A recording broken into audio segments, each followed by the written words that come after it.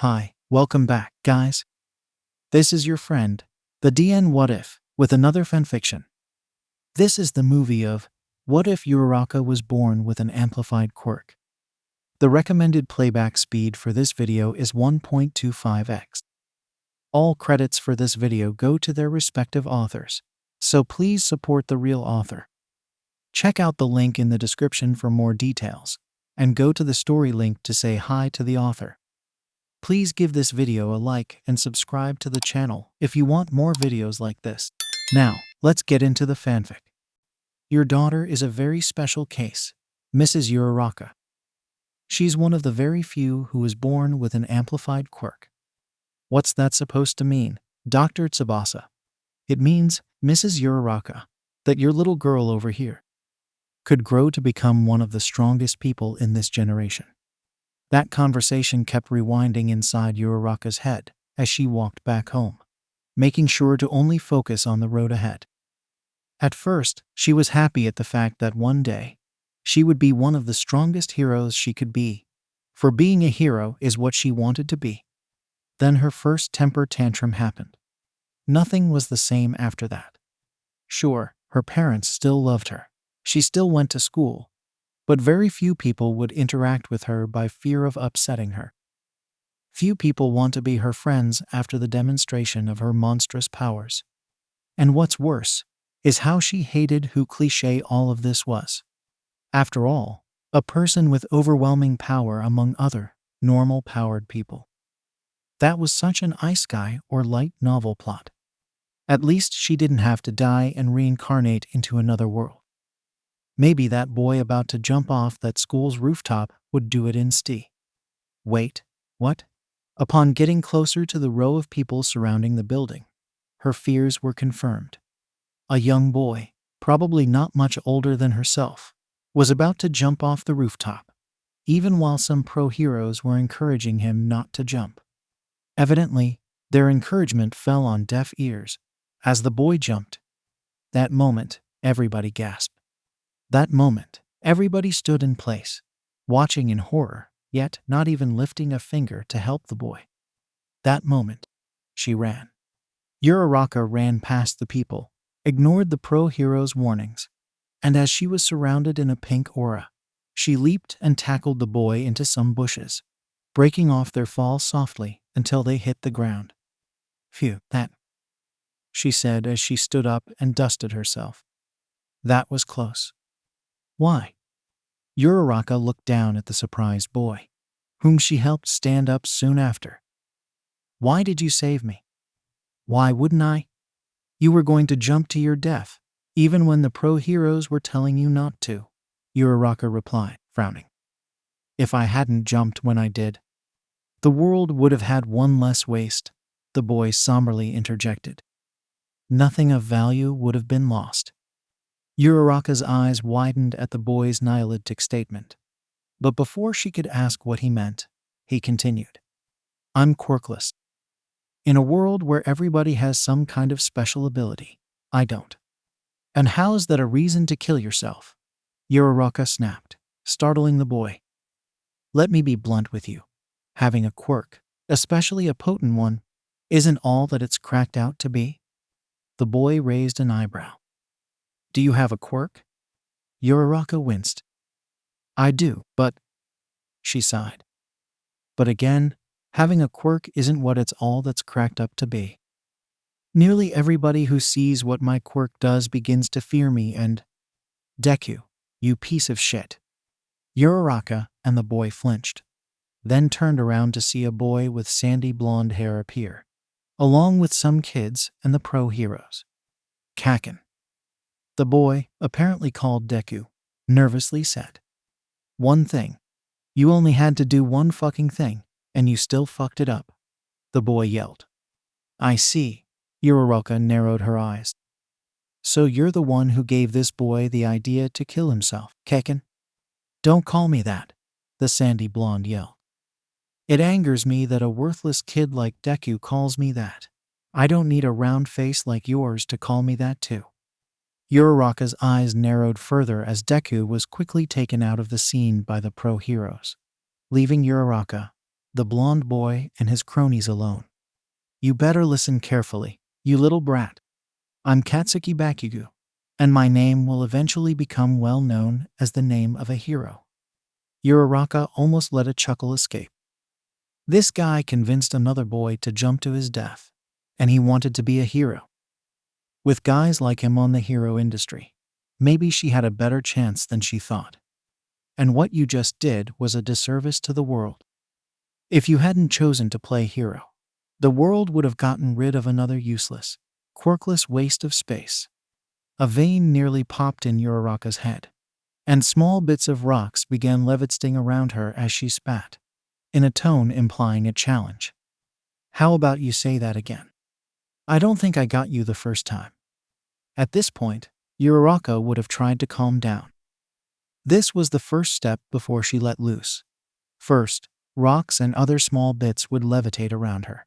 Then she herself would levitate as she gained a pink aura, and finally, her eyes and one of her bangs would glow pink. Fortunately, Uraraka only ever reached both of the latter steps during extreme anger. Unfortunately, Bakugo was just that good at taking her off. Useless. Quirkless. Waste of space. Uraraka began floating, and as her aura formed, Bakugo's cronies began showing hesitation, fear even. Be Bakugo, the winged henchboy stuttered. Maybe we should call it quicks. Shut up, Tsubasa, Bakugo shouted before he opened his hands. You and the rest can butt off if you want. The henchboys did just that as Bakugo said, with a wicked grin as he unleashed a couple explosions on his palms. I'm not leaving until I teach this bitch a lesson. Uraraka snickered. Oh, really? You're going to teach me a lesson? She closed her eyes. Well then. One of Uraraka's bangs glowed pink as she opened her eyes, revealing their glowing pink color. I'd like to see you try. It happened again. She threw a temper tantrum again. Well, it wasn't so much a temper tantrum as it was her going on a rampage on that disrespectful boy after what he said. And hey, it wasn't like anybody was going to do anything about him. At least the newspaper headline brought a smile to her face. It was an article talking about how Bakugo had been attacked by a sludge villain of sorts, and how Deku, of all people, had saved him. While the article quickly forgot about Deku's existence, Uraraka smiled and snickered, wishing she could have been there to see Bakugo's look as the boy he had told to kill himself had actually saved him from near death. The other headline, however, brought a frown to her face once more. It was an article talking about her little scuffle with Bakugo after she saved Deku, and how she disappeared from the scene soon after. Well, scuffle wasn't quite the right word. It was more like a beating, with Uraraka on the giving end. Still, she had to give Bakugo some credit. Most people wouldn't keep fighting her after having a tree thrown at them. Enough newspaper for today, Uraraka thought. It was time for her to begin training her body and mind. After all, the UA entrance exam would be in 10 months, and she needed to be prepared. The 10 long months quickly flew by, and next thing Uraraka knew, she was standing at the long walk directly towards the UA building, taking the time to look at the building as she slowly gained a hopeful smile. As soon as she stepped forward into the building, Uraraka would have to deal with one of the most important things she's ever have to do. Enter UA, but she had prepared mentally and physically for this. She was ready. And then, something felt off in the atmosphere. Like something heavy had arrived. And once she turned around, she saw exactly why. Bakugo, sporting a black eye patch on his left eye, was walking towards the building with his hands on his pockets. He was looking around the scenery with his usual, furious scowl. And then they saw each other. Bakugo. Round face. But after that initial exchange of words, neither of them said anything else. However, as soon as Bakugo walked past Uraraka, she could notice he was acting a bit different than usual. They looked at each other. But while Uraraka held a stern glare, Bakugo looked shocked for a second before he returned the glare, confirming Uraraka's suspicions. Bakugo was, if not worried, then incredibly cautious about the girl. Like he didn't want to accidentally provoke her. This brought a smile to Uraraka's face, though she was smart enough to only smile once Bakugo was out of sight. She began to walk towards the building until she noticed a boy about to trip and hit the ground. So she quickly ran after him as her eyes grew pink, keeping both eyes on him as he got surrounded by a pink aura. Once safely standing back, the girl released him. "Sorry for using my quirk on you out of nowhere," Uraraka said as her eyes turned back to normal. "I thought hitting your face against the pavement would give you bad luck." "Yeah, hee hee," the boy scratched his chin. "I guess that would be pretty unlucky." It took both teenagers a moment to recognize each other. "Deku. The girl who saved me. Right? I never told you my name, did I?" Uraraka extended a hand forward. "My name's Ochako Uraraka. You can just call me Uraraka." I Izuku M. Midoriya," the boy stuttered as he shook hands with her, his hand notably trembling all the while. "Why, you can see call me Midoriya." "Wait, your name's Izuku Midoriya?" Uraraka raised an eyebrow. "Then where did Deku?" Uraraka quickly frowned. "It's something Bakugo made up, didn't he?" Midoriya nodded, not looking at Uraraka. "It's an alternate spelling of my name, W, which means useless." Uraraka really felt like throwing another tree at Bakugo's way. Or at least, give him a very scathing scolding, but she quickly calmed down.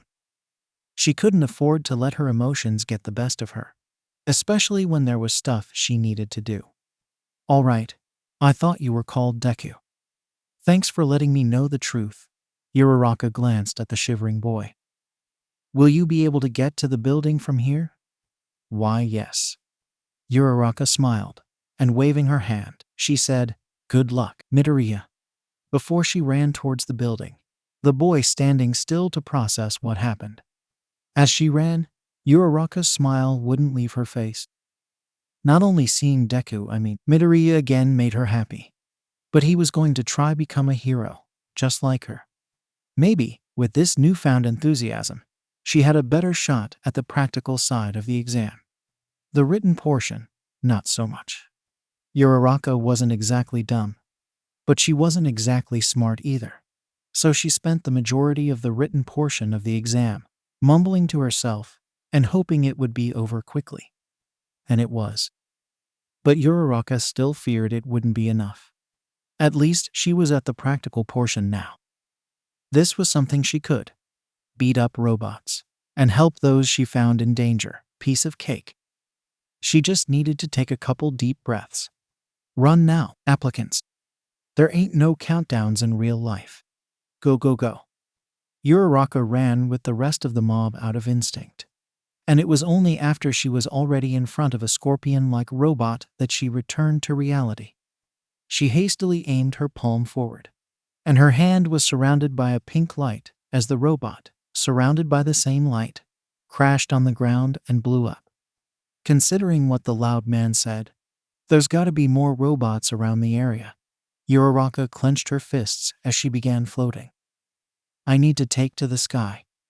Once Uraraka was surrounded by her pink aura, the girl flew as high as she could and hovered around. She took a look at the full city. Like she thought, there were several more robots around being attacked by some of her fellow applicants, which were apparently more concerned with beating up robots than helping people. And then, something caught her eye. A guy with several arms standing on a building, with a more humanoid robot somehow sneaking behind him. Seeing this, Uraraka flew straight towards the robot and dived with a leg outstretched. High mass dive kick. The multi-armed guy turned around just as Uraraka dive kicked the robot hard enough to send it flying over the edge into the city. Mass standard, Uraraka stated as her leg's mass turned back to normal. Are you okay? Yeah, I'm fine. The multi-armed guy lowered his eyelid. But why did you save me from that robot? You somehow weren't noticing it, and I thought you wouldn't until it was too late. Besides, A hero helps people, and I want to be a hero. Uraraka put a hand on her hip. Is it really that hard to do the math? The multi-armed guy got ready to attack, and Uraraka got ready to counter whatever he threw at her. However, he instead leaped beyond her and punched a scorpion bot before it struck, destroying it immediately. No, it really isn't, the guy answered as he turned back to the girl. Mizo Shoji. Uraraka smiled. Ochako Uraraka.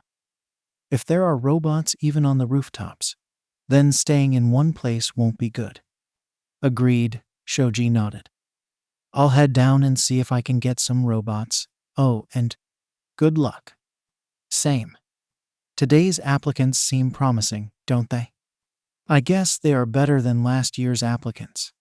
But there's still so much focus on beating up robots instead of helping people.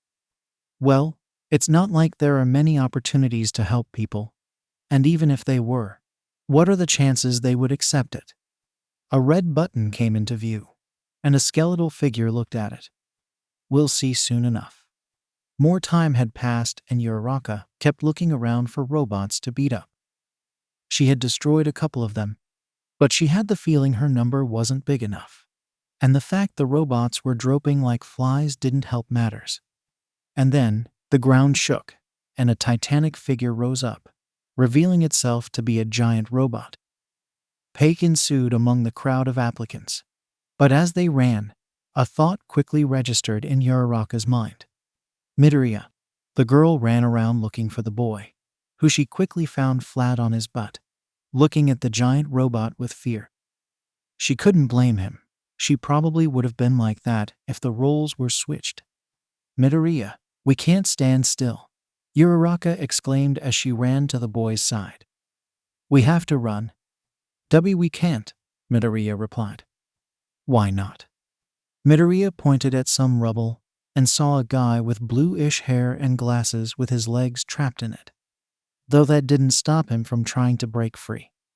We can't just leave him. Uraraka agreed on that front. But she also knew that there was little time they could waste, and little chance they had of destroying the giant monster. So she got an idea. Midoriya, I have an idea. But I need you to do exactly as I say, okay? The boy nodded, and Uraraka took a step forward. I'm going to stop that thing. Uraraka could feel Midoriya's shook from where he stood. I'm going to use my powers to keep that thing in place. And in the meantime, you'll head to Glasses and take him out of there. But how are you even going to do that? Uraraka's bang glue. You'll see soon. Uraraka walked towards the giant robot, stopped short of encountering the boy with glasses, and raised her arms towards the robot as her eyes glue, and the robot's arm was surrounded by a pink aura, holding it in place. The aura spread to cover the entire robot as all of Uraraka's hair grew pink, and her aura returned, feeling more intense than before. Midoriya, now. The guy immediately ran to the guy with glasses, while Uraraka kept the robot in place, with its attempt to break free causing Uraraka to shake, as she remembered something else from her visit to the doctor. So, does she have any weaknesses, doctor? Well, she can only hold so much weight. And resistance could prove problematic. What do you mean? Uraraka's nostrils began to bleed as her shaking grew more violent. The more something tries to break out of its cage, the more pressure and demand is put on the container to keep the thing contained. Add that your daughter, even if strong, is still human, so she can only hold so much. If she puts too much pressure on her body, there will be consequences. A small crack was felt on Uraraka's arm, and the girl screamed as she cried, her genuine tears being replaced by blood as her eyes became bloodshot from the robot's further resistance. Midoriya, are you done? Midoriya wrapped one of the boy with glasses' arms around him, and he nodded. Then run, Uraraka barked, her eyes covered by her hair. Run and don't look back. Though hesitant, Midoriya obliged and ran as fast as he could, meeting gazes with Uraraka for the briefest moment. She sported a scared look, eyes bloodshot, and blood coming from the edges of her eyes and nostrils. But most of all, her eyes were begging Midoriya to not let her looks stop him. He had to run, one way or another. You have to. Runna? Uraraka spat blood before she could finish, causing the boy's run to slow down as he registered what happened. His eyes began glowing as his steps slowed, and he turned back to see Uraraka dropping to one knee. Can you? Midoriya blurted, getting the guy with glasses' attention. Can you make it from here? Yeah, I think I. Without hesitation, Midoriya released the guy and bolted straight to Uraraka's side, leaping straight to the robot's face as she undid her hold on it, and he shouted, "Smash!" With one punch, Midoriya destroyed the robot's head, catching everyone's attention on the area, including Uraraka, who tried to stay standing as she caught her breath and smiled. Then, she surrounded herself with a shaky aura before she flew up to Midoriya, caught him in his arms, and slowly flew down with him in tow. They had a rough landing, to say the least, but at least they got a chance to rest. You did good, she said with a smile. Deku smiled. So did you. Uraraka chuckled as her eyes slowly lost their shine. Thanks. And with that said, both she and Deku collapsed, and just as they heard someone saying, "Time's up," from afar, Uraraka suddenly woke up, barely noticing the infirmary as she exclaimed, "Where am I?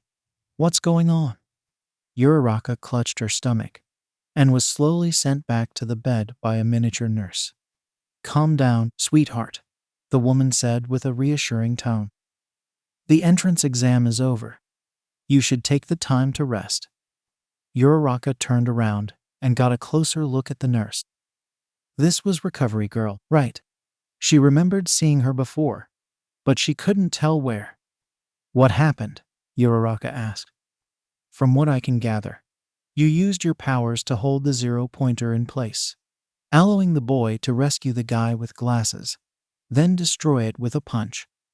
"I did do that, didn't I?" Uraraka's cheerfulness was short-lived. "Wait, zero-p-pinter. So, that means destroying it. Gathers you no points," the nurse finished with a sigh. "Oh no, and I didn't see Midoriya destroy any other robots either," Uraraka frowned. "So, it's very likely that not only he failed, but..." An image of Bakugo's face flashed in Uraraka's mind. Round face. He passed. Uraraka tried to get off bed, only to be stopped by the nurse.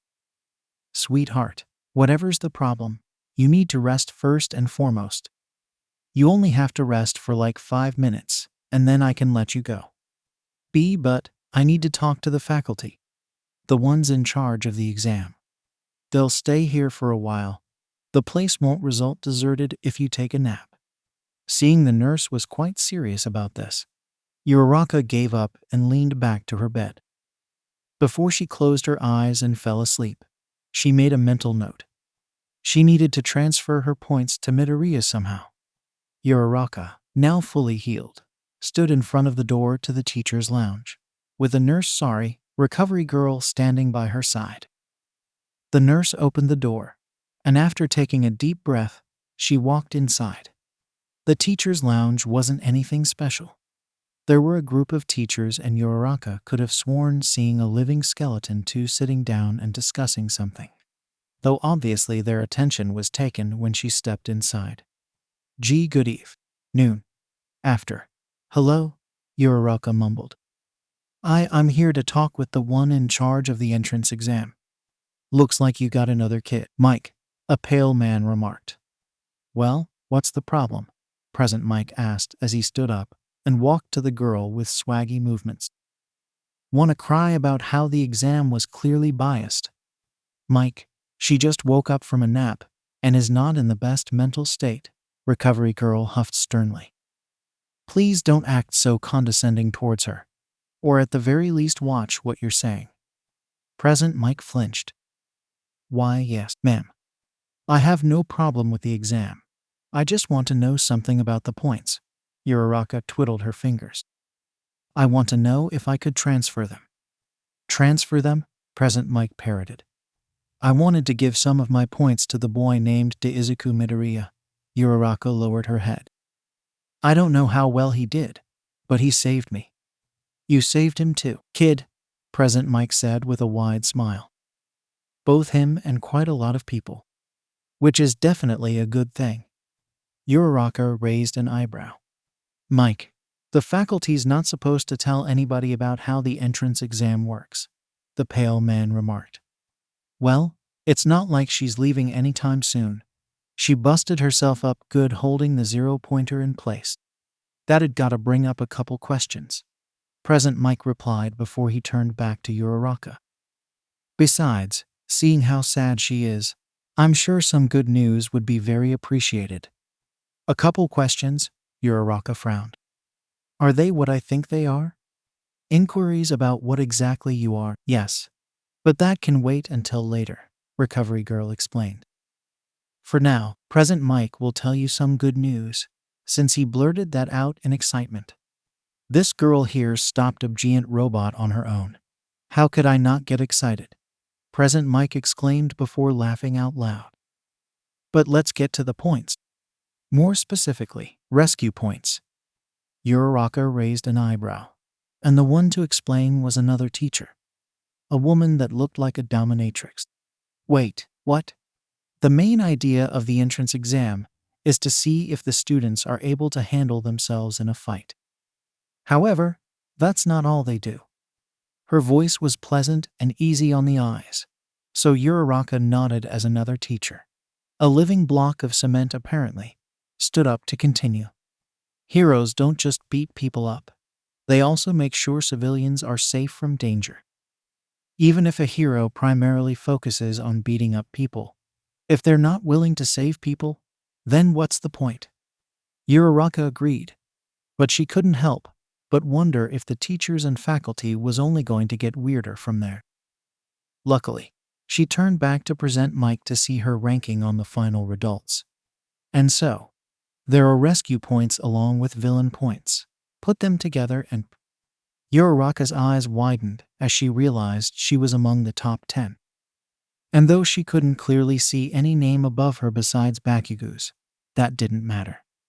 What mattered was a simple question. I'm in. She was in.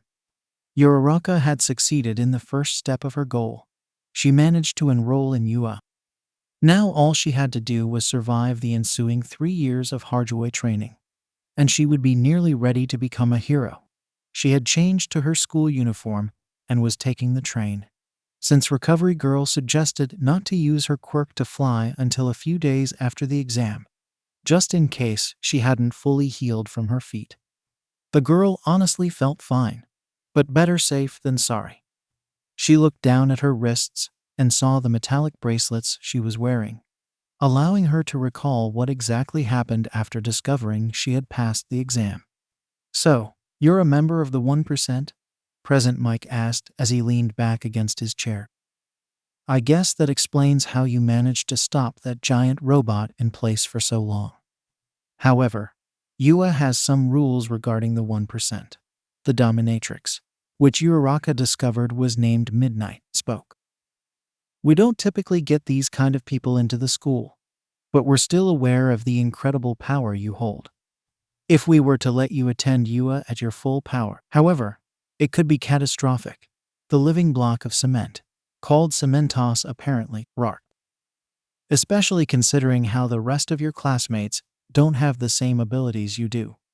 So, if I want to enter UA, I need to limit how much power I use? Uraraka asked, gaining a little smile. The teachers nodded in unison, and as if on cue, a man with what looked like bits and pieces of a dinosaur-themed armor walked in, holding a pair of bracelets. Just in time, power loader, Recovery Girl said. We were about to explain to this youngster here how she'd have her powers limited. Does it have to do with those bracelets? Uraraka asked. Cute little babies, aren't they? Hatsume, go back to the support department, Power Loader exclaimed at the door. Sorry for that, Hatsume's very passionate about gadgets. Anyway, using these bracelets. made by yours truly. Your output will be restricted to about 25%. The first bracelet will cut it in half. The second will cut it even further. Power Loader put the bracelets on Uraraka's wrists. You have to wear these at all times while you're in class unless given permission to take them off. If they end up damaged in any way, go to the support department and we'll make you a new pair. That's not excuse for you to be reckless, though, Recovery Girl sternly interjected. Just like how the body can only heal so many times, a gadget can only be built so many times as well. The pale man sighed. In other words, if you end up destroying the bracelets one too many times, you will be expelled from UA. As soon as Uraraka returned to reality, she saw she was in the middle of the road towards UA, with several students already walking towards the entrance. Something she was about to do as well. Round face. Until a certain someone appeared and caught her attention. "How dare you nearly beat me during the entrance exam?" Bakugo yelled as he stomped towards Uraraka. "What are you talking about? I never once attacked you during the entrance exam." Uraraka folded her arms. "In fact, if anything, was trying to avoid you the entire time. Maybe in the fight, but not in the ranking." Bakugo gritted his teeth. "To have you, of all people, reach the number 2 spot." Uraraka blinked twice. "Wait, what? You're fucking with me, aren't you?" "It was right there in the final results," Bakugo yelled. "I was first, like it's supposed to be, then your name. And later at 6 I spot Deku there as well." Right, Midoriya had passed the exam as well. This brought a smile to Uraraka's face before she turned back to Bakugo's furious expression. "Let me make something clear, round face. You passing it all was a fluke," Bakugo shouted as he flicked Uraraka's nose. "You'll see, once the day gets going, you're going to learn your real place here." Bakugo saved his hands on his pockets and kept walking while Uraraka absorbed the information. Though, when she thought about it, it did give an easy explanation for why she didn't see any names above Bakugo's. Didn't change the fact that this was certainly going to give her a lot of unwanted attention. Unless Midoriya had passed, right? Maybe if she walked to him and spoke with him, people would leave her alone. It was a dumb plan, but it was the only one she had. So, she ventured forth to the building. Midoriya hadn't arrived yet. Once she had entered the classroom, Uraraka looked blank-eyed at the scenery as she realized that pretty much the rest of her classmates had arrived. Except for Midoriya, it seemed. "Oh hey, it's Gravity Girl." Uraraka flinched as she was suddenly swarmed by attention from her new classmates, who got a little too close for her comfort. "We saw what you did at the entrance exam. Stopping a robot that big can't have been easy. You can fly. I'm so jealous. Speaking of which, how can you fly? How does that work?" "Guys, leave her alone," a familiar voice finally spoke. "You're making her uncomfortable." Uraraka smiled as a certain Mizo Shoji walked through the crowd of students and stretched a hand forward. "Nice to see you again, Uraraka." "Nice to see you too," Uraraka replied as Shoji led her away from the swarm. "I don't think I would have been able to stand so much attention on the first day." "It's to be expected. UA is fairly exclusive, so outside of 1 or 2 people, nobody knows anybody," Shoji responded as he and Uraraka sat down. "And considering your output at the entrance exam." Uraraka blushed and giggled as she scratched the back of her head. "I wanted to thank you for the help during the entrance exam," Shoji said with a nod. "I hope these 3 years we have together will be most productive. I'm excited to be friends with you too." Uraraka cheerfully began looking around. "So, did anybody else from the entrance exam get here?" "From what I gather, there are a couple more people from the entrance exam in here." Shoji scratched his chin. "In fact, I think one of them wanted to meet you." "Shoji-kun." The duo turned around and saw the guy with glasses from the entrance exam, standing nearby with a stiff posture. "Oh hey, your glasses," Uraraka chirped. I'm glad you managed to pass the exam. And I'm glad I could meet you right now, Glasses replied, chopping the air with his arms. I wanted to thank you for holding the robot in place so your friend could save me.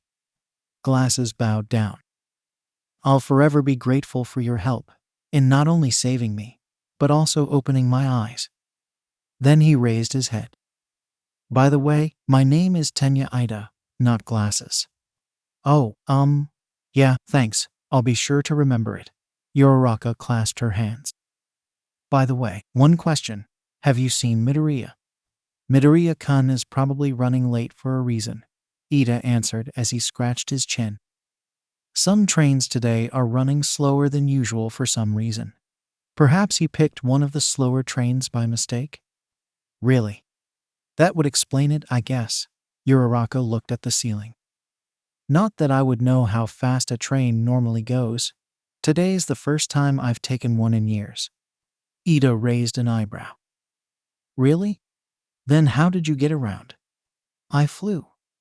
Uraraka covered her mouth as Ida's confusion simply grew. Flew? Sorry for being late. Everybody turned around and saw Midoriya barge through the door, then immediately head to his seat, which just so happened to be near Uraraka. Ah, Midoriya, right? Ida asked. What caused your delay? The train I usually take was riding slower than usual. I see. Well then. Ida bowed. I'm Tenya Ida, the guy you and Uraraka reached during the entrance exam. You saving me opened my eyes to the fact a hero doesn't just beat up villains, but also saves people. Uraraka and Midoriya blinked twice. You both saw something I didn't, and you saved my life as well. I'll be forever in your debt. You don't have to go that far, Midoriya glanced at Uraraka. If there's anybody you should thank, it's Uraraka. She was the one who kept the robot in place. Yeah, but I was about to collapse when you came in and destroyed it with one punch, Uraraka responded. She has a point there, Shoji remarked. Besides. All right, everybody shut up and take your seats. Everybody obliged, and then turned to face the desk, where the pale man from before had appeared. My name is Shota Aizawa, and I will be your homeroom teacher. Call me Mr. Aizawa. Uraraka blinked twice, as the rest of her classmates murmured a little. And a quick attendance call later, which allowed Uraraka to know some of her other classmates' names. Aizawa spoke again. Now, before we head to the opening ceremony, test, and syllabus to call it a day, I want to give you a little anecdote. The murmurs returned, this time sounding very curious.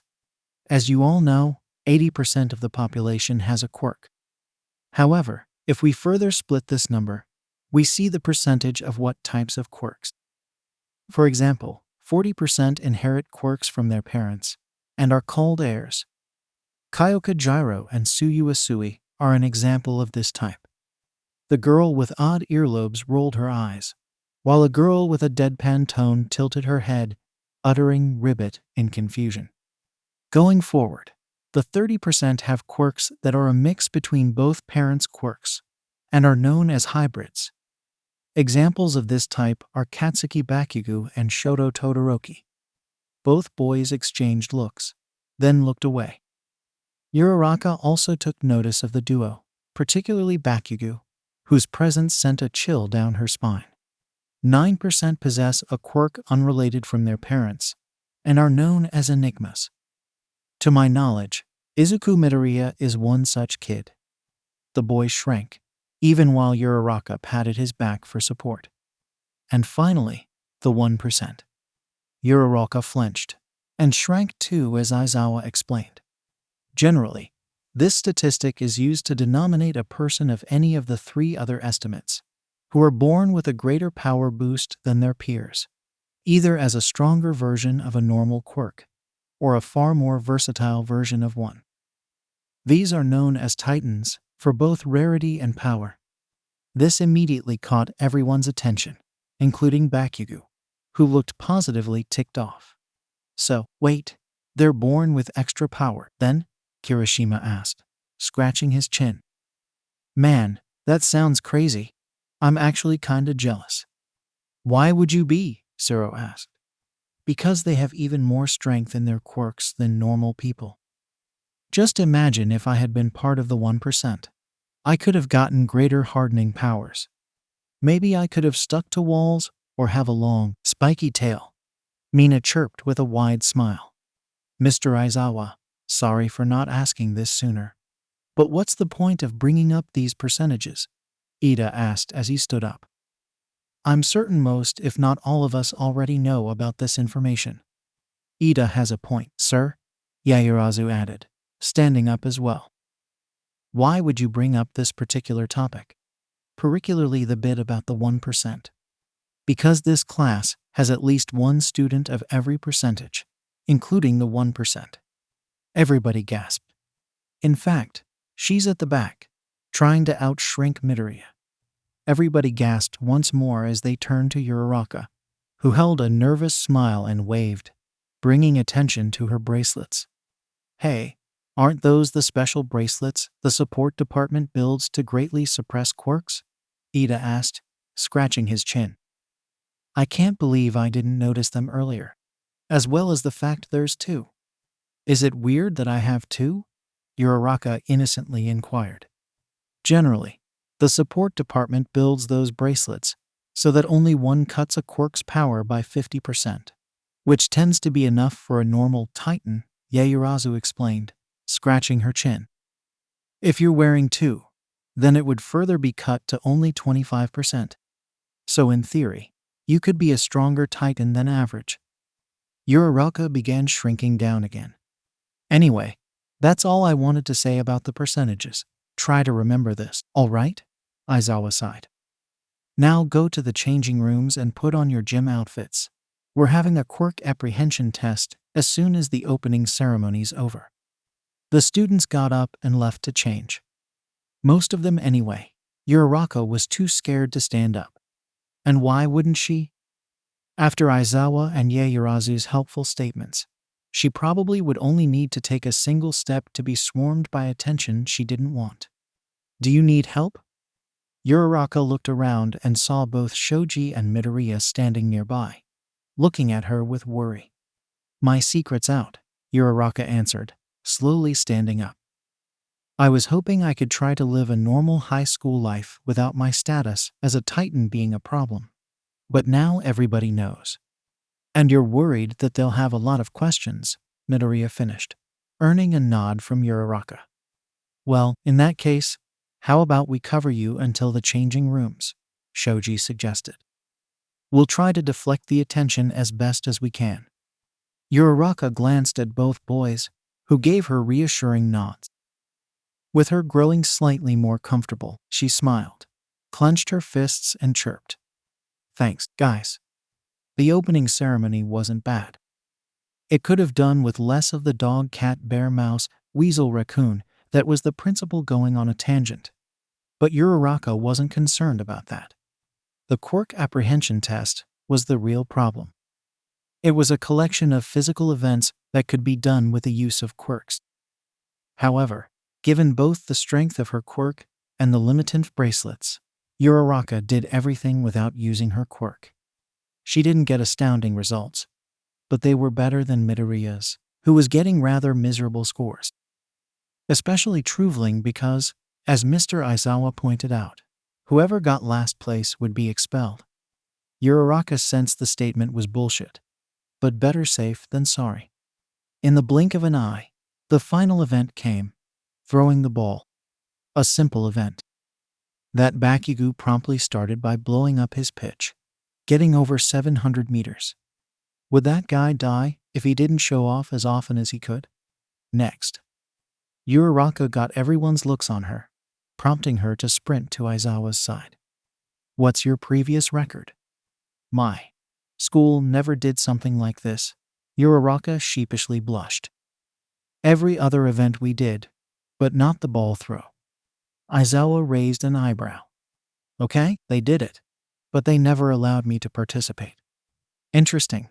Then this should be a good experience for both of us, Aizawa spoke, his apathy rather evident. You'll throw twice. First without your quirk, then with it. Uraraka gulped, prepared to throw. And she did it with all her might. Or at least, as much might as she could without endangering her limbs. She got 40 meters. And as she pondered what this could mean for her ranking, she could hear her classmates whispering. She's a titan, and she only got 40 meters. She certainly could have thrown further, right?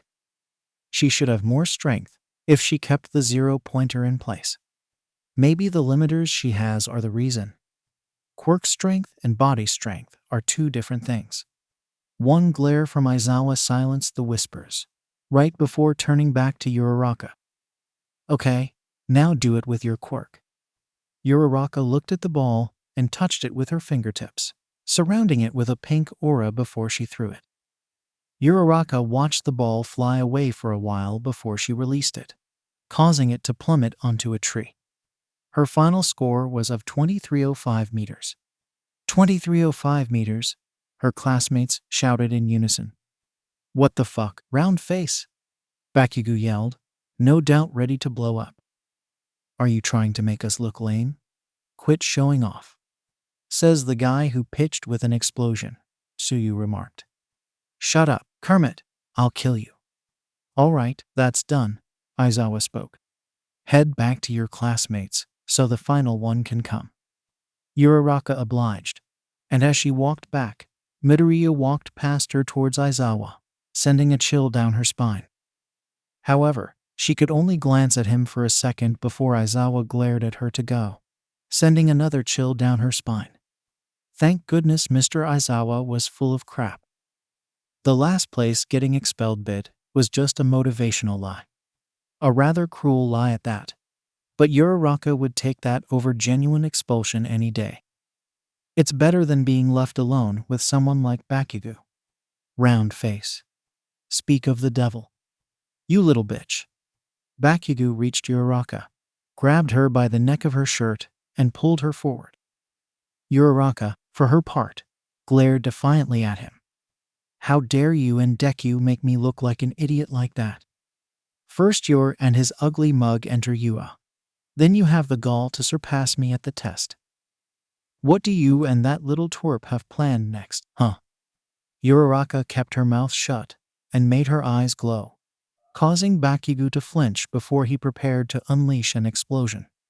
Tell me before I... Suddenly, Bakugo's arm was grabbed by Shoji, who pulled him away from Uraraka as Midoriya ran to and caught her. Are you okay? Uraraka's eyes turned back to normal as she nodded and smiled. Bakugo, meanwhile, was standing next to Shoji and Ida, both looking sternly at him. It's not even been 1 week, and you're already trying to find trouble, Shoji asked. It is explicitly forbidden to cause bodily harm to your fellow classmates at Ua, Ida pointed out as he adjusted his glasses. If you insist on assaulting Uraraka-kun, Bakugo-kun, the faculty shall learn about this immediately. Bakugo gritted his teeth and looked like he was about to attack, before he saved his hands on his pockets and stomped off, yelling, Whatever. I don't have time for this shit. Once gone, Uraraka calmed down and was surrounded by the boys. Thanks for the help. It is the least we could do, Ida replied. But I'm afraid this is as far as my help can go. I need to head home now. I have to go too, Shoji remarked. Mom's going to get worried if I go home late on my first day. I'll accompany Uraraka to the train station then, Midoriya said with a nod. I believe our trains are right after the other, I think. Shoji and Ida nodded, and after a little farewell, the group separated and the Titan and Enigma headed to the train station together. So, Uraraka blurted, that last ball you threw was pretty awesome. I guess, Midoriya shrugged. It still didn't come close to your score, though. Midoriya, nobody came close to that score, and besides, I was holding back. Uraraka swayed her hair with a feel of faux pride. If I wanted, I could have sent that ball straight to space. Really? I should take notes of that, then. Midoriya eagerly took out a notebook and pen and began writing something down with a wide smile.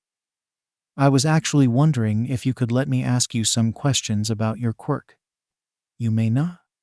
Midoriya flinched and turned around, seeing Uraraka nervously twiddling her fingers as she added, I'm not a big fan of my quirk, or the attention it gives me, so I'd appreciate it if we could drop the topic now. We can talk about anything else, though. Midoriya sadly saved his notebook and pen on his pocket, and a little silence followed until Midoriya forced his brain to come up with a topic. Today was quite the first day, huh? Yeah, it was, Uraraka chuckled. My identity as a Titan was exposed. I got swarmed by attention. And I think your friend Bakugo wants me dead. Could have been better, could have been worse. Midoriya frowned a little, but before he could say anything to reassure the girl, they discovered they were already at the station. Just in time for his train to arrive. That's my train, Midoriya scratched the back of his head. Well, I guess I'll see you tomorrow. Uraraka nodded with a smile. See you tomorrow, Midoriya. The boy walked into the train, and as it left, he and Uraraka waved goodbye. Once gone, Uraraka glanced at her train, which was coming up slowly. Should I take the train, or can I fly now? Uraraka tried to in her aura and hover, but before she could even leave the ground, she felt a headache to remind her that no, she wasn't ready to fly again yet. The train it is. Uraraka walked into the train as soon as the door opened and sat down, with the train slowly leaving as a female figure appeared and watched Uraraka's image on the glass window. Was that you, Uraraka? The door to the teacher's lounge creaked open as Uraraka's voice asked, You wanted to see me, Mr. Aizawa? Aizawa, the sole faculty member around, nodded and gestured the girl to come closer to him. She obliged, hesitantly, and sat next to him. How do you feel? Uraraka turned to the man. What? About you, are you enjoying the school so far? Uraraka scratched the back of her head. Well, I think it's been fine. My classmates seem like nice people outside of Bakugo, and for the most part, the atmosphere has been quite friendly, which is something I really appreciate. Uraraka slowly turned to Aizawa. After a certain someone revealed my status as a Titan, Aizawa was unaffected by the passive aggressiveness. Would you rather have your status stay a secret? Of course, my Titan nature has brought me nothing but problems. On the contrary, Uraraka, it's the lack of proper knowledge about your status that brought you problems. Aizawa took out a file. It says so on your file here. Uraraka grabbed the file and read the document inside as Aizawa spoke again. Now, tell me something. You did know that keeping your status a secret forever wouldn't be possible, right? Yeah, come on. It'd be weirder if it did stay a secret forever. I was hoping I could reveal it myself, though. And assuming you wanted to do it in your middle school, once you revealed it. What did you think your classmates were going to do? Because one thing is certain. And that is, you wouldn't have seen their true selves. Uraraka raised an eyebrow, and Aizawa continued. Titans are born with quirks vastly stronger than the rest of the quirk population. With this in mind, most people who discover a Titan will attempt to appease their good side, so they don't summon their almighty rage. But it's all fake. None of it is genuine. Uraraka rubbed her shoulder. Isn't fake kindness better than genuine hatred and fear? Aizawa hummed. If that's what you believe, you need to change your mind right now. Uraraka raised her head. You're in UA, the most prestigious hero school in Japan, flaws and all. If there's a place where a Titan can have its identity known, and yet be treated by their peers as a fellow hero in training, it's here. Aizawa grabbed the file and saved it. And if someone starts to act strange or bother you because of it, Principal Mezu will take care of it. Uraraka smirked. And when do you plan to apologize? Aizawa rolled her eyes. I'm sorry. There, you happy? Now get out. I got work to do. Uraraka nodded, and giggled as she strolled out of the lounge, waiting until she was out of view to ask himself, why does Mike like that girl?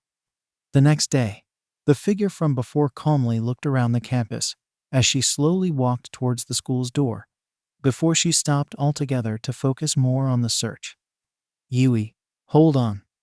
The figure turned around, revealing themselves to be a dark-haired student with a look as cool and collected as the blue in her eyes. Not only did she have the same bracelets as Uraraka, but a headband with UAS acronym on it. She was met with another student, a redhead with a ponytail and similar shade of blue eyes. Kendo. Geez, we've been through this before, Yui. You're supposed to wait for me, Kendo whined as she walked to Yui's side. But anywho, looks like we're already here. Where's Monoma? Yui asked, tilting her head. He's probably trying to flirt with somebody elsewhere. He promised to be a good boy though, so I left him alone to look for you. Kendo rolled her eyes. He should come here as soon as she gets rejected for the 100th time. Yui hummed, and the pair kept walking until they reached the door, where they waited for Monoma's arrival. As they did, Kendo noticed something strange about Yui's expression. She was used to being completely calm and distant, but now a little curiosity was spilling from it. Is something on your mind, Yui? Kendo asked with a little smile. Yui glanced at her friend, then explained. Yesterday, I thought I saw an old friend from long ago on the train, but as soon as I saw them, the train took off. Well, maybe you were looking at someone who looked similar to this friend? Kendo shrugged. I mean, that can happen. Yeah, it can, Yui lowered her eyelids. But I'm very certain that the girl I saw was the real deal. She also looked like she was wearing this school's uniform, so maybe, just maybe, she could be part of our school? We can take a look around later if you want. Kendo put her arms behind her head and raised an eyebrow. By the way, I can't help but notice that you become a lot more talkative than usual when you mentioned this friend. Yui looked at Kendo for a moment, then smiled. She's very dear to me. A living proof that with enough hard work, even the toughest of obstacles can be overcome, and we can grow far stronger than we could have ever imagined. Geez, glowing praise like that coming from someone like you definitely creates some expectations, Kendo remarked. Expectations that will be fulfilled, I assure you, Yui sighed. I bet right now, she's taking the time to prepare for whatever the day has in store for her. Whoa, no way. You can talk to animals? Uraraka chirped as she talked with the rock-like Koda. That's amazing. Koda blushed and shook his head, prompting Ida to explain. Koda-kun's actual quirk is the ability to control animals with his voice. If he can find an animal and get close enough to use his voice, they'll obey him. That's still kinda cool, Gyro remarked, twiddling her jacks. I wish I could command an animal like Kaminari to stay put once he fries his brains. I heard that.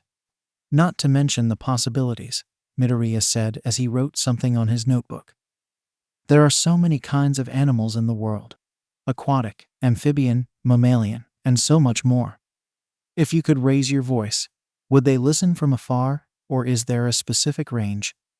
What about animals like snake who don't have external ears and hear through other means? Could you control them too? And Midoriya, stop it, Gyro requested. You're scaring Koda. Midoriya relented as soon as he saw Koda shivering. Sorry. What about you, Shoji? Uraraka asked, turning to her multi-armed classmate. Any interesting information about your quirk or hobby you'd like to share? I don't possess any worldly desires, so hobbies are out of the question. But if you want to know about my quirk, Shoji generated an extra arm, then spread his left row before changing the hands for ears, eyeballs, or mouths. It lets me create extra arms whose hands I can change for either eyes, ears, or mouths. It is dangerous to try explain chaotic powers like that to mortal beings. Everybody turned around and saw the bird-headed Takoyami standing nearby, arms folded with a serious expression. Takoyami, we're in the middle of a conversation. An admittedly trivial one, but a conversation nonetheless, Ida pointed out, chopping the air. If you wish to join, at least let us know first. It's okay. I'm only here to see the ambassador of chaos, Takoyami answered before he turned to the multi-armed guy. There are some things I want to discuss with you. All right, Shoji stood up. Sorry everyone, I gotta take care of this. Don't sweat it, Uraraka chirped. Takoyami promptly looked at Uraraka for an extended time, and after a few more seconds, he turned around and left with Shoji, leaving behind a silence that would eventually be broken by Gyro. Looks like you're going to get another boyfriend, Uraraka. Uraraka nearly fell off her desk. WWW, what are you talking about? Dude, that wasn't an ordinary stare. That was, and this girl looks cute. I should try asking her out sometime or something. Gyro smiled slyly. Mark my words, whether today or tomorrow, Takoyami's going to ask you out. There's no way that's it, Uraraka stated. There must be another reason.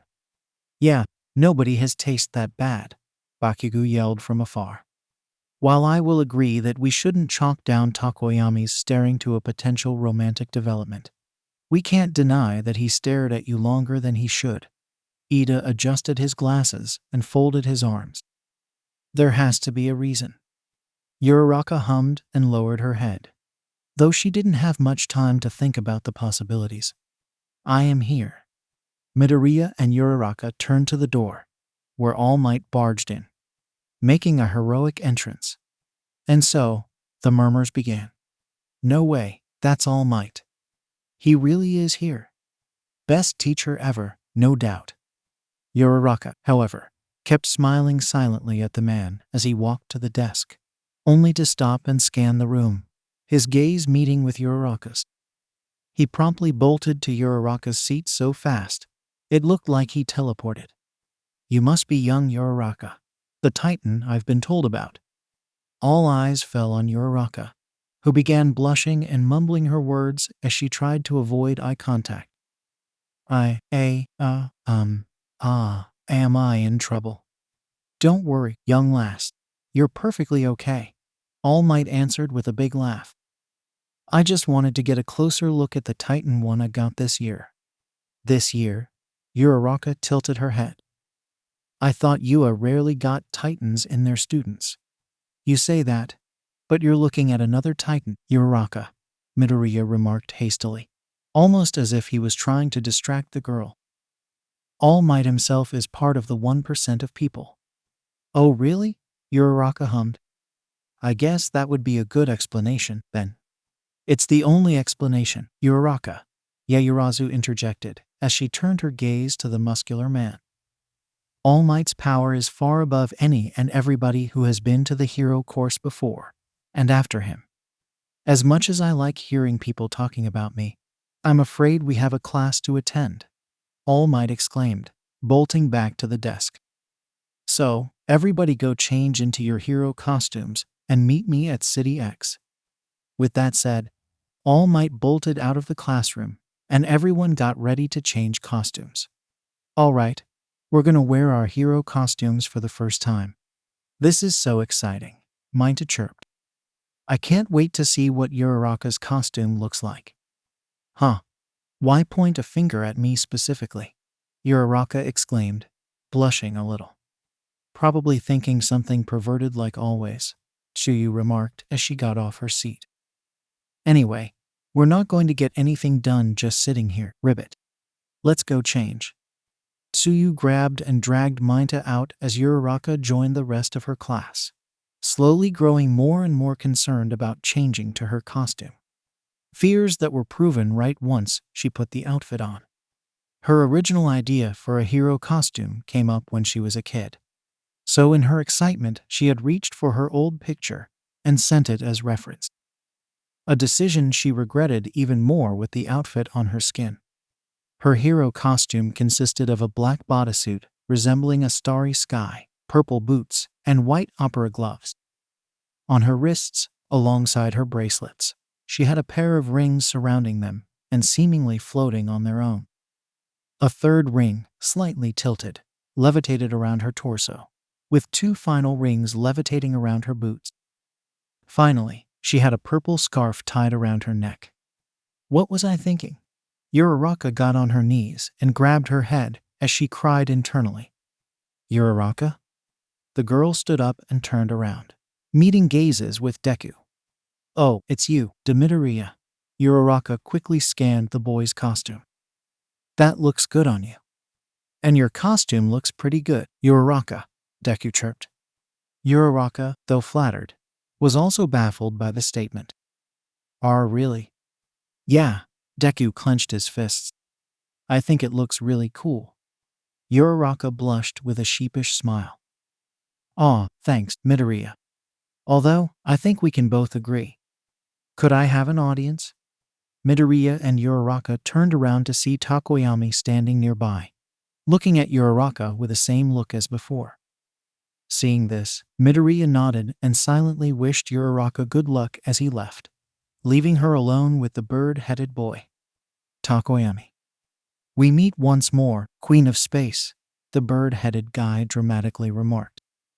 The Cephalopodian ambassador of chaos has spoke of you. Positively, if I may add.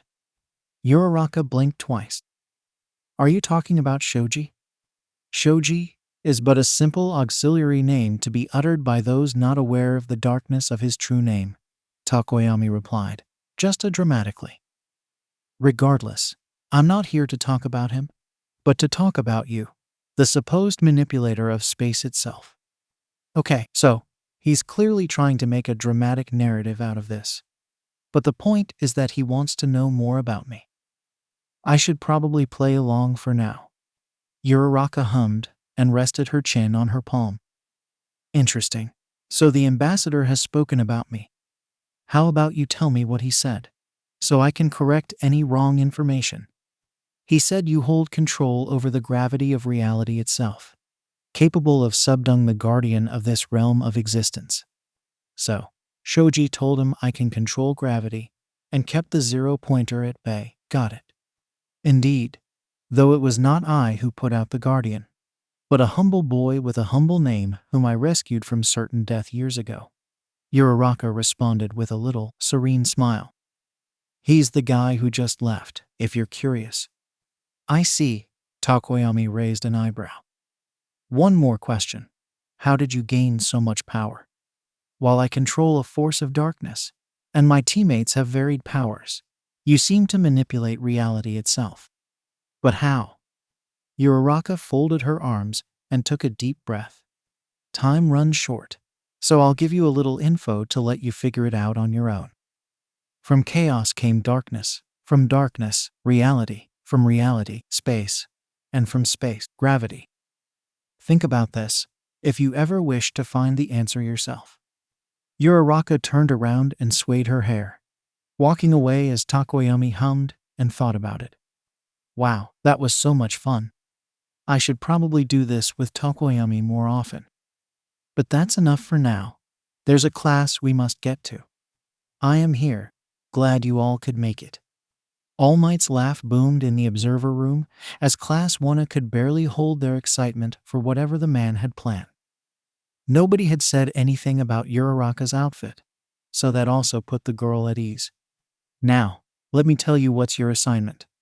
Everybody nodded and listened carefully. Here's the gist of it. A bunch of robbers are robbing a specific location and are keeping someone hostage. Your objective is to beat the robbers and save the hostage. But here's a twist.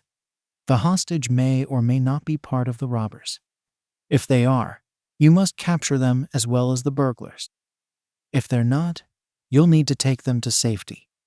And how will we be able to tell when our hostages are just hostages? And when are they villains in disguise? Yaoyorozu asked. You won't. The purpose of this test is to test your ability to think quickly when things take an unexpected turn. All Might folded his arms. A hero who can't work around sudden changes is a hero whose job just gets a whole lot harder. Understood. Uraraka and the rest of the class nodded. Then let's get to work.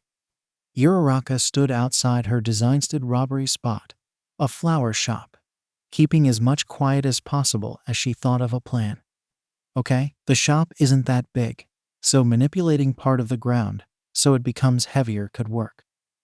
With that done, I'll cuff the robbers, then free the hostage. Begin.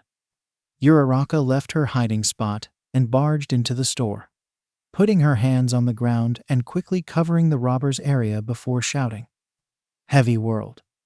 The mannequins dropped to the ground and stayed there as Uraraka individually cuffed them. She turned the gravity back to normal and ran to free the hostage. "Don't worry, sir. I've taken care of the burglars. So, it's safe." "Yeah, it."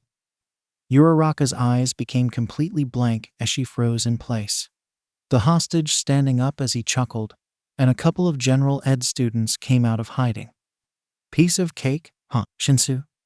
The hostage, a purple-haired boy who looked like he seriously could use a nap, turned and nodded. "Normally I don't like playing the villain, but with All Might asking, how could I refuse?" "True. So, what are you going to do with her?" Shinsu scratched his chin until he got an idea. A devious idea that brought a sly grin to his face. Before he whispered the order to Uraraka, somehow loudly enough to get the other students' attention. The other students were left stunned, but they barely got the time to ask before Uraraka sprung up and began posing, culminating in her shouting, "Machai," before walking around, flailing her arms. Did the dance have to do with Machai? Nah, but who cares about that? Shinsu's smile widened. This'll be hilarious regardless. Uraraka formed a heart with her hands and put it close to her chest. "Warm my heart. Machai machai. Moshi moshi," the students said as they imitated her movements. "Warm my heart. Mochai machai. Moshi moshi." Uraraka turned around and began throwing light punches. A good treat, day and night. "Machai machai. Moshi moshi." Uraraka's flailed her arms up and down, eventually causing them to thin and become almost noodle-like. Eating was a delight. "Machai machai. Moshi moshi." What happened to her arms? Suddenly, Uraraka released star-shaped energy objects from her mouth every time she roared, which she did twice. "Mochai mochai. Moshi moshi." Uraraka posed. "Give me more." "What are these things?" she spat out. One of the students touched the stars and got a brief sting. "Ouch, it's hot." "Don't touch that, you fool." Here comes the next verse, be prepared. With her arms still noodly, Uraraka used them to make a heart shape with her whole body. "Warm my soul. Machai machai. Moshi moshi." She upgraded heart to soul. "Warm my soul. Machai machai. Moshi moshi." Yeah, she did.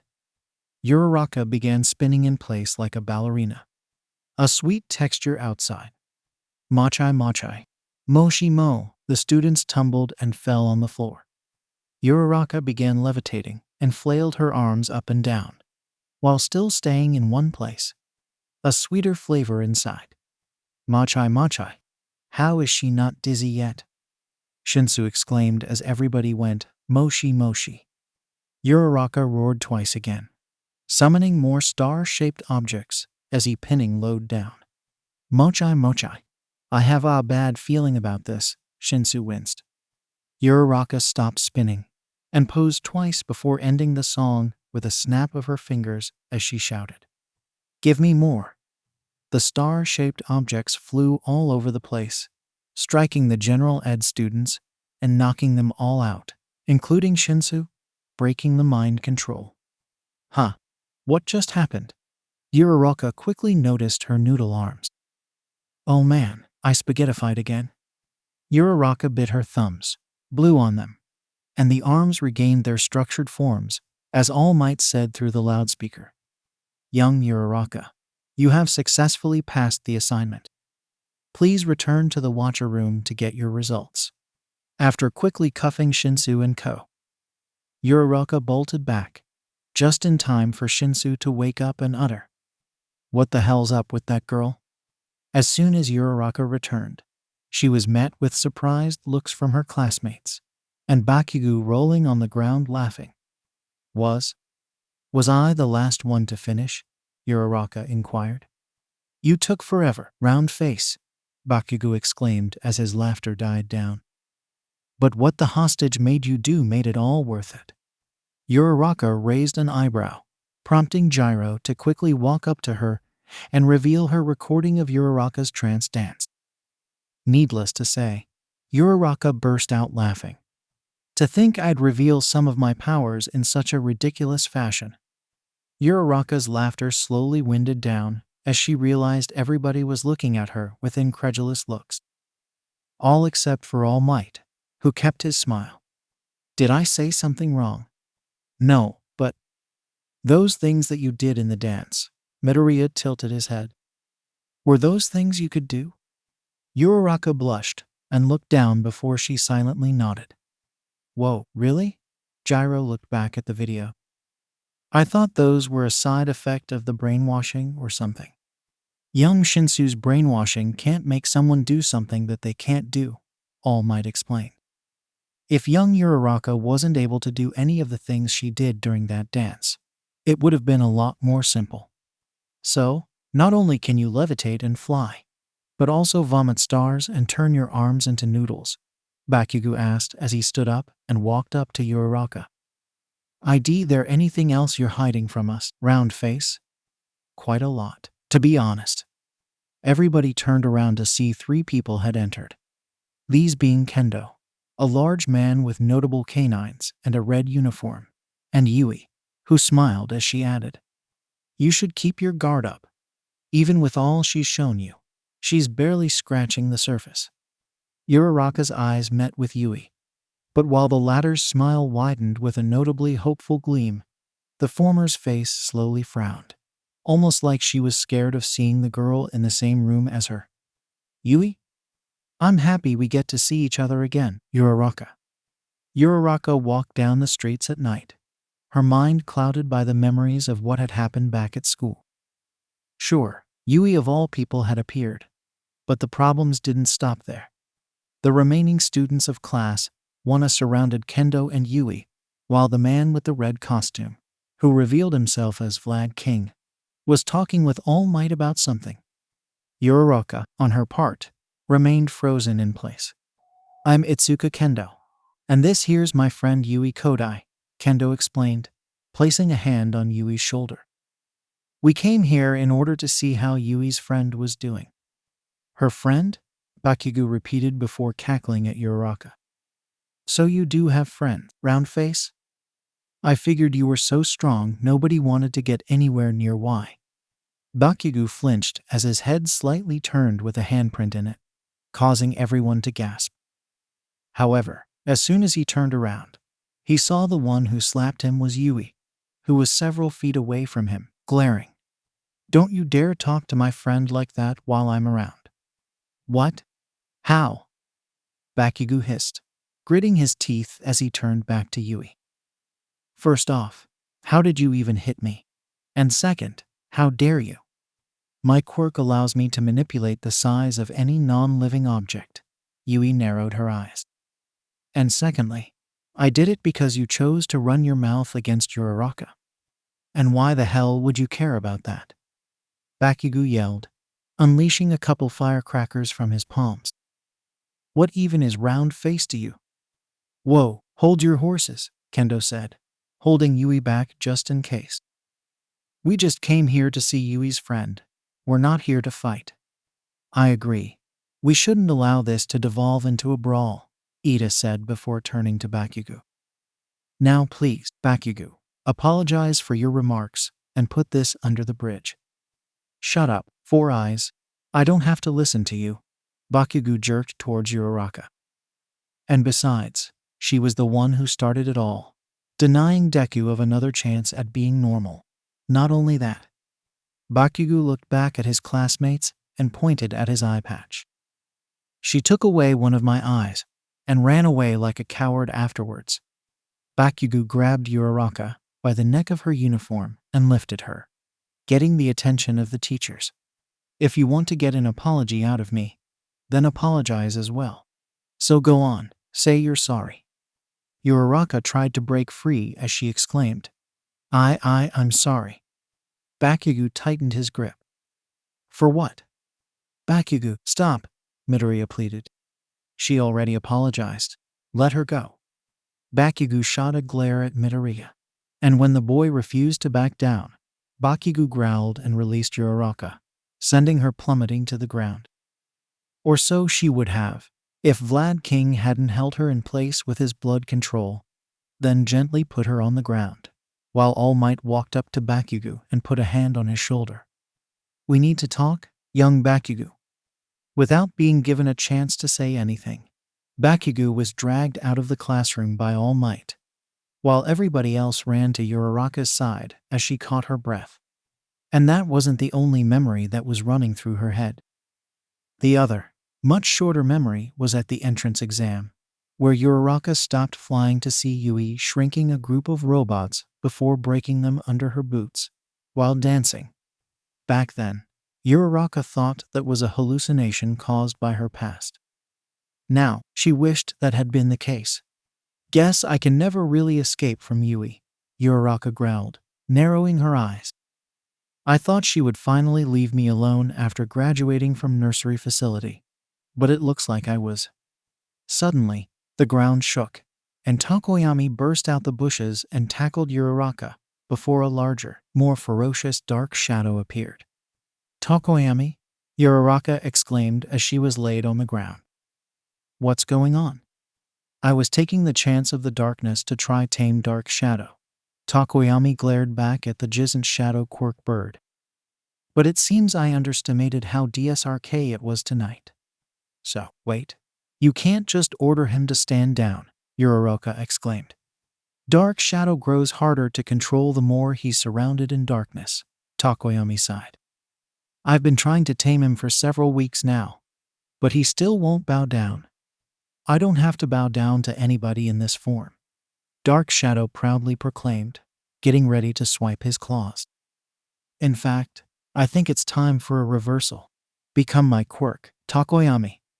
Just as Dark Shadow swung a large claw, Uraraka, her bang and eyes glowing pink, held a palm forward and stopped it as soon as it was engulfed in a pink aura. She followed this by raising her free arm, encasing all of Dark Shadow in a pink aura, before she pushed forward and sent the bird of darkness way back. Tokoyami, I have an idea. But I need you to do as I say, Uraraka said, adding before Tokoyami could even talk. I need you to send me straight to Dark Shadow. What? Are you insane? Madness is one of the many domains I reign. I cannot be affected by it. Uraraka clarified with a dramatic tone. However, I will admit that to lower life forms, my plan would sound insane. But you're not a lower life form. Uraraka turned and looked sternly at the bird boy. Right, Tokoyami? The bird-headed boy realized what she meant and nodded before he intertwined his fingers, allowing Uraraka to step on his palms. They did this just in time, as Dark Shadow lunged straight at them afterwards. Tokoyami lifted his arms and Uraraka leaped straight for Dark Shadow, dodging his claws before she reached and touched his forehead, surrounding him in a pink aura before she raised and lowered her arms. Heavy whirled. Dark Shadow was pinned against the ground almost immediately, and though he tried, he couldn't break free from the aura. There, that should keep him in place for a moment, Uraraka remarked as she landed right next to Tokoyami. Can you take it from here? Tokoyami nodded, and Uraraka promptly bid farewell before running off into the distance, with Tokoyami watching her leave. Long enough for Dark Shadow to be visited by a shadowy figure. Oh my, looks like you're in quite a pickle. Would you like to get out? Okay, so that was certainly an interesting diversion. But at least Uraraka could now walk home without worrying about Uraraka. Actually, never mind. Uraraka turned around and, to her displeasure, the person who shouted her name was Yui, who was running towards her with a concerned expression. I've been looking all over for you since the bell rang, Yui exclaimed, grabbing and checking Uraraka's arm. Are you okay? Uraraka slapped Yui's arms away. Yes, Yui, I'm fine. Don't think I'm the same helpless girl you grew up with. I'm not trying to make you think that, Uraraka, Yui replied, waving her hands. It's just that the explosive boy, Bakugo. Right, him. He strangled you rather hard. And since you didn't speak to me after that, Uraraka placed a hand on Yui's mouth. All right, time's up. I'm fine, okay? Recovery girl helped me see nothing else was wrong. Now, I'm going to ask you a question.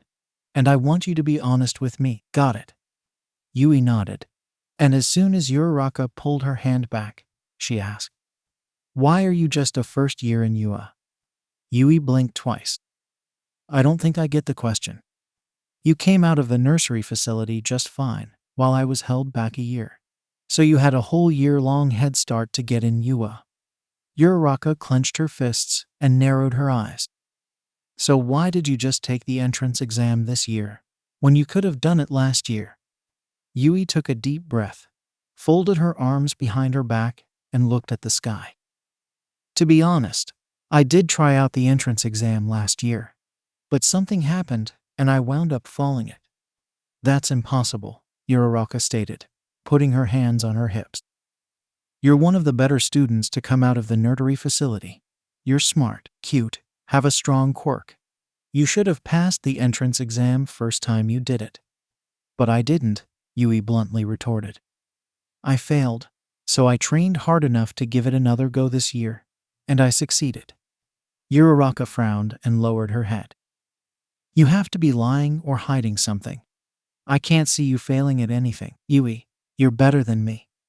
If that's the case, then how come you passed the entrance exam on your first try, when it took me 2 tries to do it?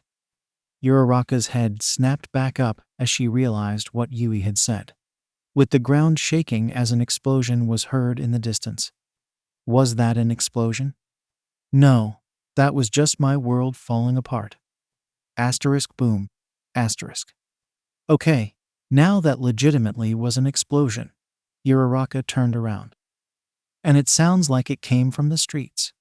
Midnight slammed the cuffs on the girl from before, who maintained a wicked grin on her face as pro-heroes and civilians were sent flying away by the swipes of something. Mrs. Midnight. The woman turned around and saw Uraraka and Yui approaching her, before noticing both the scene and the cuffed teen. What happened? This girl here had been detained a long time ago for selling trigger. I've heard about trigger, Yui remarked, scratching her chin. It's a drug that greatly amplifies the power of a quirk, but has severe psychological consequences. And if she was selling that stuff? Uraraka frowned. Do you think it might have reached someone? The girl chuckled. It did reach someone. I was going to turn in as soon as I saw the police. But when I saw a certain someone begging for strength, I had to take the risk. Midnight pulled the girl up. Who did you give trigger to? A quirk. Uraraka's eyes widened. Dark SHS now. Asterisk boom. Asterisk. Ahahahahaha. The girls turned around to see a gigantic figure coming out of the city square, resembling a giant bird with red, glowing veins all across its body. Underneath its chin, the body of a teenager struggled repeatedly to break free from its captor. Takoyami, Uraraka clenched her fist. Dark Shadow's his quirk, so if he's taken out, Dark Shadow will return to his body, Yui finished, snapping her fingers. Uraraka, fly me to Takoyami, Midnight ordered. Uraraka nodded, put a hand on Midnight, and a pink glow promptly enveloped her.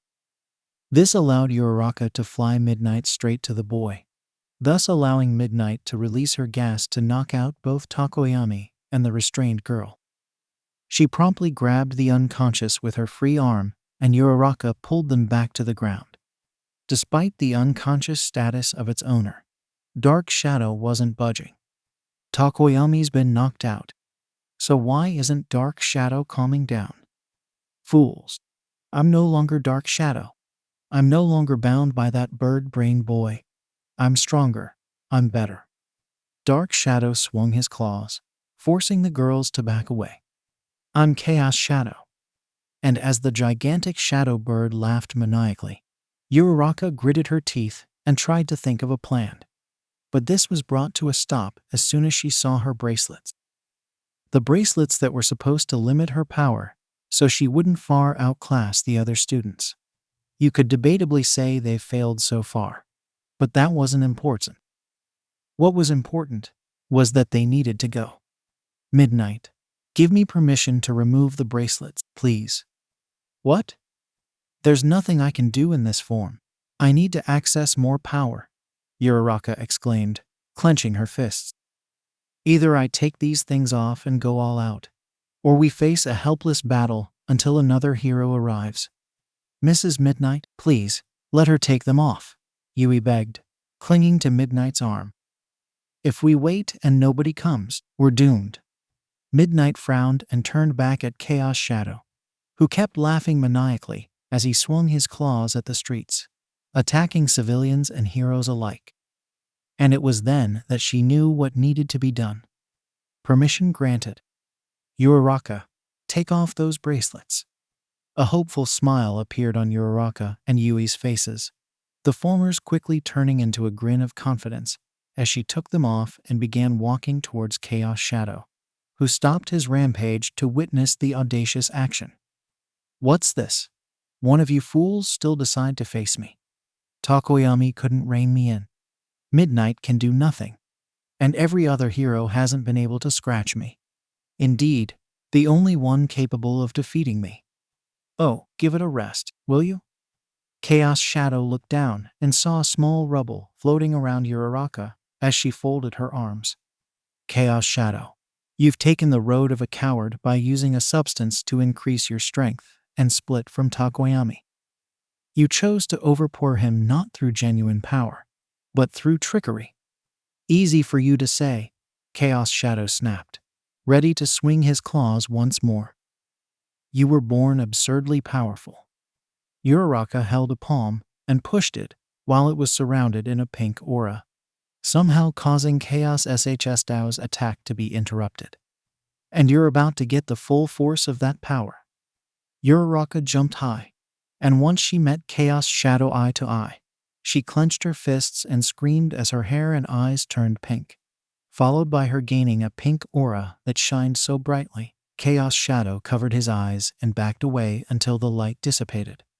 Now in its place was Uraraka, with the aura flowing fluidly like water around her person as she stared sternly at the triggered Quirk. So, you can fly and change your hair color? Chaos Shadow scratched his chin. I'll admit, that's actually kinda cool. Then he suddenly threw a punch. But it's not enough to face me. Uraraka clenched her fist and got ready to throw a punch in return. Pink energy surrounding her fist as she exclaimed, "High mass smash!" Before the fists even connected, the force from the punch sent gusta of wind that drove Chaos Shadow back, before surrounding him in a pink aura that sent him flying off into the distance and into a plateau, nearly cracking it in half. Smash. Does she want to get a lawsuit from All Might? Midnight narrowed her eyes. Regardless, this does confirm what Principal Nezu spoke about. I need you to create a pair of power-limiting bracelets. Those words, spoken from within Principal Nezu's office by the creature himself, caught a passing Midnight's attention. She leaned against the door and listened carefully as another voice, this one belonging to Power Loader, spoke. You don't typically make such a request unless one of the applicants shows surprising strength. I mean, I can make the bracelets, but could I at least know for who are they? Of course. Nezu took out a picture, put it on the table, and showed it to the man. This is her, Uraraka Ochako. The girl who managed to stop the zero-pointer in place. If I remember what Present Mike said correctly, Power Loader added, scratching his head. So, you want the bracelets to limit how much she can stop at once. I want the bracelets to limit everything that she can do. Nezu lowered his head, his smile unfaltering. I didn't want to bring this up to the other teachers in fear of them rejecting her. But this Uraraka Ochako, with a single glance, is unlike anybody else we've seen before. Up there with All Might, even. Midnight gasped internally and backed away, before running away as she tried to process the information. Kodai, I'm going to go hand over this girl. Keep an eye on Uraraka, Midnight requested as she gently put Takoyami on the ground, under a bush. If anything happens, let me know. All right. Midnight left, and Yui remained behind, watching Uraraka's fight with Chaos Shadow as she lunged debris at it. A punch here and there and more, the giant Quirk retaliating with a swipe of its claws each time. As for Yui, she found herself mesmerized by what she was seeing. Her focus quickly became only on Uraraka, who, in Yui's head, was surrounded by a bed of roses as she grabbed and lifted something before throwing it. And then Chaos Shadow crashed nearby, breaking her out of her fantasy as Uraraka appeared soon afterwards. Ready to give up yet? Not by a long shot. Chaos Shadow clapped and held Uraraka in his hands. I've been a weapon, something to be used, for far too long. I will take Takoyami's body and become the first ever living Quirk. A pink light shined within Chaos Shadow's hands before Uraraka powered up, sending the arms away as she proclaimed. In that case, I'm putting an end to this right now. Uraraka flew straight towards Chaos Shadow, but he simply raised his claw and tried to push back Uraraka. You fool! Did you really think charging head-on would defeat me? No, not really. A pink aura surrounded the giant claw. But it did lure you straight to my trap. Uraraka flew back as the aura spread across Chaos Shadow, then expanded to form a large, pink shield around him. Chaos Shadow began trashing the shield, while Uraraka flew down and reunited with Yui. How long will that thing keep him in? Yui asked. Long enough, Uraraka responded before wincing. What matters is that I need your help, Yui. Yui's face lit up with a vibrant smile, causing Uraraka to blush and look away. Don't look so smug. Look, all I need from you is this. As soon as I make the inside implode, I need you to shrink the shield as much as you can, got it? Yui nodded and gave a thumbs up. Uraraka grabbed her hand and flew back towards the battlefield, with Chaos Shadow still trying to break free. Dang it, you freak of nature, release me this instant. Fight me like you actually mean it. Chaos Shadow, this is your last chance. Uraraka shot a glare at the Gizent Quirk.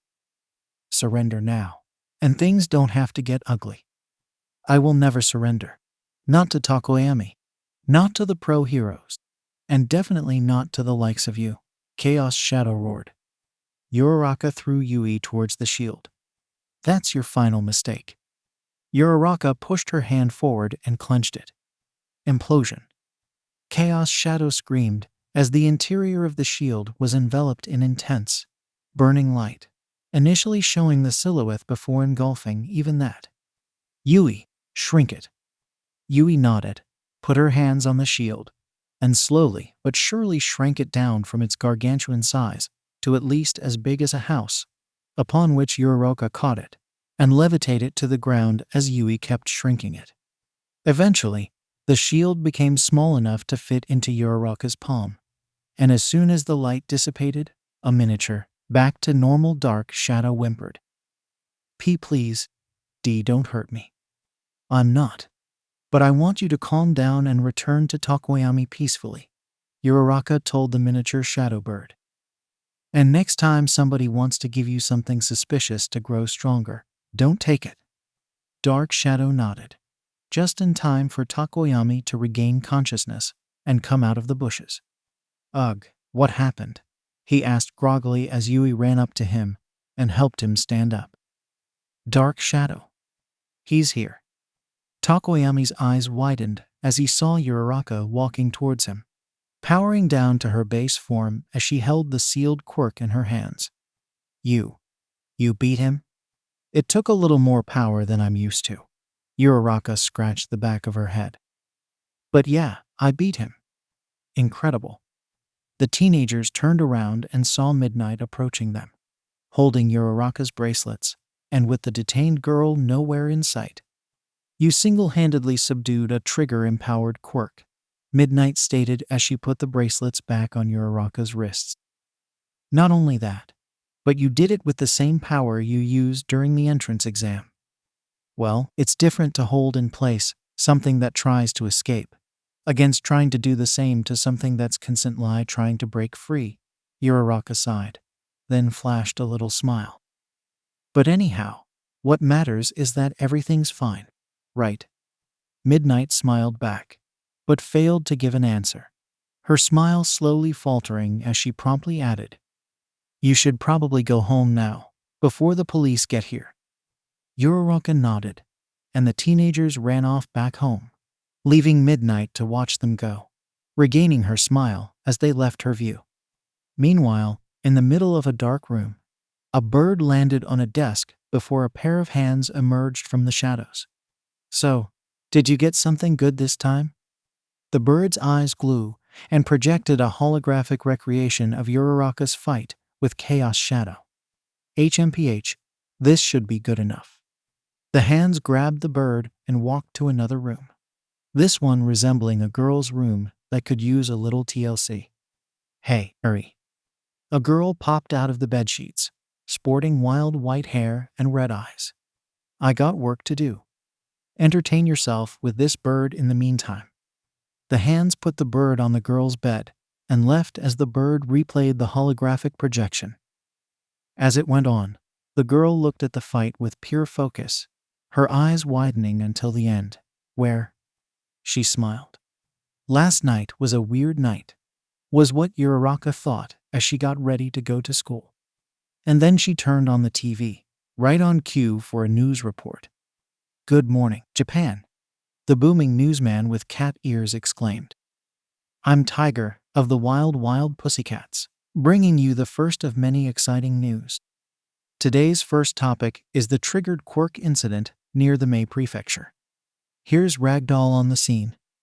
Uraraka nearly spat out her noodles as soon as the camera changed to show a green-haired woman, also with cat ears, on the place where Chaos Shadow rose.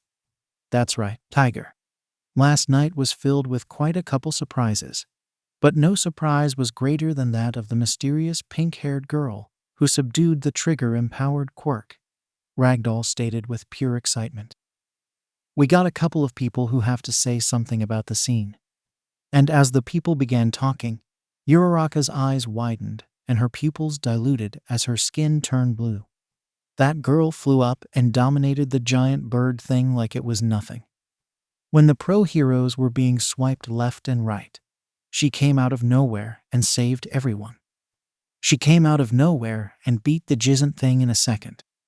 All it took was a blink to miss it. I think I saw her with Midnight and another girl. Perhaps they could be her secret weapon. I did see that she was wearing a UA uniform. Dunno if she's from there, but if she is." Uraraka turned off the TV and dropped the remote, followed by several minutes of silence. "I messed up big time."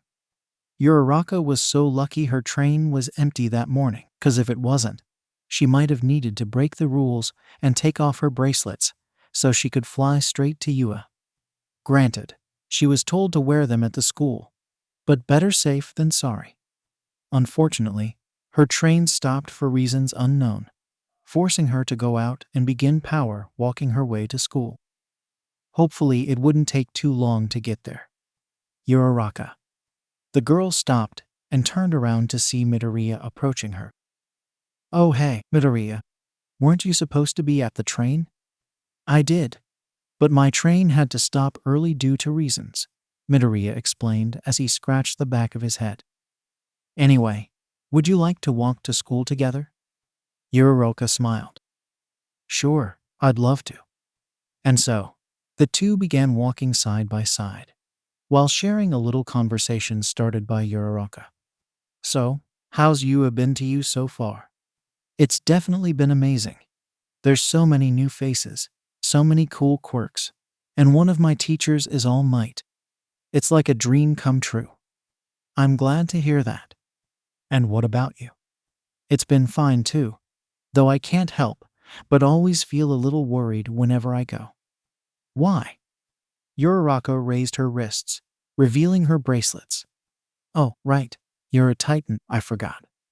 Uraraka lowered her arms and frowned. That status has been pestering me ever since I came out of the nursery facility. I was so strong that nobody wanted to approach me, and whenever I did get to join a group, they allowed me to stay out of fear. Sounds rough. Sometimes I wish I had been born a member of another percentage, or even quirkless, just like you. Instead, I'm cursed with insane strength that scares everybody. It's not as bad as you think it is. The teenagers turned around and saw Takoyami leaning against a tree, dark shadow near his side. Oh hey, Takoyami, Midoriya greeted, waving his hand. Did your train stop early too? It did indeed, but that's besides the point. Takoyami walked towards Uraraka and grabbed her hand. The point is that I want to let you know, Space Mistress, that it's because of your insane strength that Dark Shadow managed to calm down. Wait, that was you? Midoriya asked. Welp, guess that cat's out of the bag. You saved not just me, not just Dark Shadow, but the civilians of the Mei Prefecture. Takoyami lifted Uraraka's hand and kissed. Your strength's not a curse, but a blessing. However, both Uraraka and Midoriya weren't able to hear the last part. They were too busy blushing like crazy at the fact Takoyami just kissed Uraraka's hand like she was a princess or something. Mostly Uraraka, who had a nervous, almost giddy smile. Takoyami-kun, Midoriya-kun, Uraraka-kun. The trio turned around and saw Ida marching to them, marching in place as he spoke. It's 5 minutes before class, and we should have arrived 10 minutes beforehand. If we hurry, we can still make it. Ida's right, Uraraka exclaimed, putting a hand on her cheek. We need to get going. The boys nodded in agreement and ran along with Uraraka as they followed Ida. They stopped once they reached a roadblock made of their fellow classmates, who quickly noticed their arrival. Would you look at that? Takoyami has joined the boyfriend squad. Gyro held back a chuckle. Uraraka's going to have a dozen boyfriends by the end of the week. And yet I can't get a single guy to give me his number, Hagakure whined, then got on her knees and bowed down. Teach me how you do it, oh great man magnet. I have no idea, honest, was all Uraraka could muster. Well, we can talk about Uraraka's growing harem later, Gyro remarked, earning a laugh from Bakugo. For now, let's go to the school before the bell rings. Exactly what I was saying, Gyro-kun. I'm glad we both understand there's no time to waste. Ida chirped as he took the lead and Power walked forward. Now everyone, let's go, plus. Ultra. The students, now standing at the open entrance to the campus, were surrounded by a mob of reporters, cameramen, and other sorts of people who worked with the news. What are these people doing here? Midoriya asked, scratching his head. Could they be trying to get news about how All Might's a teacher now? That's a possibility, Bakugo remarked with surprising restraint. That vanished as soon as he turned to Uraraka. Or maybe they're here because Roundface chose to show off in the news. Uraraka nearly collapsed. Wait, you saw that news report? That news report was the very first thing shown in a lot of channels, Tsuyu replied with her characteristically deadpan tone. I'm sure the only ones who couldn't have seen it were those who don't see the news or didn't have time to see them. Like me, for example, Yayurazu remarked, swiftly turning to Uraraka afterwards. What exactly did you do? Oh, nothing that impressive.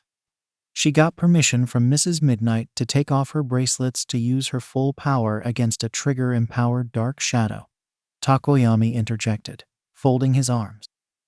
She swiftly and easily defeated him and removed the trigger substance from him before returning him to me. Takoyami, you were knocked out in an attempt to get Dark Shadow under control, and remained out during the whole fight, Uraraka brought up, throwing a look at the bird-headed boy. How do you know what happened? Dark Shadow told me. Of course he would. And then, without any warning whatsoever, Uraraka found herself surrounded by the reporters, who quickly split her off from her classmates. Would you just so happen to be the pink-haired vigilante from last night? Vigilante.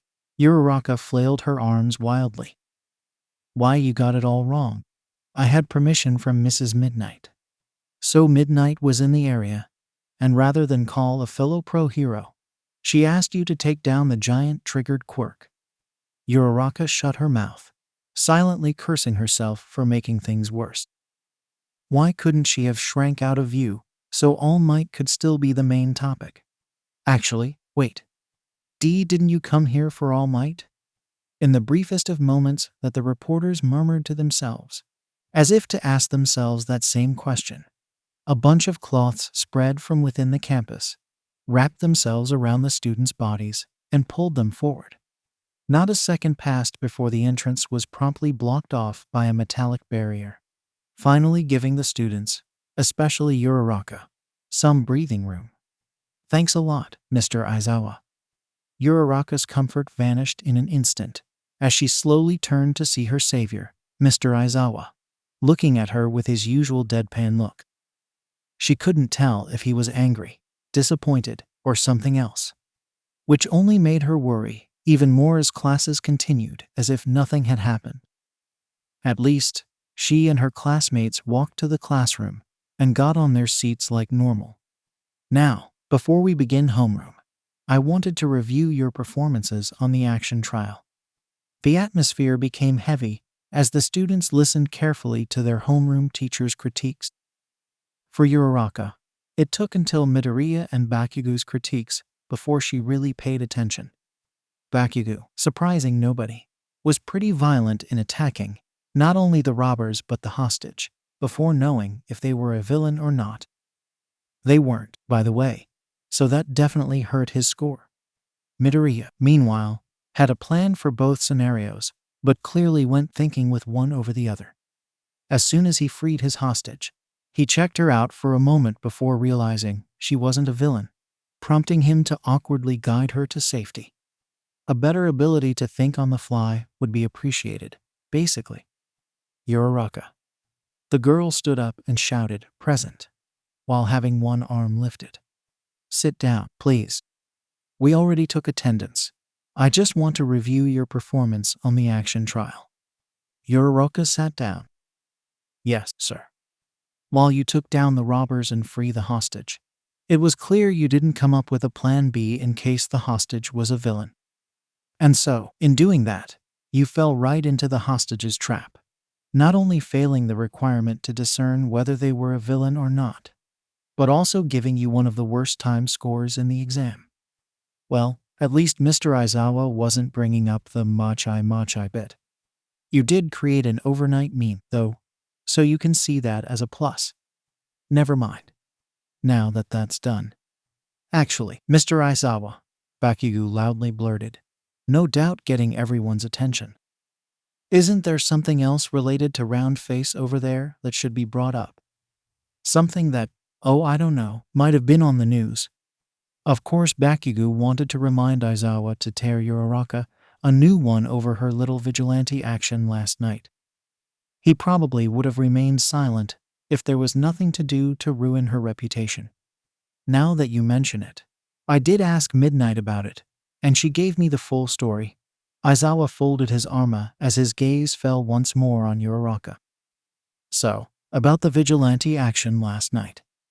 Here it comes. On the one hand, considering the laws regarding quirk usage in Titans, it could be argued that you did break the law, and the fact you didn't even think about calling All Might or Endeavor or any of the other ranked heroes doesn't help you in the slightest. Uraraka gulped. Calling those two definitely were an option, now that she thought about it. On the other hand, good job. Uraraka and Bakugo flinched, looking positively confused. Not only did you show initiative by getting the idea to face the beast head-on, but you showed enough restraint to actually ask permission to take off your bracelets from Midnight, instead of doing so on your own. Uraraka's eyes widened a little as she slowly realized she was being praised. Sure, this would probably be followed by a harsh scolding, but right now, had anybody else been in your position, they most likely would have ripped off the bracelets and gone gung-ho in an effort to do some damage control. But you actually thought things through and managed to subdue the trigger-empowered Quirk. Uraraka smiled, which promptly summoned Aizawa's disapproving glare. That doesn't mean you should do something like that ever again, though. This time, you had permission from Midnight and a lack of options available. But if this situation ever repeats, use your full power as a last resort, not a first resort. Yes, sir. Uraraka nodded with a bright smile. I promise I'll do that, sir. What about the broken law crap? Bakugo yelled. Are you going to let her get away with that? Midnight told me she'll shoulder the responsibility, since Uraraka did what she did under her permission. As for what will happen to the girl who helped her, she's Vlad King's student, so that's his problem. Aizawa lowered his eyelids. Now, if there are no more objections, there's something I want you to do today. The atmosphere became heavy again. Last time Mr. Aizawa wanted something.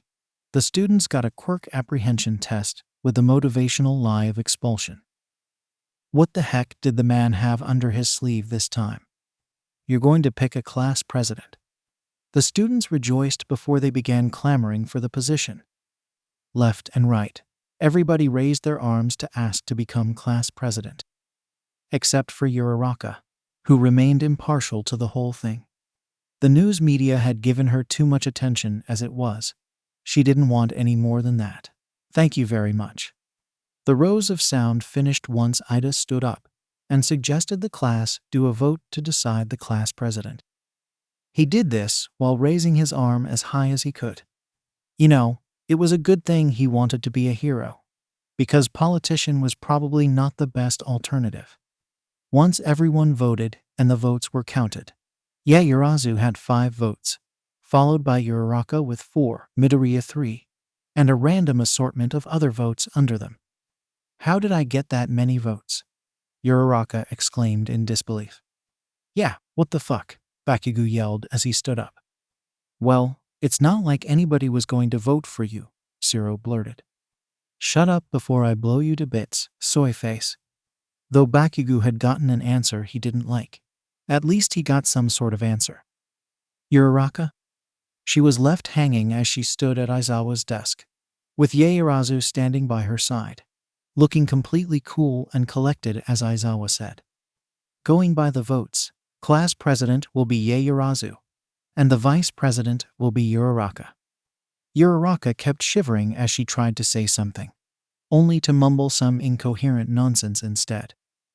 This caused Momo to give her a look of concern, mixed with frustration at her lack of professionalism. First period finished, and everybody went to eat at the cafeteria, though some had a slightly harder time getting there. One of such people was, surprising nobody, Uraraka herself, who effectively shambled her way towards the cafeteria, sweating bullets and shivering like crazy, while her face remained frozen in a horrified expression. Hey, Titan! Uraraka turned around and spotted a girl with pink. She wanted to say hair, but they looked more like tendrils. She also looked pretty upset. If her tight grip around Uraraka's arm wasn't a clear enough indication. Come to the support department this instant. We have to talk. Uraraka was dragged across the hallway and clumsily thrown into the support department room, right into a pile of broken gadgets. Mr. Power Loader and I are nice enough to gift you with power suppressors. And how do you repay us once you appear on TV? The pink-haired girl whined, leaning closer and closer to Uraraka as she continued. Nothing, zilch, not even a mention. I wasn't planning to appear on TV, Uraraka exclaimed. Things just went out of control like Hatsume. A clawed hand grabbed the pink-haired girl's uniform and pulled her back, revealing they were the arm of none other than Power Loader. Like Mr. Aizawa, Uraraka couldn't tell if he was angry, concerned, embarrassed, or something else. but he was most definitely tired. I'm sorry that Hatsume brought you here against your will. Power Loader looked at Hatsume, who was doing a pouty face. She tends to get very angry when her gadgets don't get media attention. Hatsume blew a raspberry, prompting Power Loader to drop her. It's okay, I guess. But I got a couple questions. Uraraka turned to Hatsume.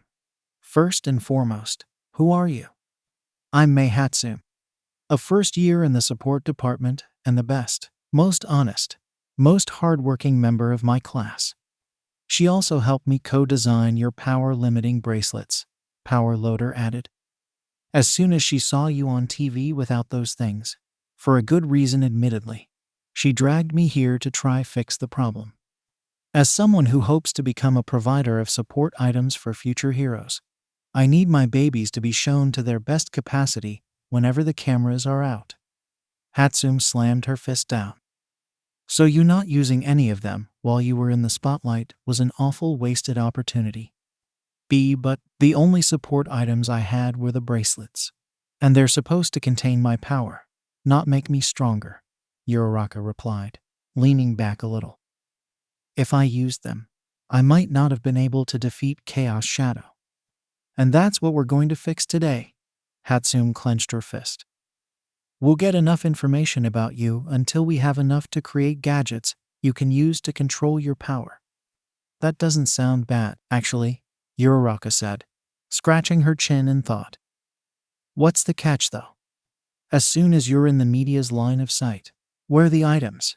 Hatsume stated. Clasping her hands and holding back her tears, she added. And then, my babies can get the coverage they rightfully deserve. Of course, ignore the idea that Uraraka might not want to be the center of attention again. Why wouldn't she? As long as your gadgets got the spotlighter, you wouldn't care, right, Hatsume? Did a hand just ran through Uraraka's stomach? I see, interesting. Uraraka soon discovered Hatsume was moving around her, feeling up her body. Arms, stomach, face. There didn't seem to be a part Hatsume wasn't unwilling to feel. Hatsume, what are you doing? I'm feeling you up, silly. How else will I get a feel for your measurements? Hatsume giggled. Although, I must admit you're a little chubbier than I'm used to. Hatsume flashed a sly smile. I think we're going to make some amazing babies together. Class Vice President. And now Hatsume's guinea pig for gadgets. It was surprising Uraraka held a calm smile with closed eyes as she ate with Ida and Midoriya, the latter who quickly noticed the girl's expression. So, how does it feel to be Class Vice President, Uraraka? Huh? What are you talking about? Uraraka replied, not opening her eyes. I'm not the Class Vice President. I'd never get the position in a million years. She's in denial. Midoriya forced a smile. So, who is the Class Vice President, then? Uraraka stood up and yelled as she slammed her fists down the table. Well, in a perfect world, it'd be anybody but me. But we're not in that kind of world now, are we? Now she's angry. Ida, please save me. Take the position. Ida flinched. And as much as I'd love the position, and how well prepared I am for it, I can't just take it from you like that. The classroom has spoken, and it has chosen you. Then do the vote again. Uraraka flailed her arms. Do it without those who would be biased if you want. Just please do something. Uraraka, don't say anything else. I get it. You got your hands tied. Uraraka folded her arms and closed her eyes. However, I won't stand for this, so if I can't get your cooperation willingly. Uraraka opened her eyes and smiled, both showing a slight hint of malevolence. I'll have to buy it from you with something extra. Midoriya's eyes widened. Bargaining. So, let's do this. Uraraka grabbed Ida's hand and put something on his palm. Take the position of Class Vice President, and you'll get a little extra something like this. Uraraka revealed what she handed Ida, which was the right half of an All Might toy, with the left side nowhere to be seen. Sometimes it was hard to remember Uraraka was rather poor. but she was always happy to remind people about it. No way. That's the legendary unfinished Silver Age All Might figure, Midoriya chirped as he leaned closer to the toy. It was created during an accident at the factory that split both sides in half, who were thought to have gone missing. How did you find it? I found it on a bargain bin, so I bought it to myself for my birthday, Uraraka explained with a slightly proud smile. I call it all right. Uraraka, what are you doing? The trio turned around and saw Yaoyorozu standing nearby, arms folded with an expression of disapproval. Yaoyorozu, help me here. Uraraka pointed at Ida. Be honest. Ida's a better choice for the role of vice president, right?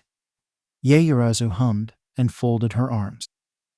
While I do agree Ida looks and acts the part, I'm afraid the classroom came to an unanimous conclusion. If you want to give him the position, then we need to test if he's really worth the spot. Almost as if on cue, the alarms blared, and everybody got off their seats as some students began panicking. Apparently, the alarms blaring meant that some villains had breached the facility and the campus was under attack. So, of course, everybody tried to run to safety, quickly showcasing the claustrophobic nature of hundreds of students trying to head to one exit.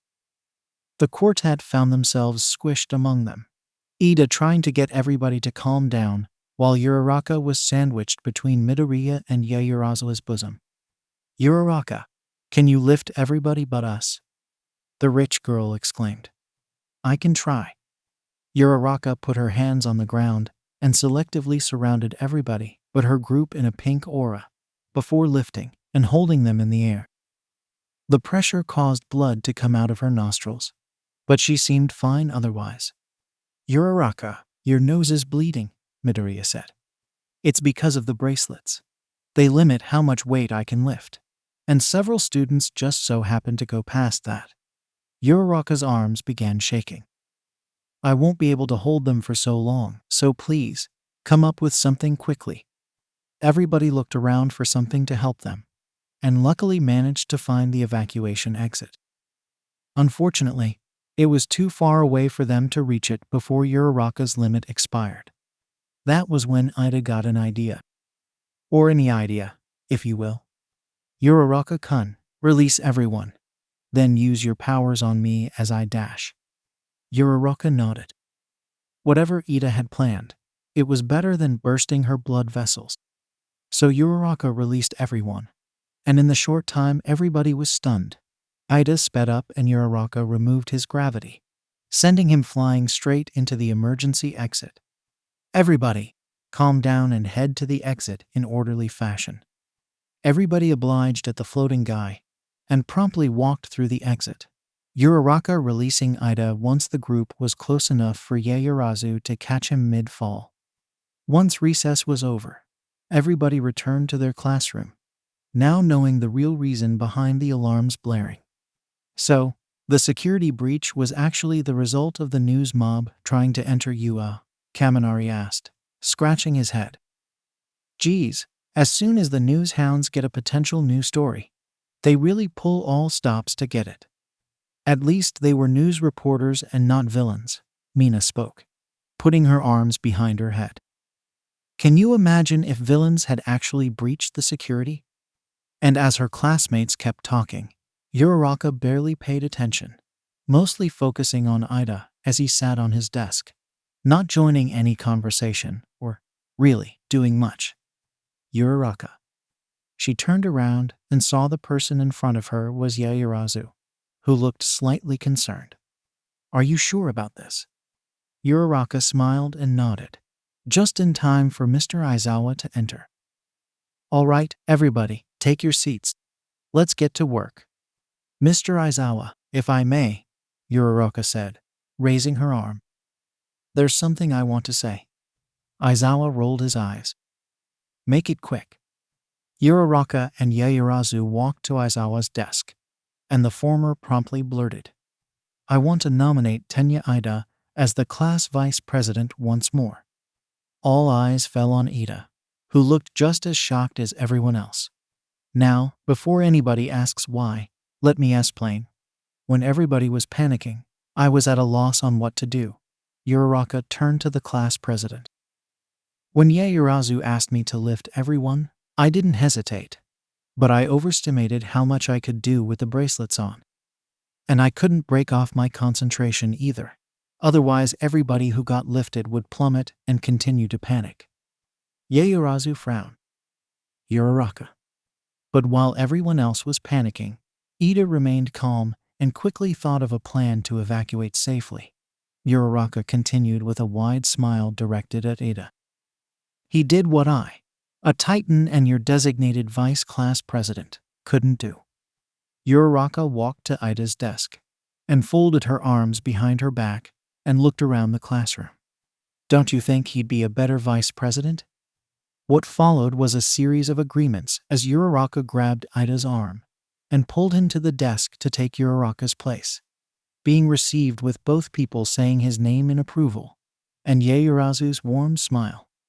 Good job, Ida. I'm expecting great things from you. Ida's confused expression was replaced with a proud smile, and he and Uraraka exchanged smiles before they shook hands, sealing the deal. So, after everything became right in the world of UA Class 1 yesterday, with Ida in his rightful place of class vice president, and Uraraka far away from any position of leadership, things logically should have continued being all great today, right?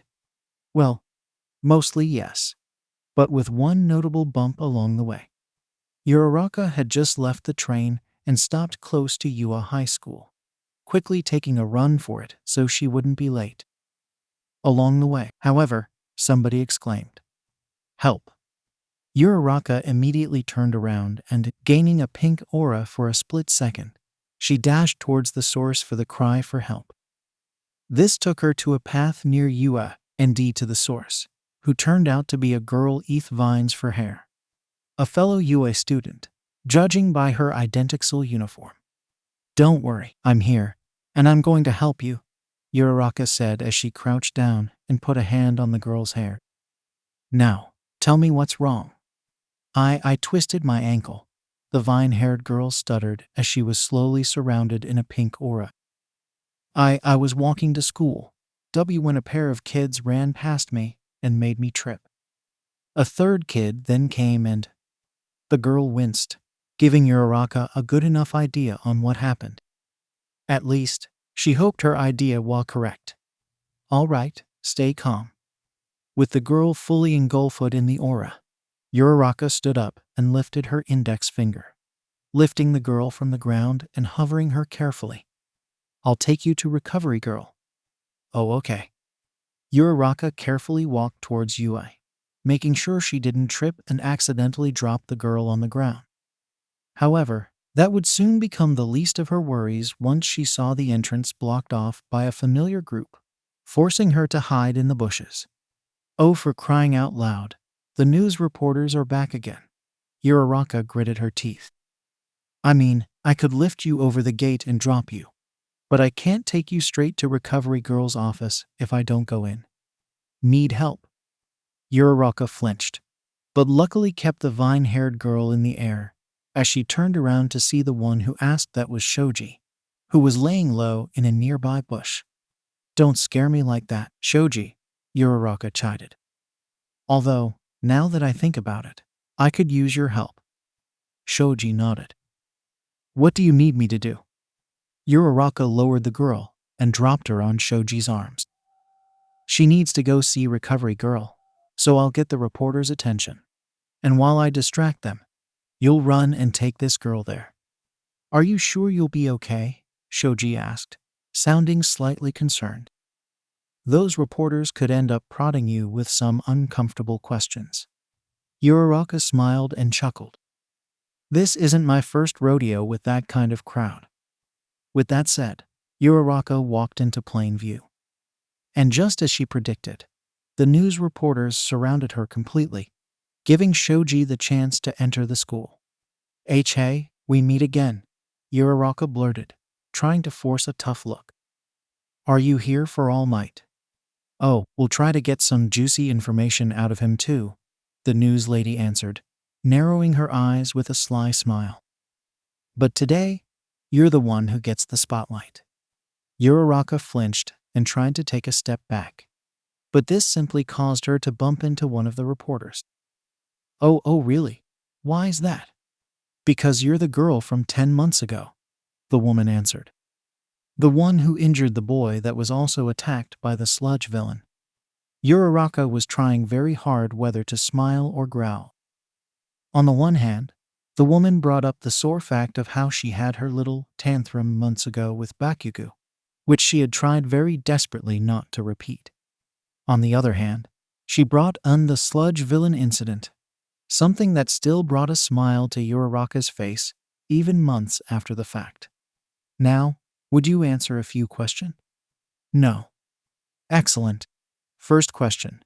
Were you and the sludge villain connected in any way? Uraraka was definitely leaning towards anger right now.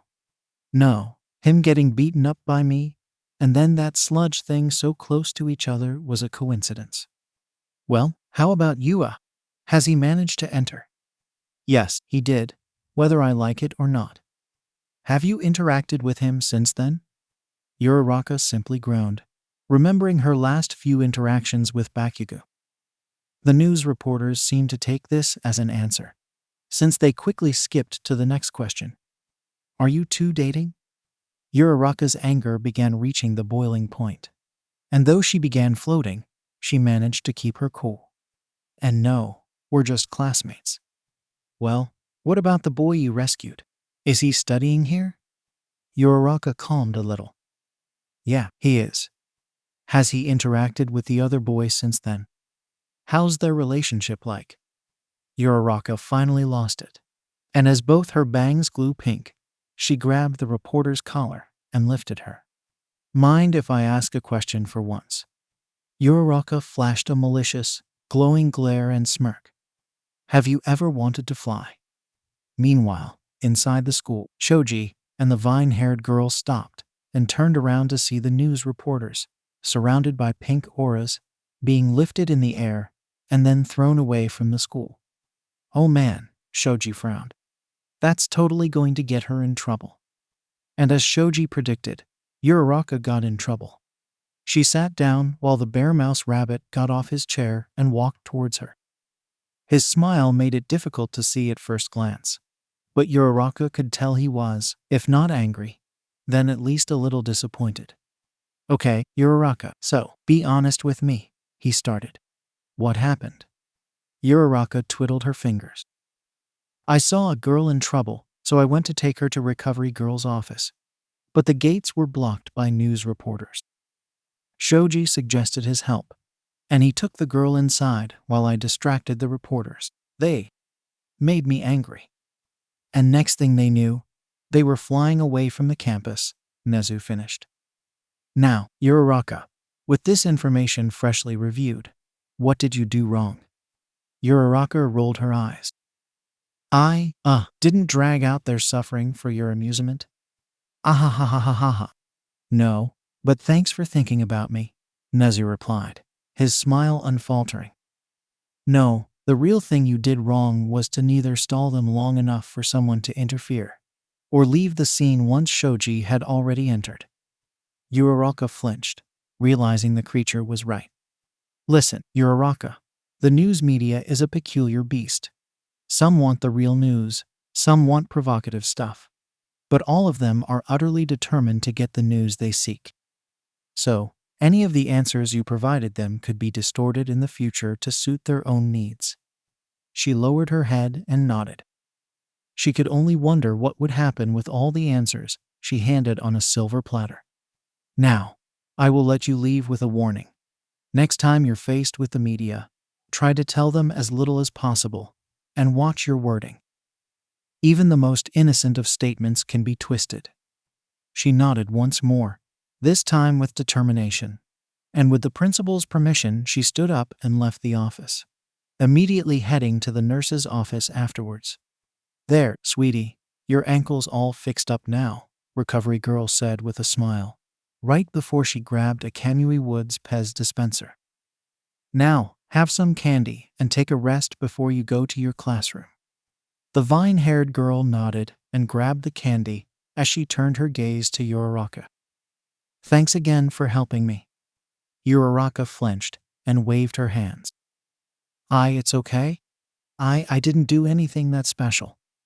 Kid, you're part of the hero course now, and will hopefully join the world of heroics once you step out of this school, Recovery Girl stated, her tone sweet, yet clearly stern. Humility is something many heroes could use of, but constantly downplaying yourself won't inspire people to put their trust in you. Uraraka nodded and lowered her head. Why, yes, I understand. Sorry, Mrs. Recovery Girl. Recovery Girl smiled once more. Well, I'm glad you understand, sweetie. Now please, go to your class before the bell rings. Why, yes, ma'am. Uraraka stood up and left once more. Only this time, she encountered a familiar face outside. Minta. So, with the purple dwarf in tow, he and Uraraka walked down the hallways as they headed to their classroom, with Minta talking along the way.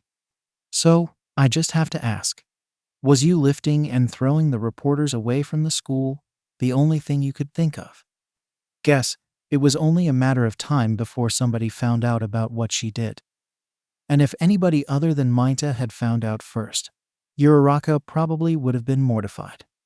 But it was Minta, so who cares? I heard you were sent to the principal's office, but when I got there, he told me that he had already let you go, Minta explained with a sheepish smile. Now, I may know the reason, but I want to hear it from you. I distracted the news people outside the school so Shoji could take a girl I found to Recovery Girl. And when they began asking uncomfortable questions, I got angry, Uraraka explained with a sheepish smile, her cheeks blushing harder than usual. So, I used my powers to send them flying away. That's a decent idea. And one they'll have a hard time to counter for now, Minta remarked. But I suggest you have a backup plan just in case they come prepared, like me. You have a backup plan for when the news media appear again. It wouldn't be a joke to say everybody in our classroom has a plan for when the media shows up. With the son of the number 2 hero as a student, and the number 1 hero being a teacher here, the news are going to do everything in their power to squeeze every last bit of information they can. Sounds serious, then, Uraraka sighed. Anyway, what did you have planned? Minta flashed a confident smile before he threw his balls at a wall, forming a set of tiny platforms for him to climb. I'm going to use my balls to go through the wall. And since they stick to anybody else but me, if any reporter's dumb enough to follow me, they'll be stuck in place. I see. That's actually a decent plan. Uraraka scratched her chin. If their stickiness affects everybody else, though, wouldn't that include our classmates? Believe me, that's the first thing I thought about. Minta put his hands on his hips. I already thought of a couple ways I could try spreading my immunity to the rest. What you got so far? Maybe a high five, or some secret handshake, or maybe. Minta winked and puckered his lips. A kiss? Uraraka shrugged, oblivious to Minta's impure intentions. It's worth a shot, I guess. Huh? Uraraka grabbed Minta, lifted him, and kissed him right in the lips, dropping the paralyzed dwarf before she walked to the balls he placed on the wall and tried touching them. Her hand got stuck in it. Dang it, it didn't work. Uraraka tried to pull her hand free from the sticky ball, to no avail. Minta, can you help me here? Minta didn't respond, for he was still processing what had just happened. One help getting out of the balls later. Uraraka was sitting at her desk, surrounded by RR female classmates, who were all varied degrees of shocked, disbelief, and to an extent, pity. You have to be kidding me, Mina exclaimed, slamming her fists down. You actually kissed Minta? Like, for reals? Yeah, he said it was a way he could try spread his immunity to his balls' sticky properties. So I wanted to try it out. Uraraka sighed. Didn't work in the end, though. So that's why Minta's been happy since he got here, Suyu remarked, glancing at the beaming boy nearby. I had a feeling something good happened to him, but now I worry for how you two will interact from now on. Uraraka glanced at Mainta, who looked back and felt a chill go down his spine as he avoided the contact to the best of his ability. Nothing else interesting really happened after Uraraka returned to the classroom. The first few classes went on as normal. Lunch was pretty side forward. Even the basic hero course class was nothing to write home about. Just a simple, locate and take the hostage to safety kind of deal. And considering their teacher was all might, Uraraka expected more. Well, might in these kind of exercises. Then again, now that she thought about it, All Might would probably go overboard with it, being the strongest hero, and also, maybe it was for the better. Wait. Uraraka stopped and turned around to see the vine-haired girl from before running after her, stopping to catch her breath once she reached her. Uraraka quickly noticed her hair was adorned with a neat set of flowers. "Oh hey, you're the vine girl from before," Uraraka said, reaching for her back to take out a water bottle. "Want some?" The girl grabbed the bottle and drank it, taking a deep breath before she spoke. "I'm glad I could find you before you left. There was something I wanted to give you." Uraraka raised an eyebrow, but her confusion was short-lived, as the girl grabbed one of the flowers growing in her hair and put it on Uraraka's. "Oh, thanks," Uraraka replied, blushing a little. "Say, I don't think I caught your name the first time we met." "Ibara Shiozaki." "Wait, I know that name. You were number 4 in the entrance exam results." Shiozaki's smile grew wider. Oh, you know? I saw your name in the final results," Uraraka chirped, clenching and raising her fists as she beamed joyfully. "I was also shown how you got those rescue points, and it was really awesome." Shiozaki blushed harder. "That means a lot to me, coming from you." Uraraka tilted her head. "Why?" "Well, you were number 2, Shiozaki replied, twiddling her fingers. "To be flattered by someone so high on the list, it's quite an honor." We were only separated by one name, you know?" Uraraka looked at the ceiling and scratched her chin. "And now that I bring it up, who was sandwiched between us?" "Shiozaki." The girls turned around and saw a blond boy running up to them. Once he arrived, Shiozaki groaned with an exasperated look, while Uraraka simply asked, "Is he one of your friends?" "This is Nito Monoma, one of my fellow classmates in Class 1B, Shiozaki explained with a tone that made clear her discomfort regarding the boy. "He's particularly vocal about his dislike for Class 1A. Uraraka lowered her eyelids. "I'm guessing that has to do with Bakugo." "Maybe, but that's besides the point for now." Monoma waved his hand. "I'm here to take Shiozaki back to the classroom. Mr. Vlad King needs to see her for something." "About what?" Shiozaki asked worriedly. "Nothing too serious, really," Monoma shrugged. "Just about whether you'd like to stay in 1B or 1A. "That's definitely serious, Monoma," Shiozaki groaned. "Wait, what are you talking about?" Uraraka scratched her head.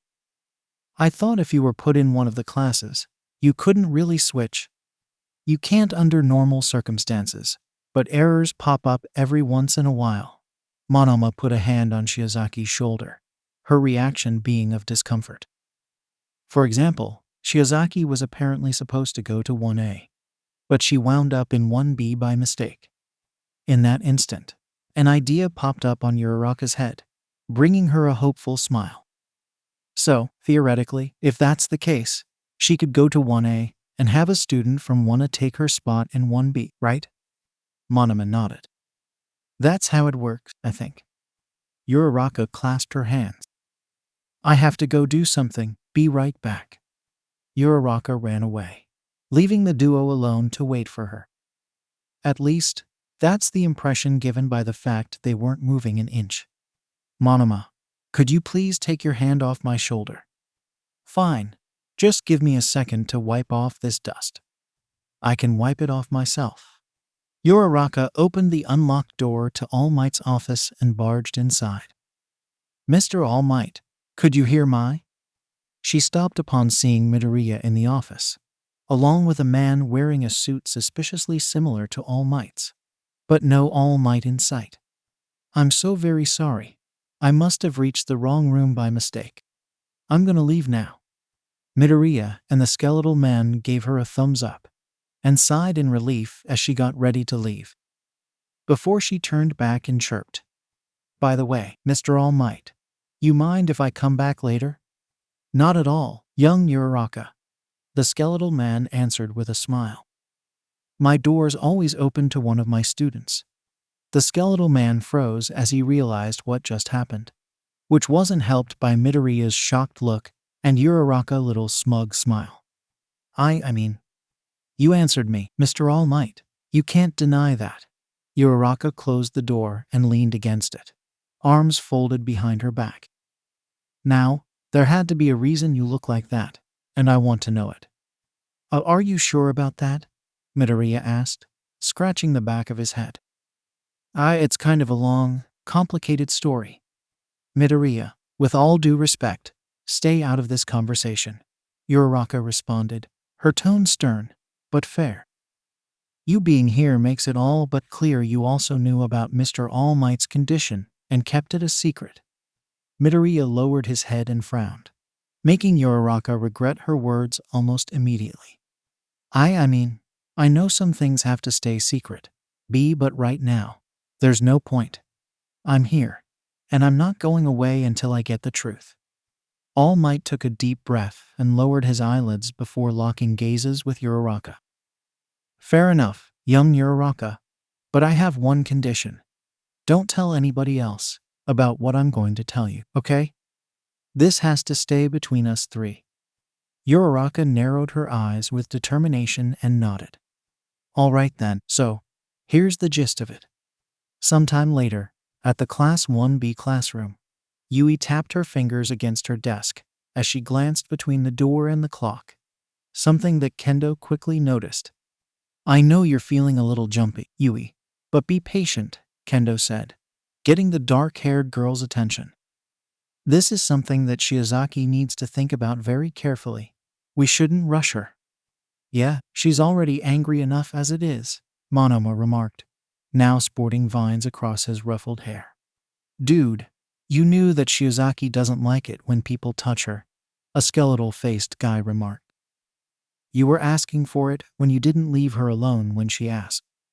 To force oneself on a maiden who doesn't reciprocate is a barbaric thing I didn't think you would do," a pitch-black guy added. "Now you're making it sound like I did something worse to her than just touch her shoulder." As if on cue, Shiozaki and Vlad King entered the classroom, quickly getting Monoma's attention. "Shiozaki, help me here. I didn't do anything bad, right?" Shiozaki looked at Monoma for a second before she huffed, turning away from the boy. "Regardless of what Monoma did, it's time we get back to business," Vlad King said as he walked to his desk. "Shiozaki, please take your seat." The vine-haired girl nodded and walked to her desk, throwing another disapproving look at Monoma before she sat down. "Now, today we'll—" Suddenly, the door was kicked open by none other than Bakugo. "Hey, is fucking Snow White here?" Dead silence came and went. "You're the explosive boy from Class 1A, right?" Vlad King remarked, scratching his chin. "Your name is Katsuki Bakugo, a name that will soon become famous," Bakugo proudly answered, his fury returning almost instantly. "And I have a beef to deal with one of your students." Bakugo scanned the classroom until he locked gazes with Yui, who kept minding her own business. Bakugo didn't waste time afterwards and stomped his way to her desk, slamming a hand on it to get her attention. "You're one of Roundface's friends, right, Snow White?" "Her name is Uraraka." "Ochako Uraraka," Yui sternly responded, refusing to look at the boy. "If you can't bother to remember her name, then this conversation is over. I decide when this shit's over." And then Kendo enlarged her hands and wrapped Bakugo in them. You shouldn't be looking for a fight. Let me go, Handy. Bakugo kept struggling as Kendo held him in place. Yui couldn't help but smile at the sight, though she made sure to keep her smile hidden so Bakugo wouldn't grow even angrier. And then Aizawa entered the room, looking slightly more tired than usual. Hello. Ah, Aizawa, fancy of you to pay a visit to my classroom, Vlad King remarked. You came here for your explosion boy. Yeah, I'm sorry for Bakugo's attitude, Vlad, Aizawa sighed. He's a big problem child in my classroom. Heh, I can see that, Vlad King folded his arms. Makes you reconsider my offer for a transfer, right? Kendo raised an eyebrow. Transfer. It's nothing you have to worry about, Shiozaki stated. Yeah, the thing we should be focusing about is what to do about Explosion Boy over here, Monoma blurted, throwing a concerned look at the destruggling Bakugo. Kendo can't keep him in place forever, and he doesn't seem like someone who backs out easily. I can still hear you, Bakugo yelled. Hey, I was thinking the kids could have a practical exercise today, Vlad blurted, getting everyone's attention. Maybe, if this Bakugo kid really won't back down until he picks a fight, we could make this a joint training session. That could work, I guess. Saves me the trouble of having to think of a punishment for Bakugo. Aizawa turned to the students. Is everybody okay with the idea? While some are definitely more hesitant than others, all the students nod in agreement, with Bakugo freeing himself from the handy prison to give his 2 cents. I don't care what the hell we do. Just let me settle things with Snow White. Why do you keep calling her Snow White? Monoma inquired, raising an eyebrow. I mean, she definitely looks like the fairy tale character, but… Bakugo slammed his fist down Monoma's desk. Quiet. I'm not talking with you. Calm down, Bakugo, Aizawa ordered, using his quirk to calm the boy down in the process. All right, since everybody's okay with the idea, we'll have a simulated villain attack, Vlad King said with a little smile. Everybody go to the changing room, put on your costumes, and meet me and Eraserhead on Training Field Epsilon in 10 minutes. And so, everybody went to change into their hero costumes, with Bakugo giving Yui the "I'm watching you" gesture before he left. To say everybody was on edge was both an appropriate statement and yet an understatement. Bakugo was the top scorer in the entrance exam, with an incredibly powerful quirk from what little Class 1B had been told about him. Having him as someone who wants you dead wants a nice thought. The most concerned, though, were no doubt the girls, whose Titan member was the particular target for Bakugo's rage today. I can't think of anything, the green-haired girl bemoaned, grabbing and pulling her hair. If only we knew some more about him, or if we had more time to prepare, I could make up a plan to save us. Don't sweat it, Takage, the gray-haired girl with an eye hidden said, putting a hand on the girl's shoulder. As long as Yui finds a way out of this, we'll be okay. I am not so as sure about that, the brunette girl whose hair was shaped like a mushroom cap said. Why, Yui may be strong, but if that guy G gets a good hit on her. The mushroom girl fell silent after that, followed by the rest of the girls. This was when Kendo decided to approach Yui Sess, who was leaning against a wall with her arms crossed. Yui, there's something I've been meaning to ask you. Yui took a long, deep breath, then turned to the redhead as she asked in return. You're concerned over whether I regret hitting that explosion guy, right? Kendo paused for a moment before she silently nodded. Listen, Kendo. He talked crap about Uraraka, about a fellow Titan, and knowing Uraraka, she would have rather stay quiet than to get more attention by trying to correct him. And besides, you saw how he acted. He'll only listen through actions, not words. Yui clenched her fist and raised it. And now's the perfect chance to finally give him some perspective. He asked for a fight, so he can't blame anybody but himself for the beating he's about to get. We're going to go all out. I'm going to go all out. and he will learn his lesson one way or another. I don't think I've ever seen Kodai talk so much, Yanagi remarked. The other girls nodding in agreement. That's all good to know, Yui, Kendo responded with a nervous little smile. However, I also have to ask. Kendo quickly eyed Yui's costume and sighed. What the heck are you wearing? Normally, Yui's outfit would be seen as simple, but perfectly normal. It was a purple bodysuit that covered her arms and legs, white boots with yellow highlights, and black gauntlets. The thing that made it odd were a series of numbers separated by a line. One on her chest, her waist, her hips, even on her butt. It's my hero costume, Yui explained. Yeah, we all can see that, the mushroom girl stuttered. I think what Kendo means is, what's with the numbers? Oh, those are my sizes. Had anybody been drinking anything at that moment, the drink would have been spat out everywhere. As it were, though, they decided to stand agape instead. Wahoo your sizes, Takage exclaimed, earning a nod from Yui. Why would you add your sizes to your hero costume? With the straightest face she could muster, Yui gave an answer that was met with baffled looks, and in Kendo's case, a little laugh. I thought it'd be funny. Training Field Epsilon was exactly what the name implied. A large grass field with random bits of debris around the scenery. This was probably meant to resemble the result of a large-scale explosion, with the villain waiting for a fight which, while rare, was still a possibility better left represented.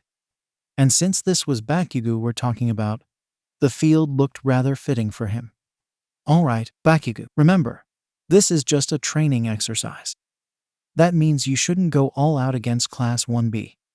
We don't have Cementos nearby to fix any damage done to the facility. Yeah, fine. I wasn't planning to put that much effort into fighting those extras. Bakugo clenched his fists. The one I want to fight is Roundface's friend. You'll fight all of Class 1B, including her, so don't whine about it. Bakugo let out a tisk and rolled his eyes. While that happened, Class 1B stood far away at a ruined building when Takage asked, So, what's the plan? I can't come out yet, Yui stated, shaking her head. Not until he has shown different sizes to his explosions. I need at least a small size and a big size before I can do anything. I assume this oddly specific reasoning is because you have a plan, Miss Kodai. The beast-like student remarked. Yui simply nodded in response. Don't keep me waiting, extras, Bakugo yelled from afar. That prick's not going to shut up until we start fighting, Kendo gritted her teeth. We need to send a group to act as a distraction. I'll go, the short, rotund student blurted. I'm not that strong, but I should be able to buy Yui a few minutes. I'll come with you, the beast-like student added, adjusting his glasses. You're going to need backup. Count me in too, the skeletal guy remarked. Me too, the pitch-black student said. Got it, in that case, Shoda, Shishida, Honuki, and Kuriwaro, you're going to act as distractions, Kendo stated, earning a nod from each member of the quartet. Now remember, you need to get Bakugo too. Geronimo, bitches. The whole group of Class 1B split moments before Bakugo crashed on the ground, unleashing an explosion that sent everyone flying away. I said not to keep me waiting, extras, Bakugo clenched his fist.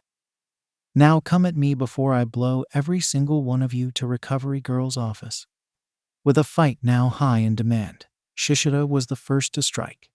He charged forward at Bakugo, who swung his arm forward and unleashed a medium-sized explosion right at his face. Shishida was undeterred, however, and he simply shook off the explosion, grabbed Bakugo by his costume, and threw him away. Oh, come on. Picking and throwing me's the best you can think of, Bakugo mockingly sneered. Come on, beast, give me your... However, Bakugo failed to stand up as soon as he tried to lift his arms, which felt encased in something. And that something, he soon discovered, was the ground. which had softened a moment ago before it hardened back to its original state. Bakugo looked around until he spotted the source of the change, Honuki, standing nearby. HMPH, nice trick, Bakugo smirked. A recommendation, student? Honuki returned the smirk. One of two in Class 1B. Surprised? Yeah, Bakugo's look darkened. But also, suddenly, the ground encasing Bakugo's arms exploded, sending him flying into the air. Extremely disappointed, Bakugo shot some more explosions to propel himself towards Honuki, who moved around so his shadow now stood in front of him. Once close enough, Kirawaro leaped out of the shadow and tackled Bakugo, slamming him to the ground just as he unleashed another explosion, sending both boys away. And then Shota appeared out of nowhere and palm striked Bakugo's side. An explosion came soon afterwards. Snow White. Yui gasped, and next thing she knew, Bakugo had appeared right in front of her, ready to launch an explosion right at her face. However, she quickly reacted with a backflip, kicking Bakugo's arm away enough for the explosion to go off in another direction, though it wasn't strong enough to send him flying to that direction. Twin impact. A sharp pain suddenly rose from Bakugo's side as he was sent flying off the direction of his explosion, though he quickly regained his composure as Yui took a hasty retreat. So, that's how your quirk works, Bakugo hissed, clutching his side as he shot a glare at Shota. You clever bastard. And then Shishida returned from nowhere and tried to slam his knuckles down Bakugo's face. However, the guy responded by unleashing an explosion big enough to cover Shishida's whole body, causing him to fall to the ground in pain. Bakugo quickly jumped up and dodged Honuki as he softened the ground, before he blasted his way to him and took both him and Kirawaro out with a massive explosion. 4 down, 16 to go, Bakugo exclaimed. Now would be a good time to come out and help your friends, Snow White. Yui groaned, wanting to go out and punch Bakugo in the face. However, she knew it wasn't the time yet, so she forced herself to stay put. If you won't face me yourself, I'll just have to draw you out. Bakugo created a couple firecrackers from his palms. So come at me, you bunch of extras. Give me a good warm-up. What's this guy's problem? Monoma groaned. It's like he's using us as stress relief or something. It's not so fun when you're the one on the receiving end, huh, Monoma? Yui asked with a sly smile. You know, I think I liked you better when you spoke in single words. Touché. We don't have time for banter, you guys, Kendo scolded. Yui, are the explosions you've seen enough? Yui sadly shook her head. I need to see him create the biggest explosion he can make. Monoma groaned. You better be grateful for this, Kodai. Then he turned to the rest of his classmates. Everyone, attack Bakugo with all you got. Make sure he uses the biggest explosion he can make. Roger. And so the remaining students besides Kendo and Yui ambushed the explosion boy, with Monoma successfully getting a hit on him before Bakugo blew everyone away with a massive explosion. Then came another barrage, this one trying to restrain madmen. Bondo's glue, Shiozaki's vines, Chiburaba's air barriers, among other quirks surrounded Bakugo. But the boy blew everything away with yet another explosion. It's at this point that Monoma stood up and lunged at the guy before throwing his palm forward, unleashing an explosion right at Bakugo's face. However, once the dust cloud settled, it was revealed Bakugo had blocked the incoming punch with his hand. Using my own power against me? Bakugo smirked. You really think that's going to work? Bakugo returned the punch, but Monoma dodged it before sending a barrage of punches at Bakugo, with a little side of explosions, a tactic that Bakugo returned as punches and explosions were thrown everywhere. With one constante, Bakugos were always bigger and far fiercer.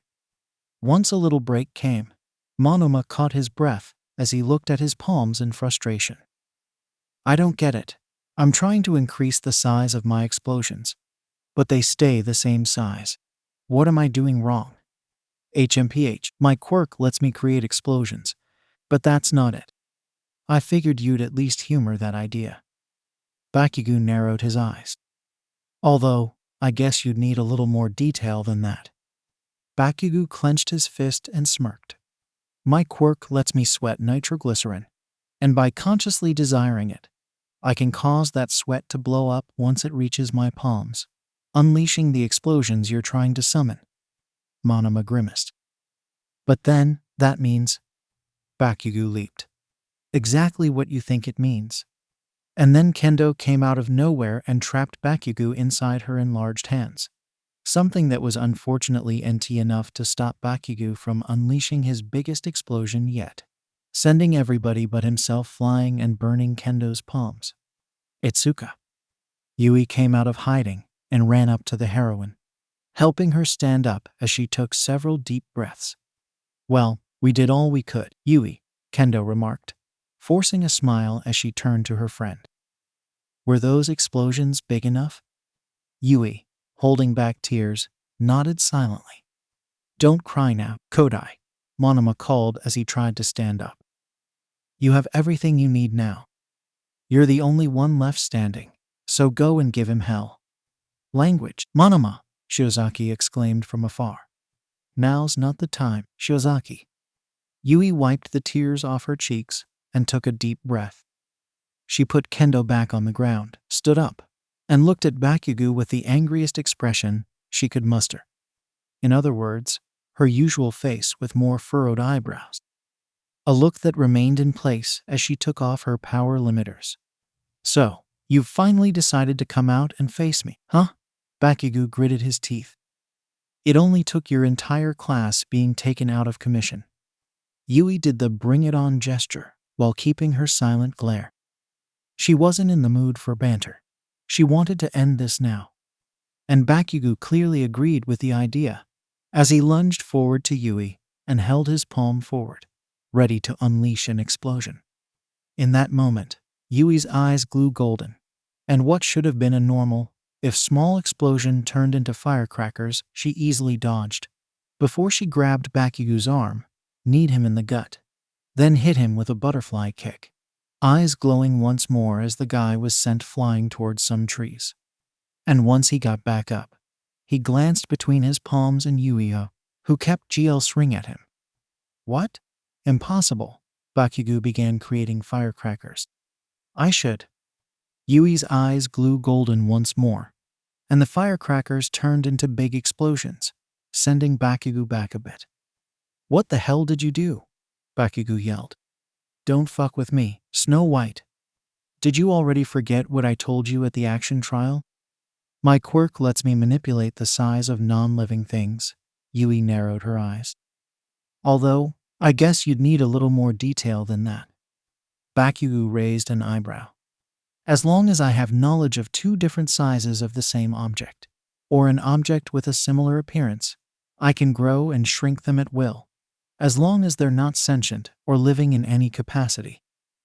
Since your explosions are just that, explosions, they're things I can manipulate to my leisure. Bakugo grimaced. And since I've been shooting them in varying sizes, Yui smiled with confidence. You have given me the means to defeat you. Without wasting time, Yui jumped, immediately shortening the size of the distance between herself and Bakugo before she punched him, manipulating the size once again to send him flying into the air.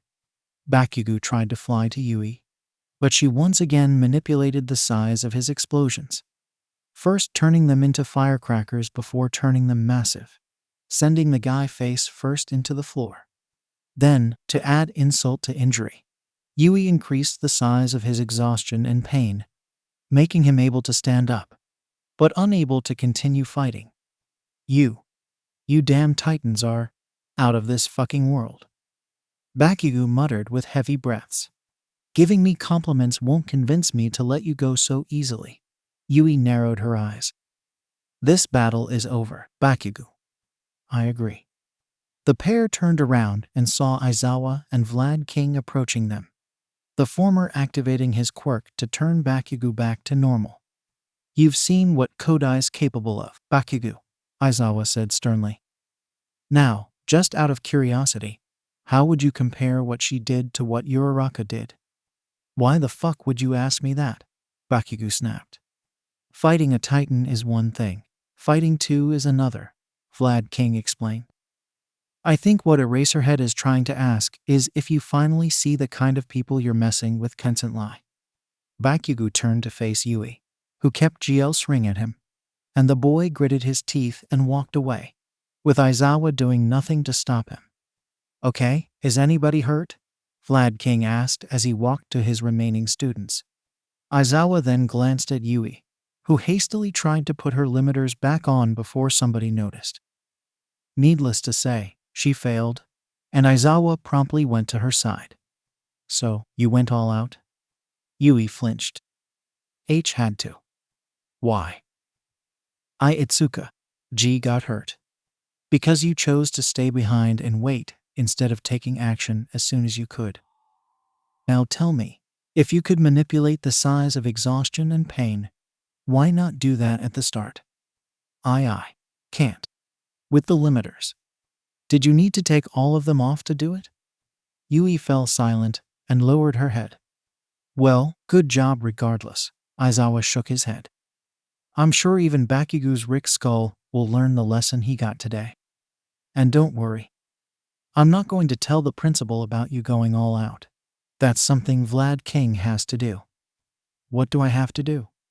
Aizawa turned to see Vlad King returning with Kendo by his side. The pair then looked down at Yui, who was paralyzed with the remaining bracelet at hand. Yui, did you? Kendo uttered. Aizawa walked away while Yui tightened her grip on the bracelet, uttering with a shaky voice. I had to. I really did. Scrambled eggs. Shoddily made scrambled eggs. That was the best way to describe Uraraka's head, the morning after being told all about Midoriya and All Might's secrets. The source of Midoriya's quirk, the latter's different forms, one for all. Good Lord, one for all. If Uraraka had known All Might's explanation would be that out of this world, she would have left the office and never looked back. But she didn't do that. She asked for the truth, she got it, and she had to deal with it. However, even she knew that she wouldn't be able to function today at all if she didn't yell what she thought about the situation out loud. So she stood up, walked to the window, and took a deep breath as the birds chirped, and her hair blew in the wind. Midoriya, you're fucking awesome. With her mind liberated, Uraraka closed the window and began to get ready for school. A wide smile plastered across her face. Uraraka, instead of taking the train, flew around the skies submerged in a pink aura, making sure to fly down and hide within a bush once she was close to Yua. She quickly put her bracelets on and walked through the gates hastily, blessing whoever was in the sky that the news reporters were blocking the entrance. Yet, Uraraka. She flinched and turned around to see a familiar face approaching her. Mina Ashido, one of her classmates. Ah, hi Mina, Uraraka greeted with an awkward wave. I thought you'd already be at the classroom. She actually thought she would arrive at the very last second, but it was probably better to keep that to her thoughts. My train got rescheduled, so I got here early for once. Mina chirped as she wrapped her arm around Uraraka's shoulder, either unaware or uncaring about how embarrassed Uraraka felt. And I was especially lucky in that sense, because now I get to have some quality girl time with you. Yeah, actually, Uraraka slid away from Mina's grasp. I have to go see something at the support course first. Mina wrapped her arm once more. I'm coming with you then. I wanted to ask for some schematics about my costume anyway. Uraraka grimaced. You're not going to leave me alone, are you? A cutie with smarts, Mina chirped, rubbing her cheek against Uraraka's. You get more awesome every day, Uraraka. Uraraka sighed. That's the curse I have to deal with. The door to the support department slowly creaked open, and barely a few steps are taken before Hatsume appears right in front of the girls. About time, Uraraka. I was starting to wonder if you were going to show up or not, Hatsume exclaimed, her wide smile making it hard to tell if she hid some anger at her tardiness, or if she was legitimately happy, or both. Come quickly. There's so many amazing things I want to show you. Just as Hatsume grabbed one of Uraraka's arms, Mina grabbed the other and pulled Uraraka in place. Hey, I got to her first. Wait your turn. Mina, please don't be like that. Oh-ho, looks like you brought a cute girl with you, huh? Hatsume playfully teased, glancing at Mina before she turned back to Uraraka. Perhaps she's a little friend of yours. You bet I am, Mina growled, pulling harder. My name's Mina Ashido, and I'm here for some support items too. So if you could please release Uraraka. First name and last name, huh? Guess it's only fair I do the same, Hatsume giggled.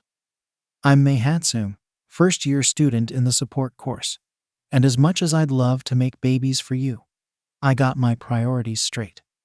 Then, with a smile that made it all but clear Hatsume was doing it intentionally, she leaned closer to Uraraka, their cheeks rubbing against each other as Uraraka blushed even harder, sweating bullets. Uraraka here is the gateway for my babies getting the recognition they deserve. So I have to give her my full attention as soon as possible. So, if you could let her go and leave us alone, I'd appreciate it. Uraraka bit her lip, pondering to herself if this was how it felt to be surrounded by two girls who liked you. At least she got an answer to a surprising question. Can Mina blush red even with pink skin? The answer yes. And she was also rather clingy. I'll leave her alone once you do so. I mean, look at her. She's clearly uncomfortable. And she wasn't uncomfortable when you approached. At least I didn't get up to her face. Well, Hatsume. The girls released Uraraka, and she took a deep breath as Power Loader came into the room, looking particularly aggravated at Hatsume. What have I told you about respecting people's personal space? He told Hatsume, who pouted and looked elsewhere. Sorry about that, Uraraka. She's been overly excited ever since we finished the support item for you. Which reminds me, you never told me what, exactly, you requested from the support department, Mina blurted, putting her arms behind her head. Is it another power limiter? No, but it's something that will hopefully allow her to use her powers more efficiently. Power Loader turned to Hatsume. While I do that, see what the pink girl needs, Hatsume. Fine.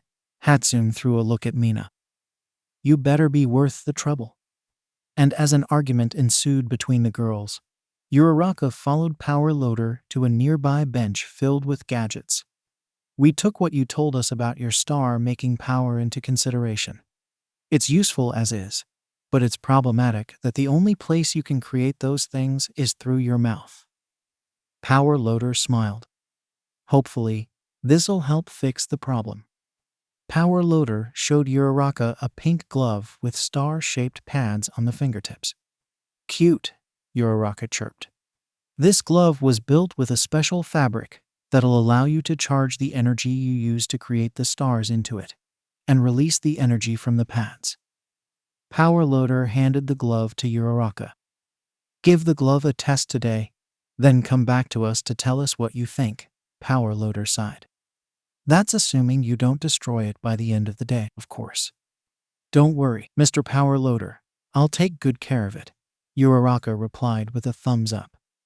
Power Loader simply nodded with a neutral expression before he left Uraraka, along with the still stare fighting Mina and Hatsume.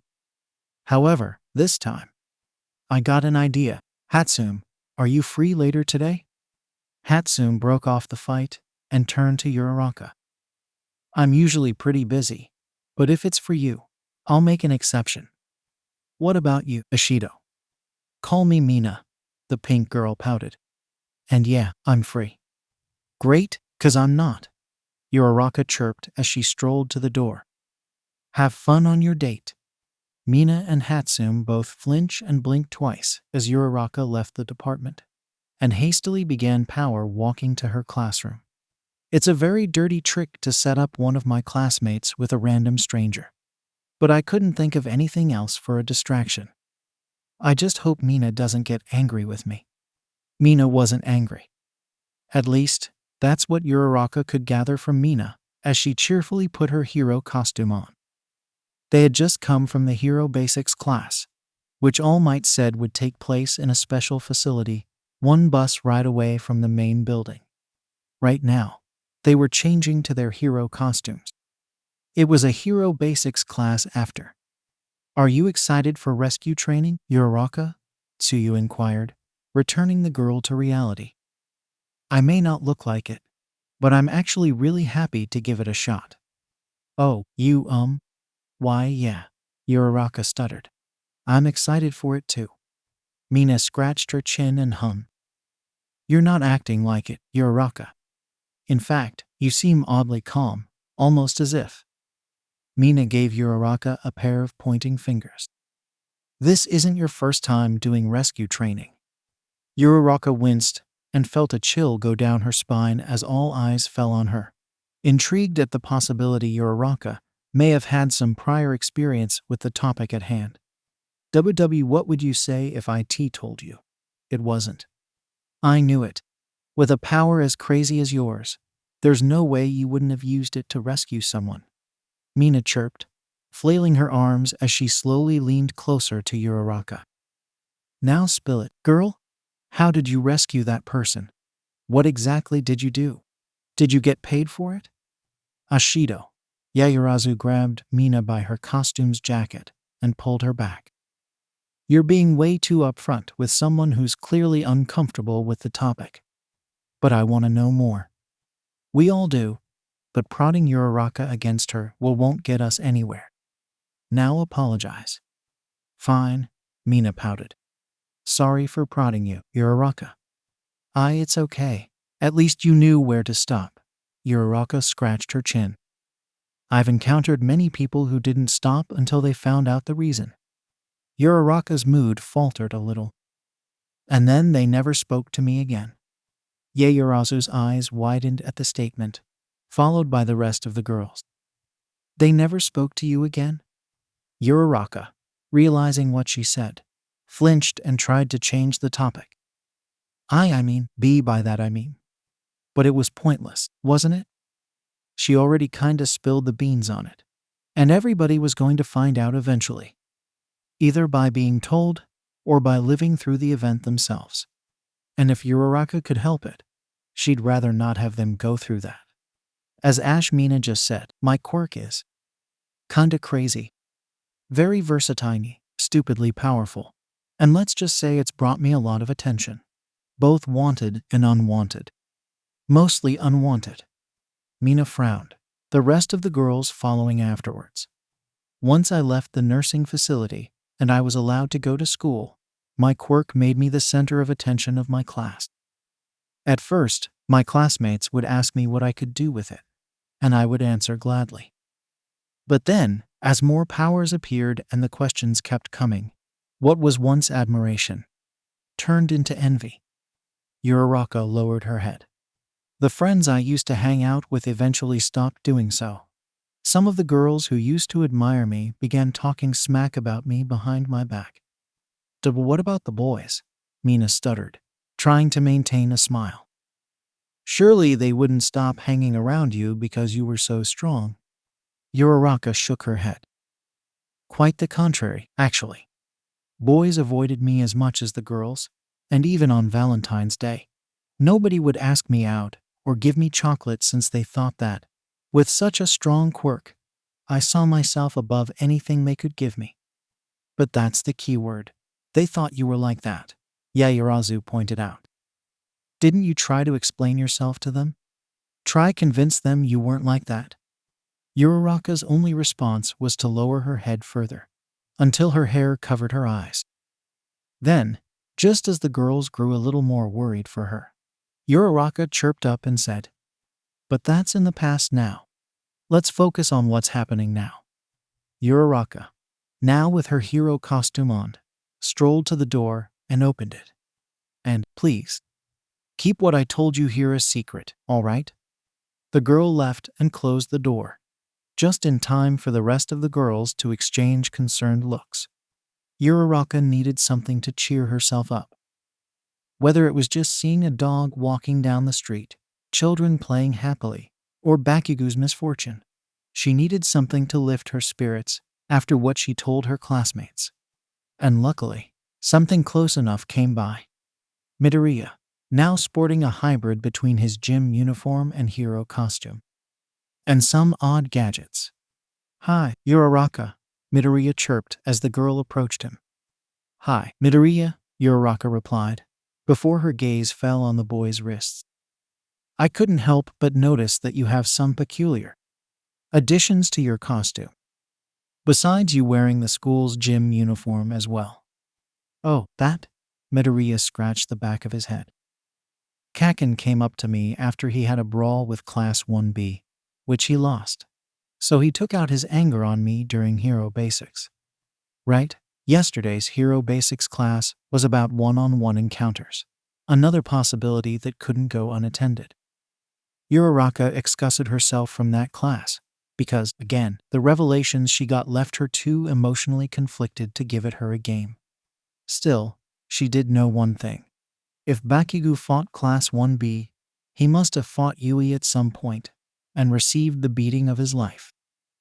Too bad Uraraka wasn't there to see it. And about those things around your wrists, neck, and kneecaps? Uraraka blurted, pointing at the metallic gadgets. "Power limiters, just like your bracelets," Midoriya answered. "Once I brought up to All Might how you had limiters while I was left with my quirk at full power. He got the idea to request some limiters so I didn't blow up my arm every time I used it. The faculty agreed with him, and today I got the limiters." "Okay, that's great. But why do you have 5 of them?"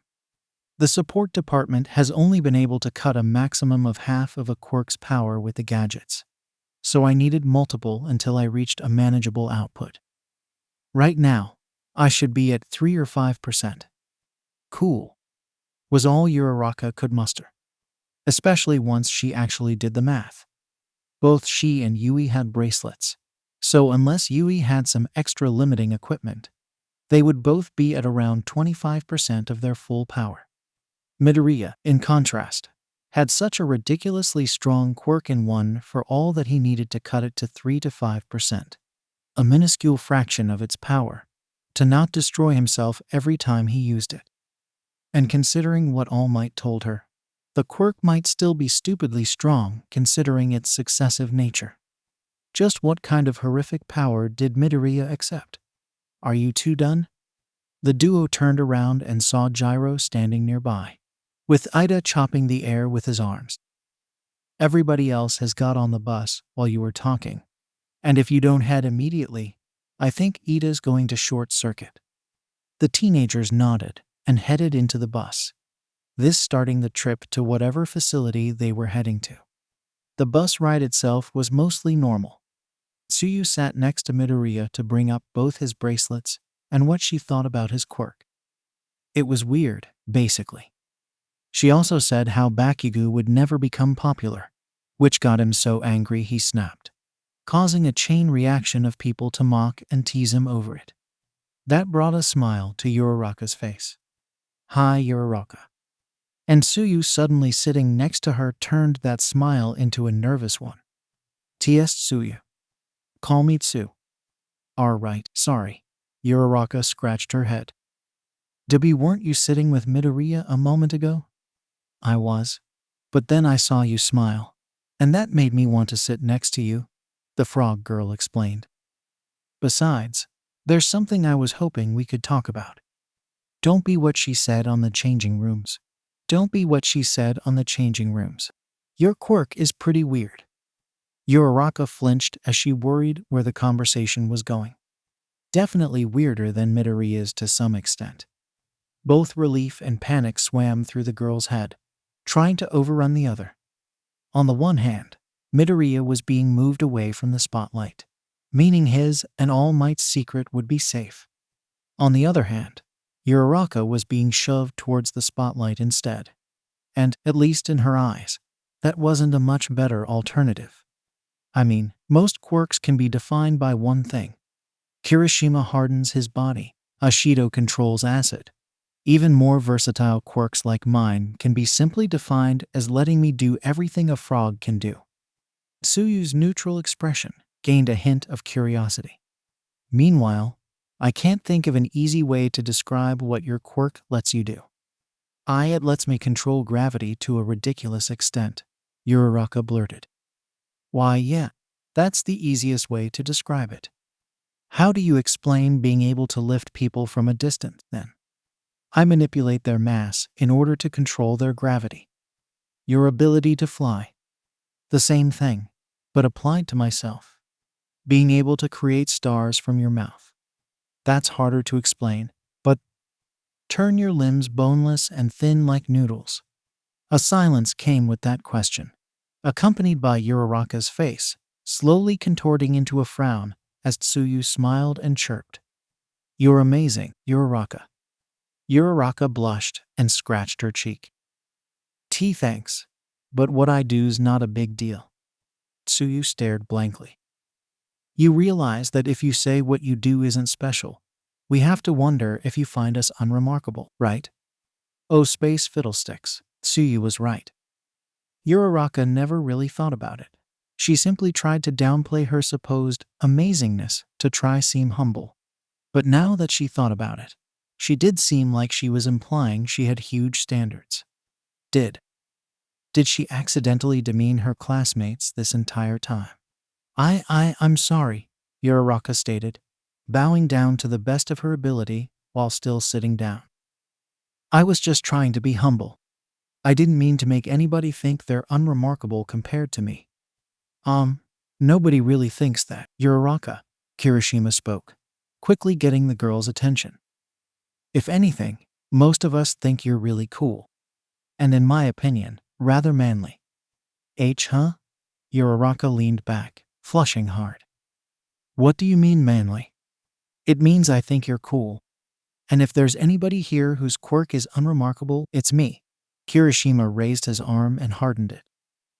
All my quirk does is harden my skin in an instant.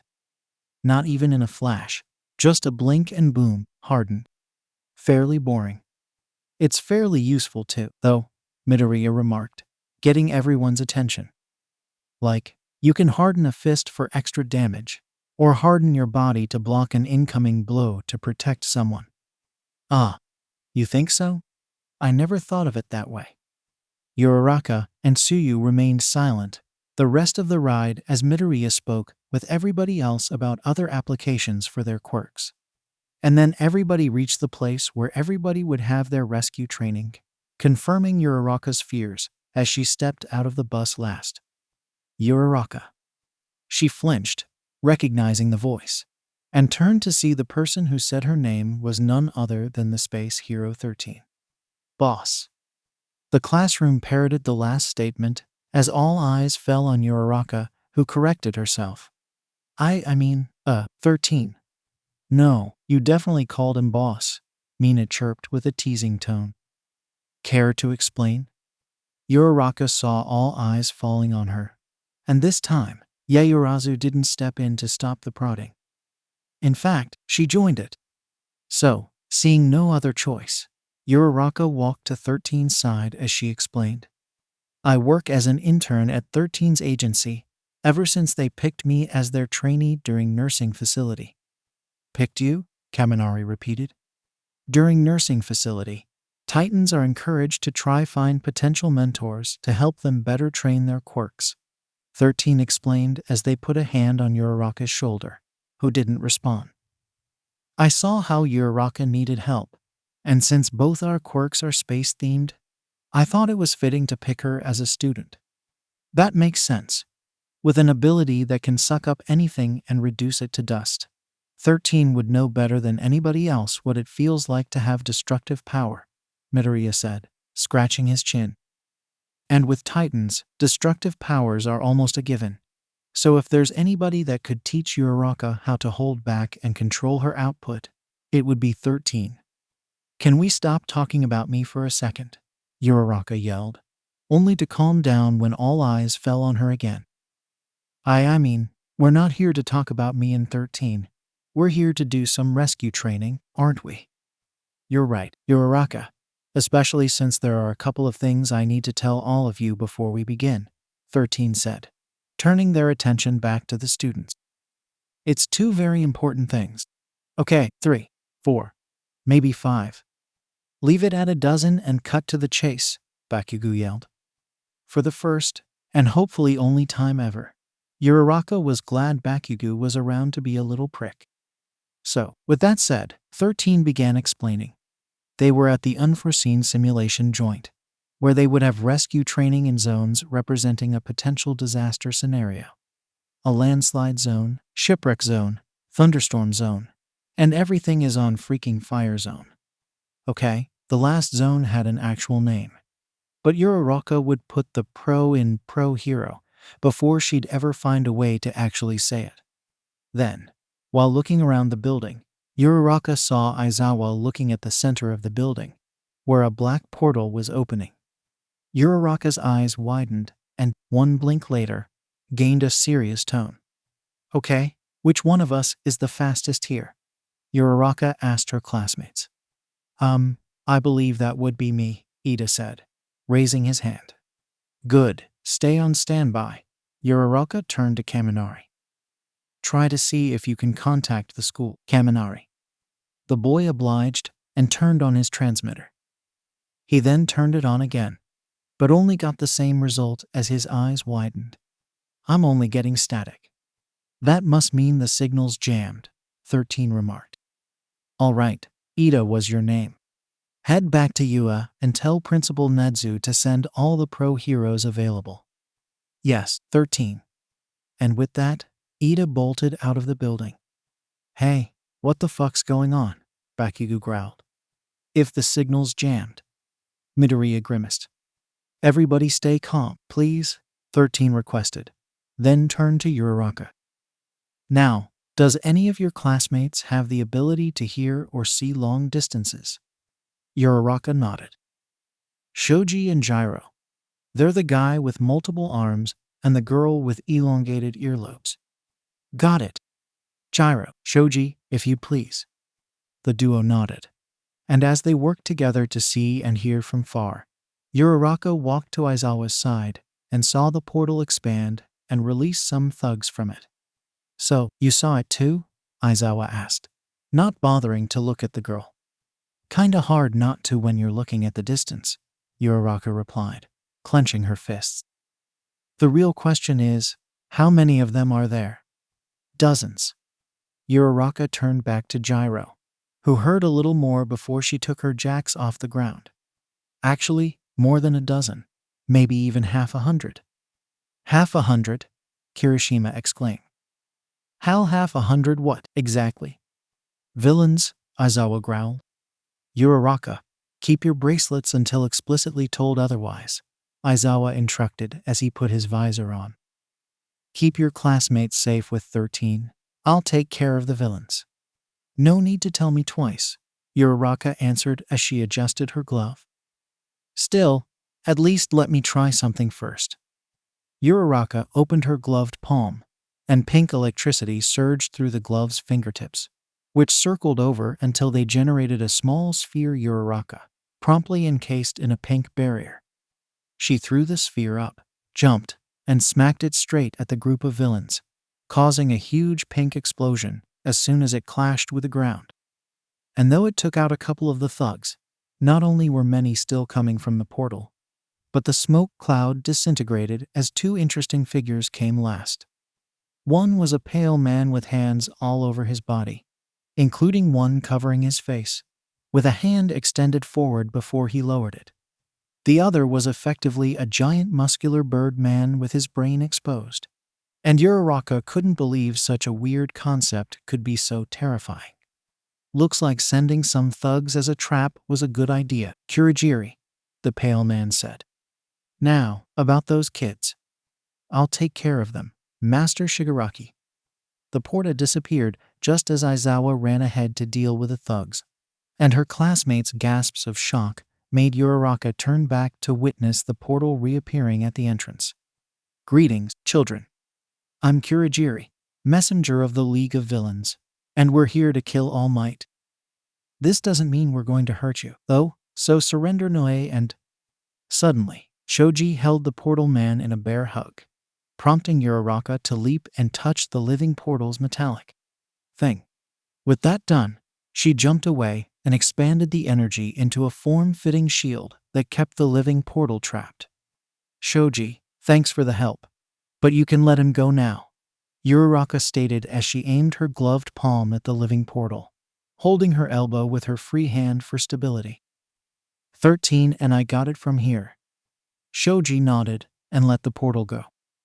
13 then unleashed their quirk, slowly sucking up the living portal with their fingers as Uraraka kept them in place. And while all of this happened, Shigaraki simply stood still, watching the scene play out. I see. So the children are willing to fight back. Well then. Shigaraki smirked.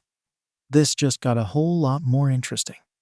Back where we left off, Uraraka kept her grip on the amorphous villain as 13 kept trying to suck him into their black hole. Uraraka, keep them in place, 13 instructed as they took a step forward. I'll absorb them eventually. Roger, was Uraraka's only response. The living fog, meanwhile, saw it fit to chuckle.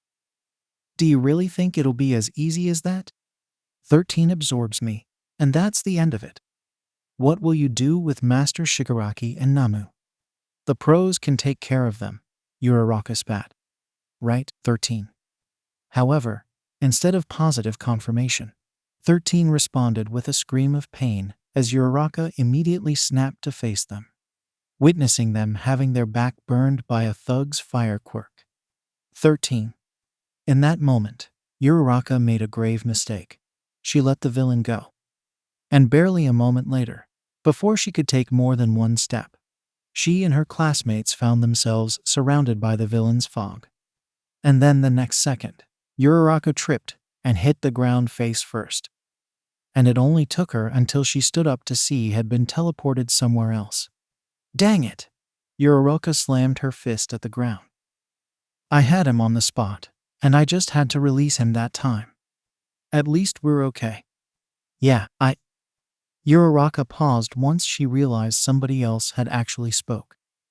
And once she turned around, she saw that person was none other than Todoroki, who stood up and dusted his costume. Todoroki? Uraraka looked around. Where were we sent? I think it's the landslide zone. Uraraka flinched, hearing a voice distinctly different from Todoroki's. She looked around for a moment before she found the source. A pair of floating gloves and boots. Hagakure? Uraraka asked, slightly concerned for the answer. Yup, that's me. And a dozen questions popped up in Uraraka's head in that moment. Some more important than others, but all which she'd have to ask later once the trio had found their way out of the landslide zone. The girls followed Todoroki as he led the way, staying as cool and collected to the ice covering the left side of his body. Something Uraraka still couldn't help but ponder about. Did it serve any practical purpose at all? Regardless, she soon ignored this train of thought and focused on the scenery. Villains could come out of anywhere any second now, after all. Midoriya slowly woke up and looked around, his vision just clear enough to allow him to see Tsuyu and Minta had been transported with him. Ugh, my head, Minta groaned. Where are we? Midoriya stood up, walked past Tsuyu and Minta, and looked at the edge of wherever they were, and saw they were surrounded by water. This could only mean one thing. They were at T shipwreck zone. Looks like the portal villain took us to the shipwreck zone, Midoriya remarked as he looked at the clear water. And there doesn't seem to be any. Midoriya, stop, Minta exclaimed. If you finish that sentence, you're going to jinx us. At least come up with a plan of escape first. Minta has a point, Tsuyu remarked, slowly standing up. We should take advantage of the fact we're not surrounded to think of a plan. Of escape, Minta added. Plan of escape. We can think about one of those too in the meantime, Tsuyu replied, turning to the purple dwarf. But for now, let's assume that no matter what we do, we'll have to fight. And as Minta and Tsuyu kept talking, Midoriya looked at his limiters and clenched his fist, coming up with an idea soon afterwards. Hey, I may have an idea on how to escape the zone without a fight, he blurted, slowly getting Tsuyu and Mainta's attention. Can you hear me out? Tsuyu and Mainta exchanged looks, then turned back to Midoriya and nodded. All right, here's the plan. Uraraka and Hagakure stood stunned near Todoroki, who had just summoned a giant row of ice to trap some villains. Geez, Todoroki, you really went overboard there, Hagakure exclaimed, flailing her arms. Her gloves, wildly. You could have frozen us, you know? Uraraka said nothing, and instead turned to look at one of the villains, who was muttering something just as Todoroki walked past Uraraka, barely paying attention to her until she looked at and paralyzed him with pink, glowing eyes. Todoroki, let them go. What? Hagakure exclaimed. They're villains, Uraraka. They'll try to kill us as soon as they're free. True, Uraraka flashed a confident smile. But I got that covered. Then, she turned back to Todoroki with a stern gaze. Now, please, Todoroki, thaw them out. The boy tried to move, but as he thought, Uraraka had stopped him right in place. And she wasn't in the mood to let this go, or at least, he thought she wasn't in the mood to do so. You better know what you're doing, Uraraka. Trust me, I do. Todoroki was released, and he promptly walked to and melted his ice, slowly releasing the villains from their potential cold death. And then, just as they headed for the kill, Uraraka put her hands on the ground and shouted, Heavy World. As the villains dropped to the ground, the intense gravity leaving them unable to stand up. That should keep you in place until the police arrive, Uraraka stated. Todoroki, take Hagakure and try to find your way back to the entrance. What about you? Hagakure asked. I'll head there eventually. I just need to ask these guys a couple questions first.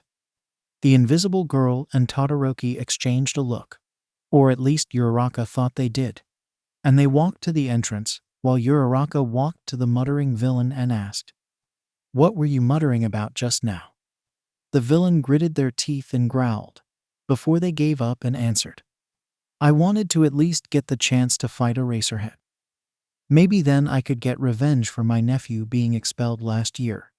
But now that'll never happen. Uraraka blinked once, and the shines in her eyes vanished. What are you talking about? Didn't you know? The villain smiled a little, hoping he could trick the girl into freeing him. Eraserhead has a reputation for expelling whole hero classes at a whim's notice, and last year he expelled an entire class. The villain regretted his decision as soon as he saw Uraraka's pupils growing smaller, a menacing aura emanating from her as she simply asked, Did he now? All right, you guys understand the plan. Mainta and Tsuyu nodded. Then let's do it. With that said, Midoriya ran to the edge of the ship and jumped off, tilting himself down so he could unleash a smash at the most output his limiters would allow him to. Smash. Midoriya flicked his finger, and the resulting current, while strong, simply caused the water to wave around wildly instead of creating a vortex. And Midoriya only realized this as Tsuyu grabbed him with his tongue and pulled him back to her side. That was strong, but it was no vortex, Mainta remarked, then noticed Midoriya's gadgets.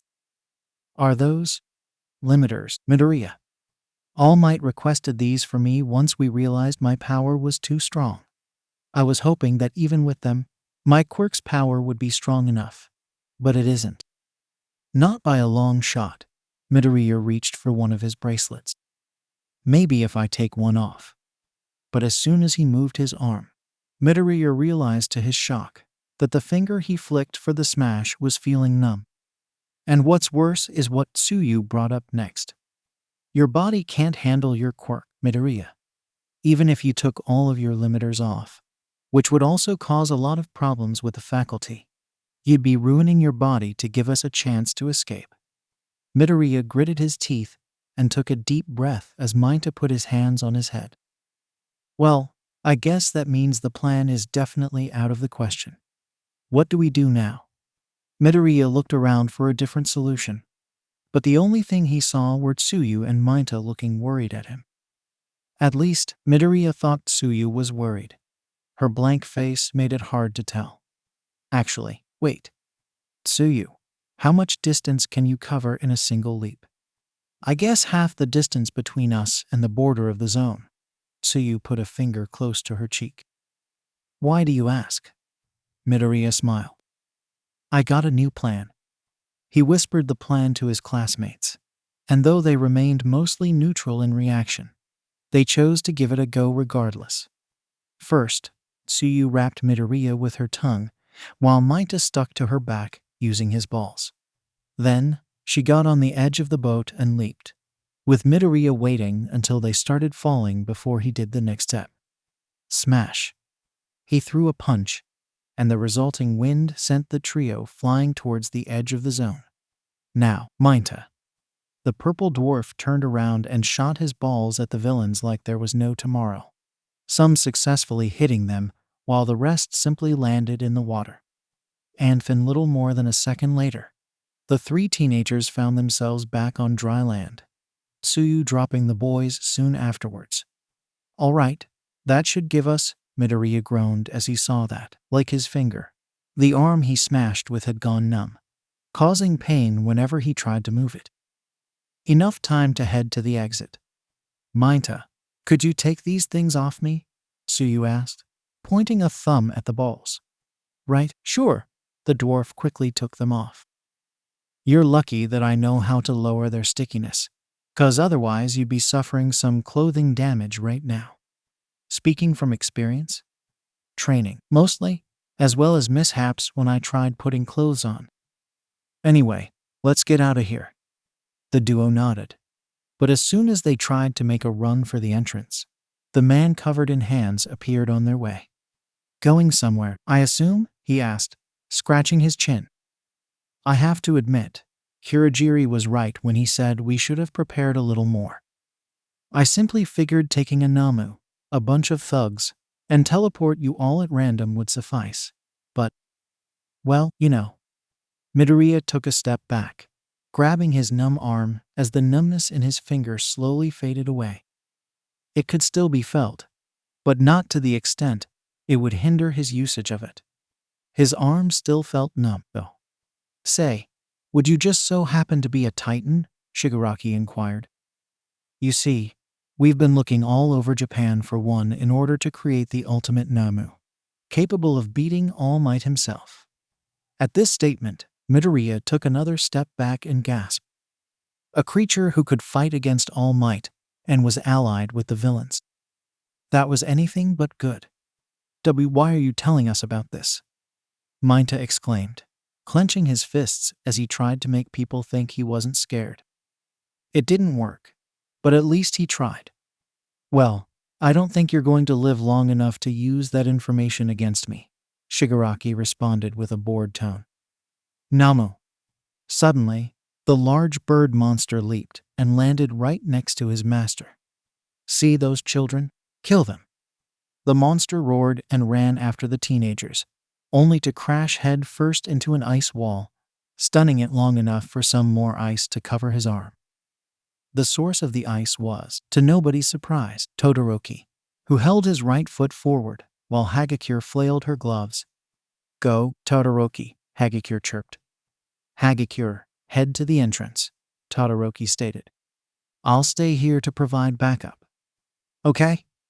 The invisible girl ran to the entrance, and Shigaraki's reaction was a dry comment. Huh, a pair of flying gloves. Never thought I'd see something like that again. Then he jumped away from an incoming iceberg, locking eyes with Todoroki afterwards.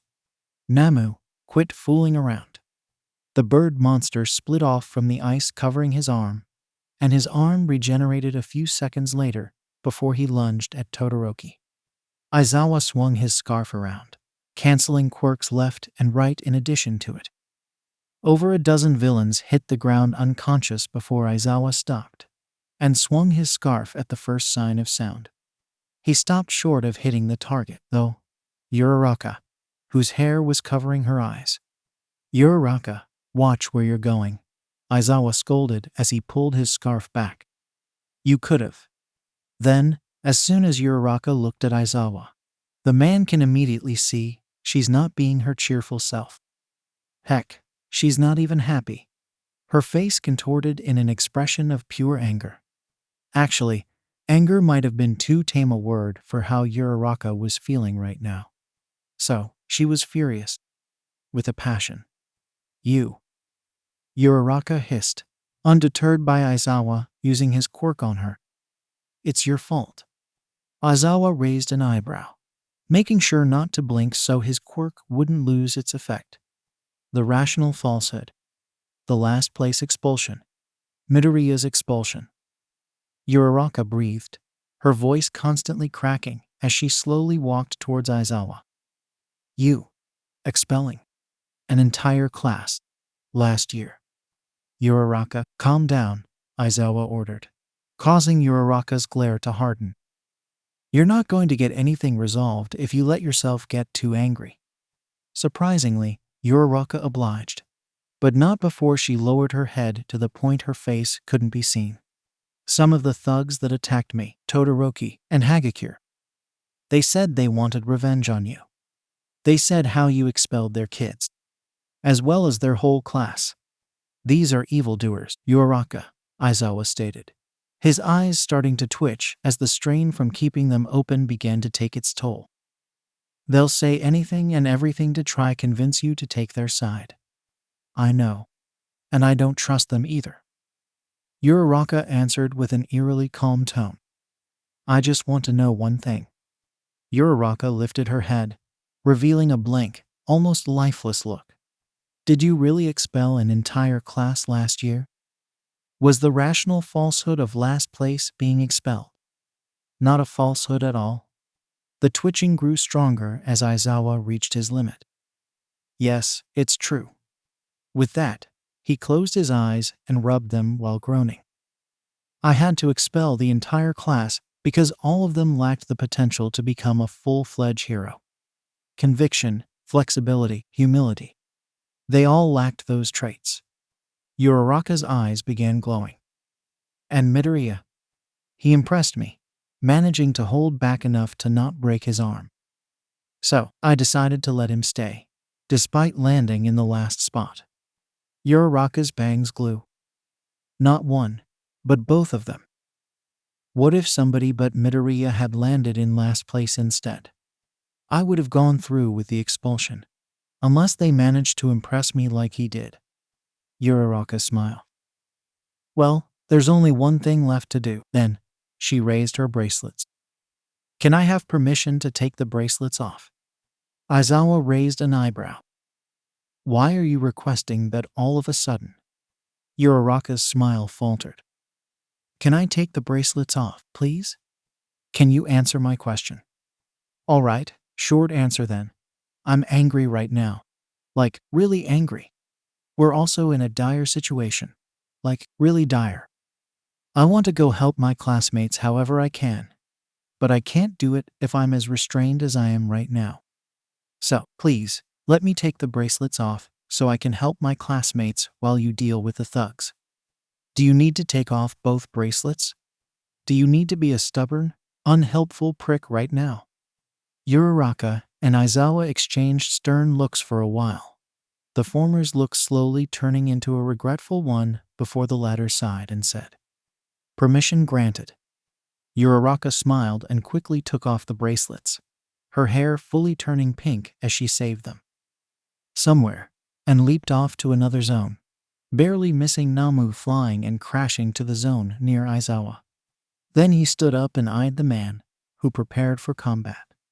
Shigaraki looked up at the distance Nomu flew to as gusts of wind dispersed. Impressive. You used the wind current to send Nomu flying far away before he could do any damage to you.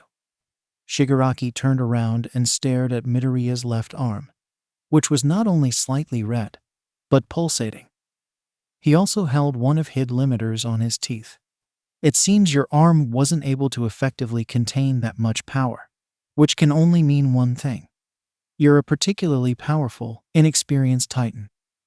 Even if we were to capture you and turn you into a Nomu, your lack of control over your power would turn you into Hindrace.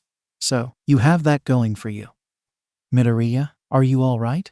Tsuyu asked as she approached the boy. I'll put your limiter back on, maybe that'll reduce. Midoriya aimed his numb arm's finger at Tsuyu and flicked it, sending both him and the frog girl away before Shigaraki lunged at them, swinging his arm forward. You even used your numb arm's fingers to flick your friend into safety, Shigaraki blurted as he slowly turned to Midoriya, a single red eye glowing with interest. Your name's Midoriya, right?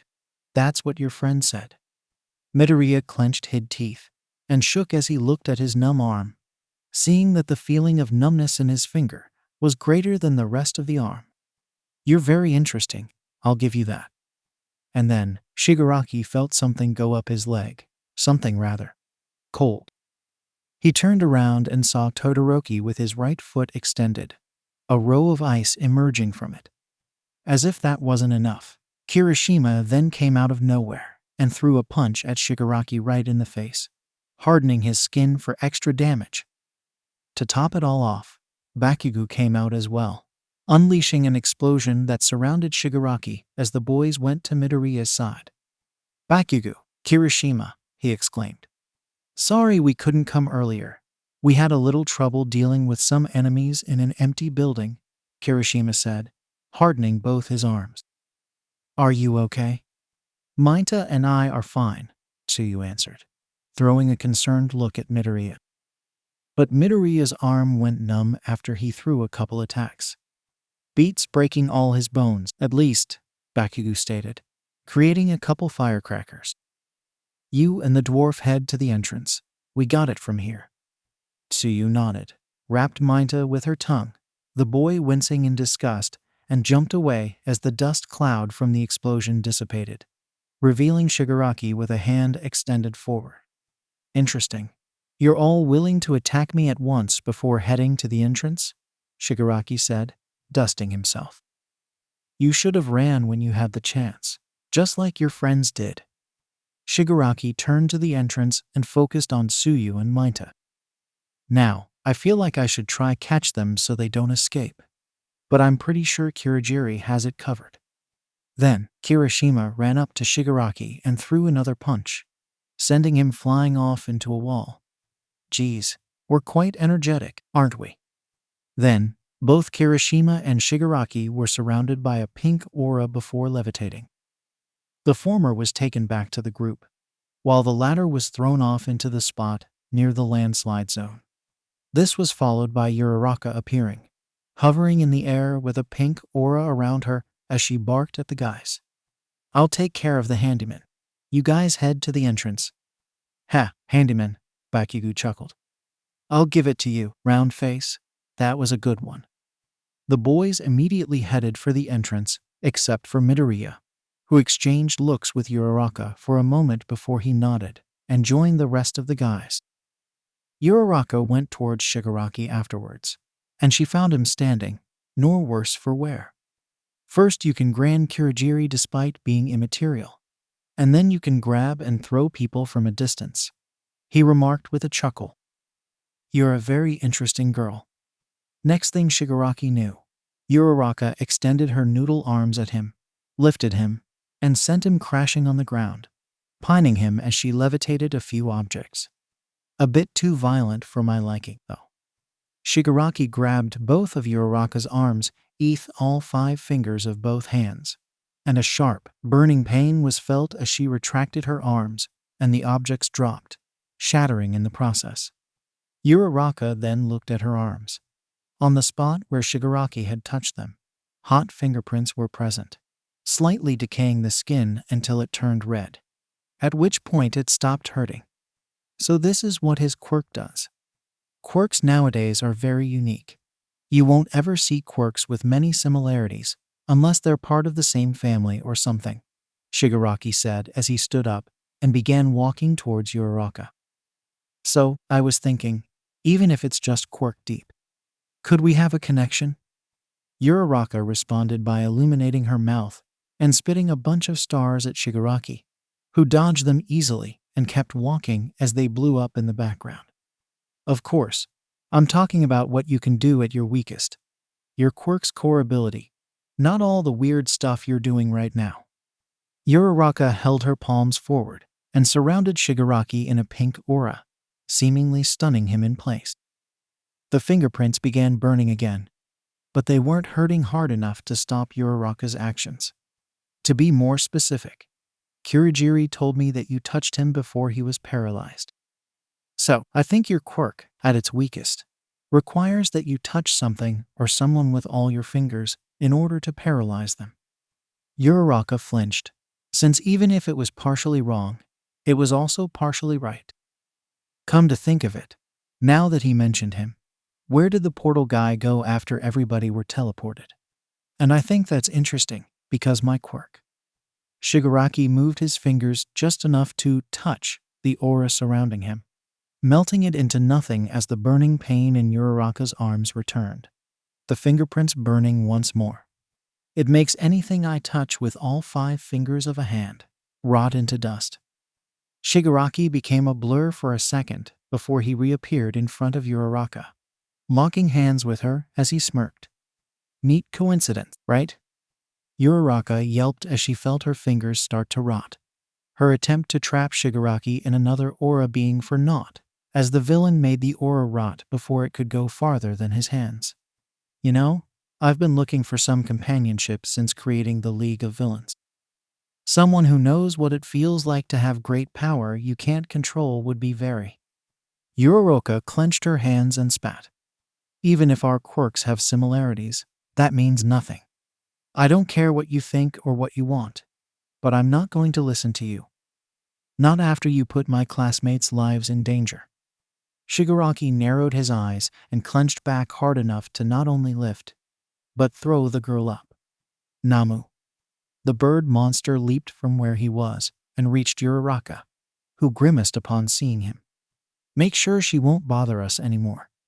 The bird monster grabbed Uraraka by the face, plummeted down, and crashed her face first on the pavement, though this wasn't enough to knock her out.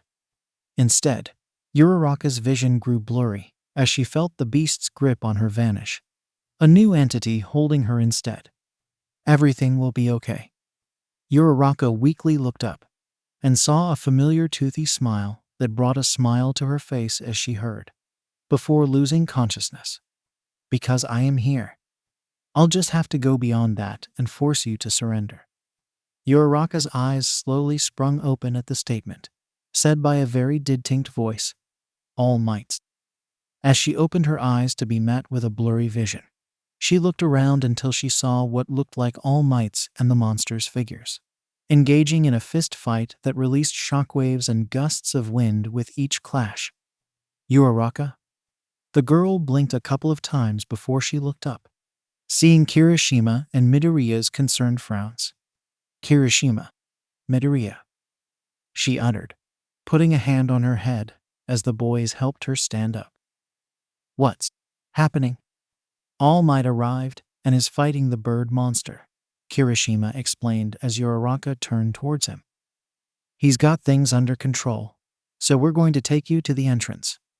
But what about Tsuyu, Mainta, and some other guys already made it to the entrance, though not all of them.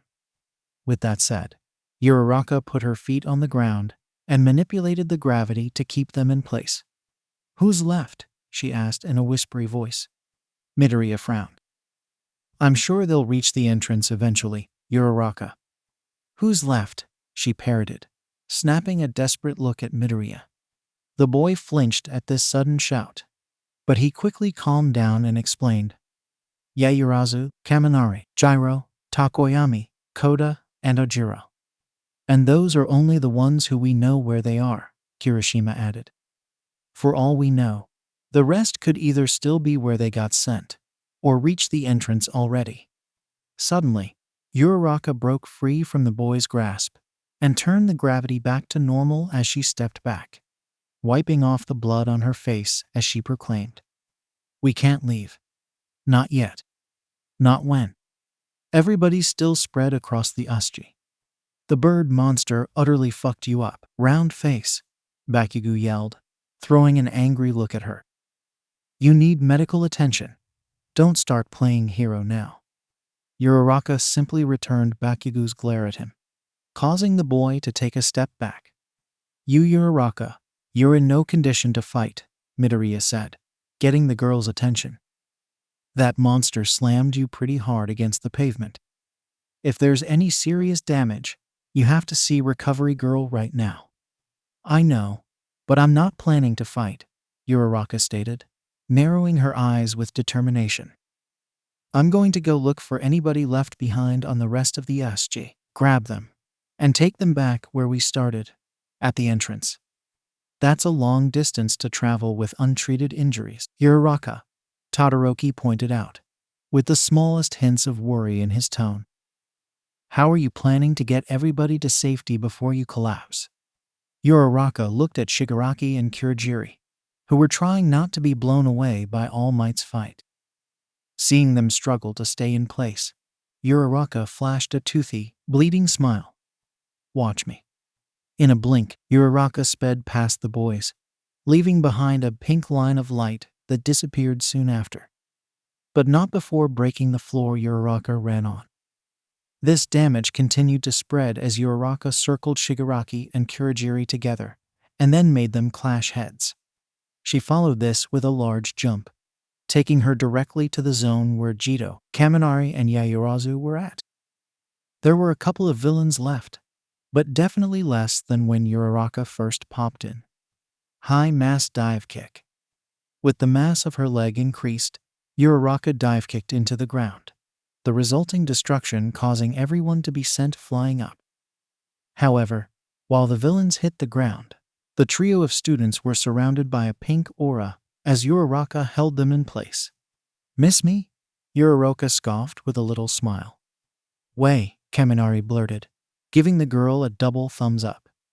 Thanks a lot, Uraraka, but you look really messed up, Gyro remarked, lowering her eyelids. You need to get medical attention as fast as you can, Yaoyorozu added. I also need to take you to safety, but I can't quite kill two birds with one stone today, Uraraka replied, shaking her head. Speaking of birds, I'll go help Takoyami. You guys stay tight until you reach the entrance. With that said, Uraraka threw the trio towards the entrance, and snapped her fires once they arrived, releasing them right before she took another long leap. At the Tundra Thunderstorm area, Dark Shadow kept beating up some villains, while Takoyami watched him sternly and Koda hid in the background. The bird creature continued doing this until a star fell and blew up next to him, the light from it causing him to retreat right before a shower of stars followed. Unsurprisingly, Uraraka was the one responsible for the stars, as she landed near Takoyami and shot a couple more stars from her mouth, coughing once she shot the last one. Dark Mistress, Takoyami exclaimed in his usual melodramatic tone as Dark Shadow resumed his attacks on the villains. Thanks for the help. Now let me help you, Dark Shaw. Don't recall him. I want to try something first, Uraraka stated. Koda, try to order Dark Shadow to return to Takoyami. The rock-like boy flinched and pointed at himself, earning both a nod and reassuring smile from the girl. And though he was fairly hesitant about it for a while, he eventually stood forward and exclaimed, "O Dark Shadow, being of Takoyami's darkness, I may not be your master, but I ask you to return to your place of origin within Takoyami, so we may head to safety out of this stormy place." I like this kid's vocabulary, Takoyami remarked. Dark Shadow stood in place, his eyes turning completely blank. He made his way back to Takoyami and headed right into the dark spot in his hero costume, his eyes disappearing completely into it a moment later. Interesting. I'll have to look into this later, Takoyami said, right before the villains stood up. However, it seems we still have evildoers to face against. Uraraka smiled a little. Don't worry, I got it covered. Uraraka released a tiny sphere from her mouth and shot it at the villains, gathering enough strength to aim her hand at it as she exclaimed. Mass implosion, black hole. The tiny sphere contorted and twisted until it transformed into a dark sphere, sucking in all the villains, who floated around the sphere helplessly until Uraraka shouted, Repel implosion. The black hole shot the villains off to the buildings before absorbing itself, dissipating out of existence soon afterwards. The ability to create black holes at will, Takoyami remarked, his eyes wide with amazement. You truly are high and above everything I've expected, Space Mistress. Yeah, got it. Now let me take you to the entrance. Uraraka surrounded both boys in a pink aura and shot them right to the entrance before she prepared to jump to the next zone. The final zone for her, if the exhaustion in her legs was any indication. Ojiro smacked a villain and jumped to the top of a lamppost, watching the villains just in case they started looking for him. He hastily jumped over a rooftop, avoiding the hopefully artificial flames of the building, and stopped once she heard a female voice in the distance. Ojiro. Asterisk crash. Asterisk. Everybody turned to the spot where the voice came from, and saw Uraraka standing among the dust, catching her breath as her legs trembled. Who the hell are you? Asked one of the villains. But Uraraka said nothing. She extended her arms and began spinning around, eventually forming little gusts of wind as she gained an aura and levitated. The fires were affected, but remained intact for the most part.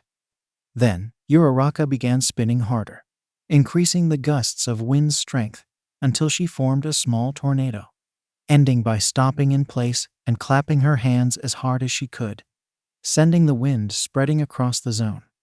The fires were extinguished, and the villains knocked out.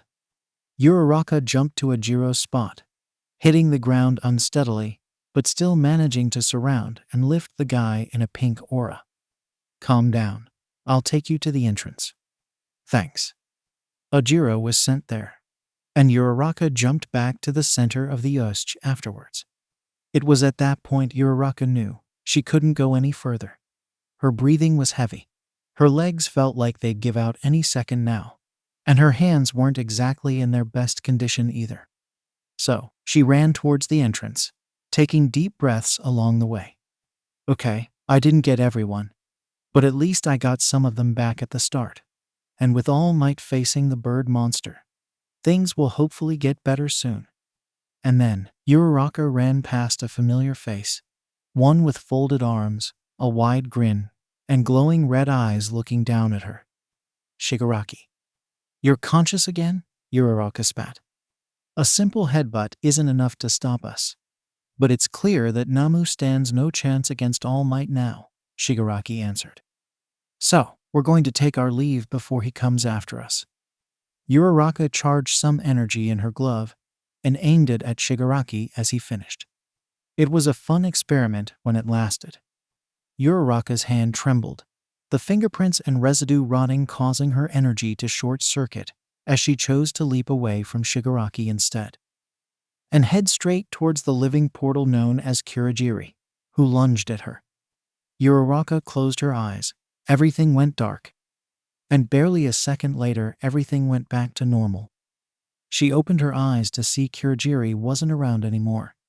But at Shigaraki's chuckle, she turned back to the guy and saw he held something very familiar.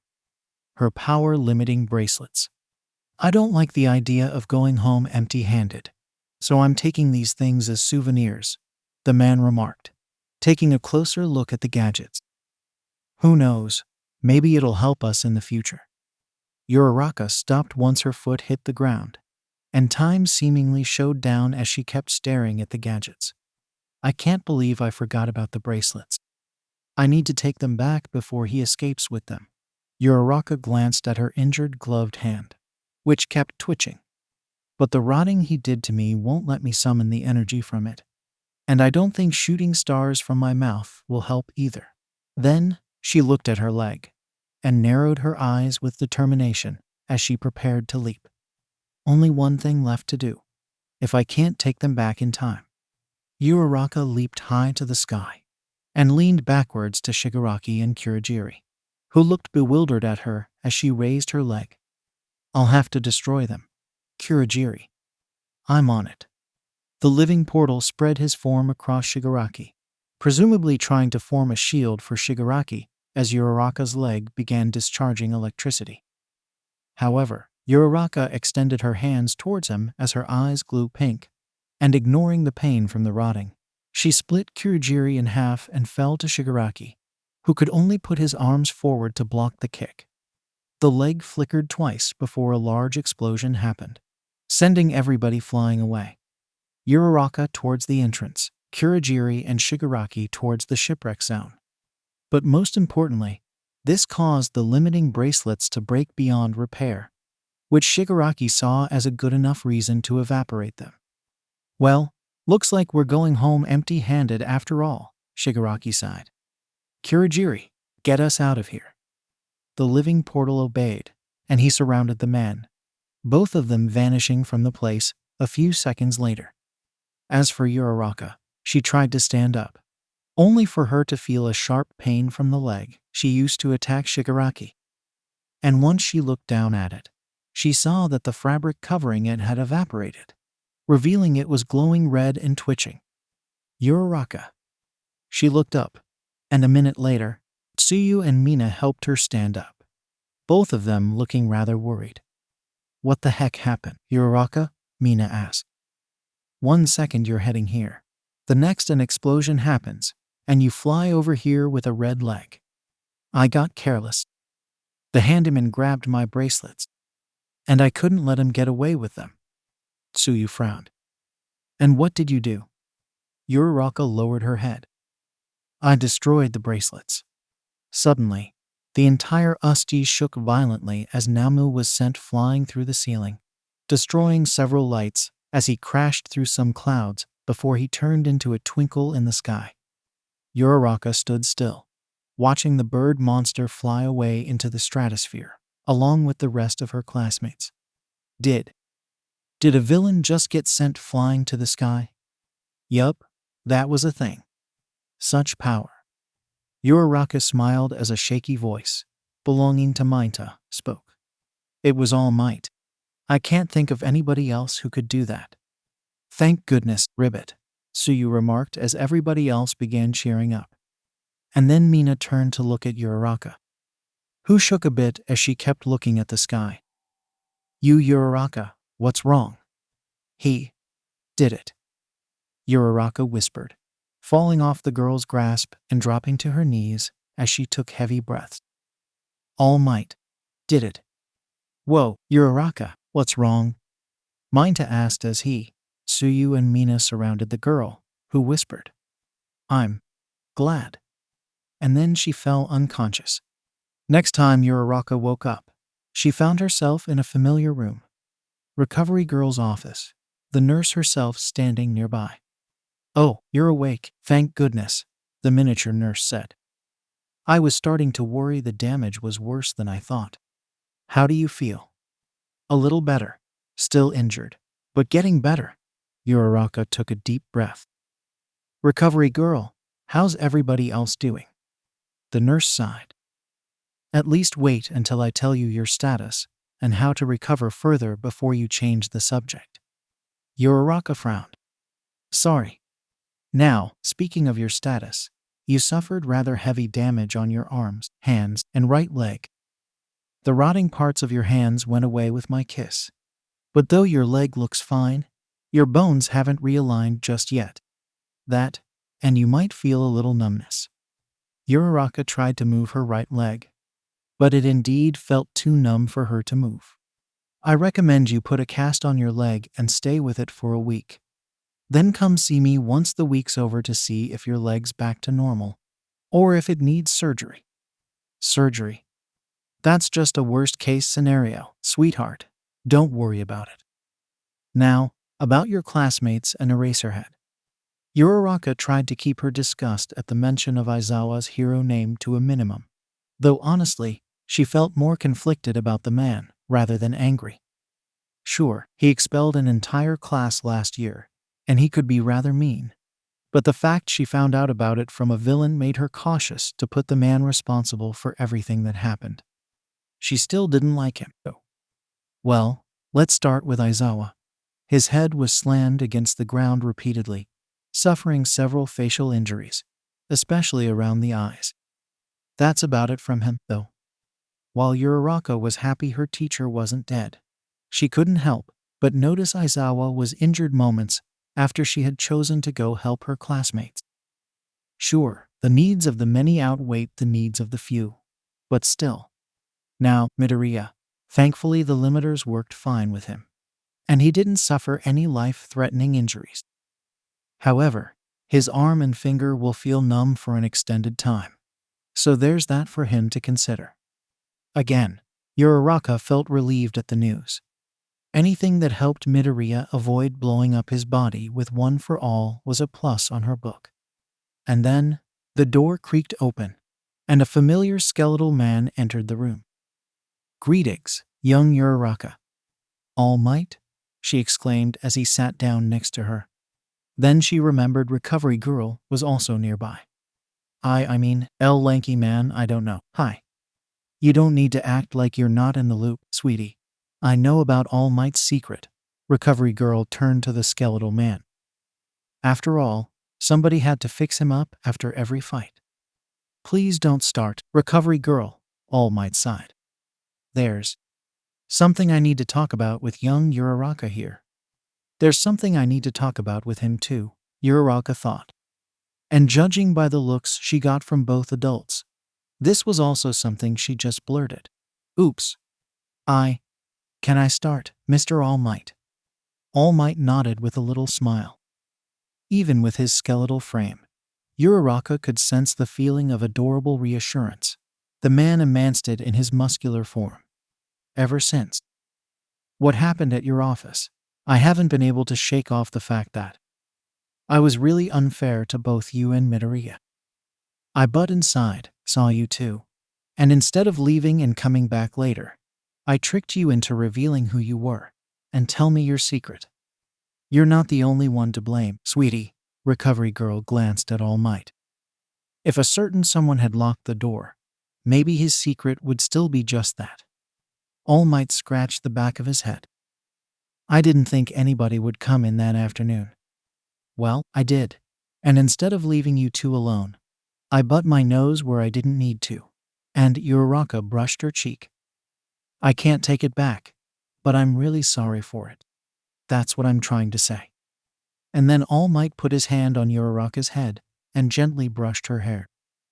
Despite his skeletal frame, the man's brushing was careful and gentle, bringing Uraraka a sense of comfort. "If I can be honest with you, I'm slightly glad you did. Now that you're in on the secret as well, young Midoriya has someone to talk to besides me. And I have another person I can trust to keep One for All a secret." Then, the brushing stopped. "Speaking of which, I wanted to talk to you about One for All. While I've seen enough of you to trust you with its secret, I still need to give you a caveat. After all, young Midoriya was chosen as my successor after I told him about One for All." Uraraka frowned. "But I'm not Midoriya." "Indeed you're not, however." All Might smiled. "I think I know what you could do instead." A few days had passed since the USJ incident. School was cancelled that day and the day after, so that left Friday as the only other day Uraraka would go to school. It also marked the end of her first week, so took its sweet time coming. Like Recovery Girl suggested, her leg was wrapped in a cast, with Uraraka using a cane to help her walk around. Sure, she could always just fly around, but that had the chance to messes up her leg, and better avoid that. And no, there wasn't a sword hidden inside the cane. Anyhow, Uraraka walked around a collection of stores on the street, trying to enjoy her day off. Of course, her mind was still clouded by all that happened during the USJ attack, as well as All Might's request at the end of it. Note to Uraraka: pay this Detective Tsukachi a visit when possible. If possible. Regardless, Uraraka had her priorities straight. Hope her legs get better. see the detective when she can, and anything else can just stay in the back burner for now. Uraraka. The girl stopped at hearing her name being called, and slowly turned as she made a faint guess who called her. The voice was feminine, so it couldn't be any of the guys, and as far as she knew, none of her female classmates lived near her, so it had to be Yui, right? In actuality, it was Kendo, Yui's friend. "Oh hey, you're Kendo, right?" Uraraka inquired, gaining a little smile. "I didn't know you lived in this prefecture." "I don't. I came here because I heard about what happened to you," Kendo replied, lowering her eyelids as she looked at Uraraka's leg. "How are you holding up?" Uraraka took a quick glance at her leg before she waved her hand. "I'm doing just fine. Nothing to worry about." "You charged your leg with built-up energy and discharged it right after spending a lot of energy getting your classmates to safety," Kendo pointed out, looking concerned. "I don't understand how Titans think of the world, but to me, that sounds like a big deal." Uraraka lowered her head, her smile slowly turning into a frown. "Hey, I'm not saying you did the wrong thing, quite the contrary." Kendo put a hand on Uraraka's shoulder. "But you need to be more conscious about what people see. Just because you think an injured leg isn't a big deal doesn't mean everybody else will think the same." Uraraka's frown only deepened as she avoided eye contact and spotted something in the distance. "Uraraka," Kendo raised an eyebrow. "You look shocked. Did you see something?" Uraraka, her expression frozen, flipped Kendo around to witness the event in question. A tall man and a little girl with white hair stood close to a gift shop, a cloaked figure approaching them with a knife extended forward. Uraraka's expression turned sharp. "Kendo, how fast can you run?" "Is pretty fast an acceptable answer?" Kendo replied. "Perfect."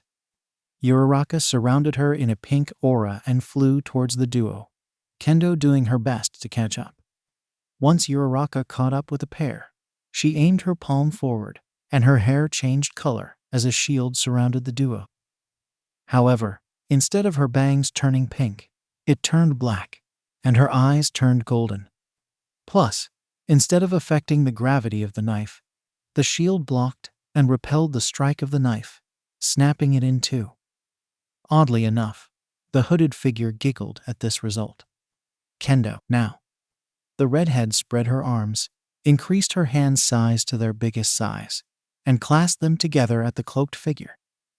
However, Kendo only managed to grab the figure's cloak, the figure herself leaping high in the air before throwing a syringe at Uraraka, who turned back to normal as she approached the captured cloak.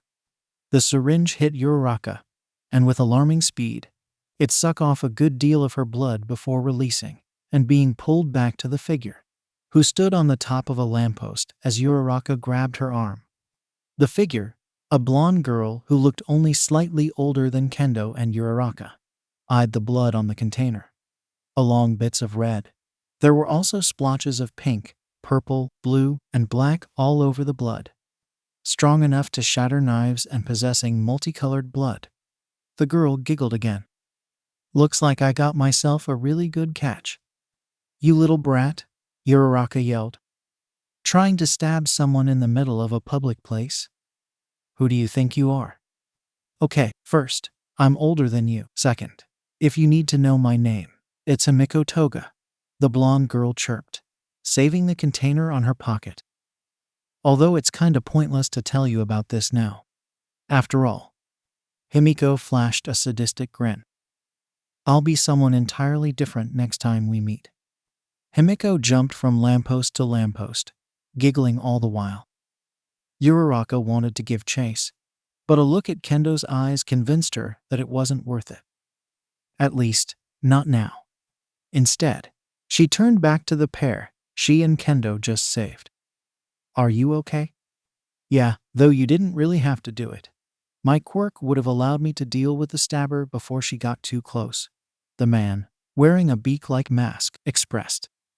"And before you bring up the law or anything, a stabber was about to stab me and my daughter to death. I'm pretty sure any strike I did back would count as self-defense." And then the man turned to the young girl. Now, Uraraka, before we leave, is there something you want to tell the people who saved us? What happened to your leg? Uraraka asked, poking the cast. Uraraka flinched and squeaked, prompting the man to pull the girl back. If you're going to injure somebody, at least act like you're sorry afterwards. Injured, Uraraka repeated. She's injured?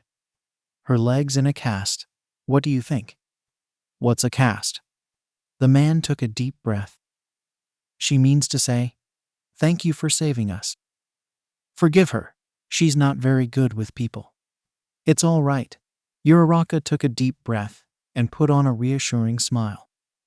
As long as nobody got hurt, it's fine by us.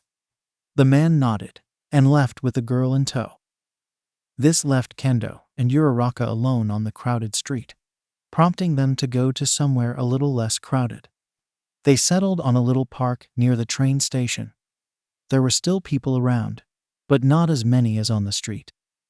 The sound of the train station was also rather prevalent, especially when the girls suddenly heard, "Got him it, Kirishima." They exchanged looks and headed to the station, where they saw a rather peculiar pair arrive, Bakugo and Kirishima. You said you knew which train would take us back home. So how in the hell did we end up on the Mei Prefecture? Relax, dude. We were planning to go here anyway, remember? You were planning to go here. I was dragged along.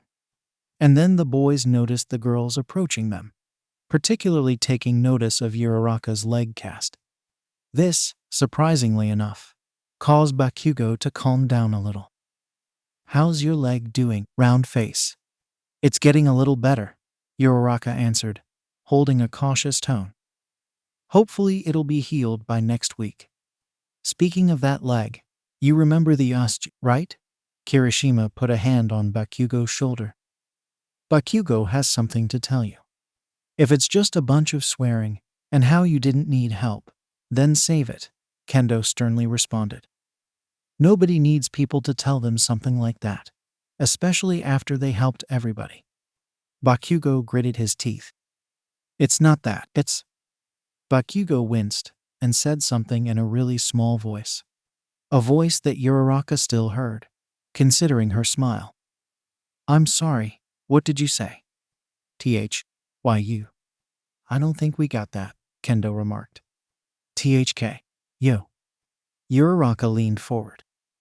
Once more, pretty please. Thank you, all right? Bakugo snapped. Thank you for helping everybody get to safety. There, I said it. Are you happy? A smug grin. Very, was Uraraka's choice of an answer. Whether she'd come out alive of this discussion, Uraraka was far too caught up on seeing Bakugo actually thanking her to care. Now she just needed him to apologize to Midoriya, and then they'd be even. There's something else we need to add, though, Kirishima said, getting Uraraka's attention. Turns out, a certain someone requested for me to be transferred from 1A. Bakugo narrowed his eyes. Care to guess who did it, round face? Who replaced you? Uraraka responded immediately, hiding her satisfaction behind an innocent smile. Haibara Shiozaki, Kendo interjected, snapping her fingers. That was actually something I wanted to tell you too. Shiozaki's transfer was permitted after the HIATUS incident. Once Principal Nezu looked at Bakugo's past records. Bakugo groaned. I'll join the Class 1B roster next week on Monday. And this Shiozaki bitch is going to join 1A on the same day. Good riddance, Uraraka stated, her smile gaining a condescending feel to it. I'll be sure to count how long it takes until you become nothing more than a distant memory. No, wait, she was falling into the ego trap. The arrogant trap. She needed to backpedal this instant or else she'd become like another titan. I mean, have fun on your new class, Bakugo. Uraraka turned to Kirishima. Anyway, if you need to take a specific train, tell me, and I'll see if I can help you find it. 2 more things before that, Kirishima said with a toothy grin.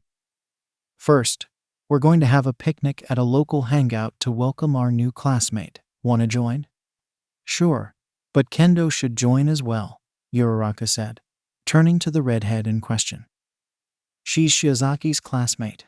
I'm sure letting her see who she'll have class with starting next week will help build a friendship between the classes.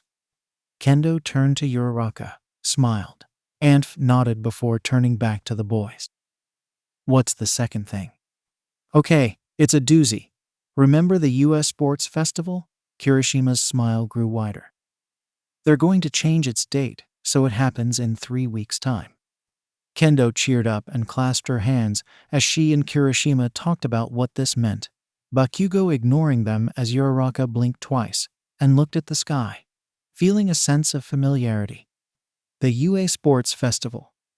A much younger Uraraka sat on the ground, watching some kind of event on a TV with a bunch of kids that looked just as young as her. And judging by their wide smiles, they were just as excited about the event.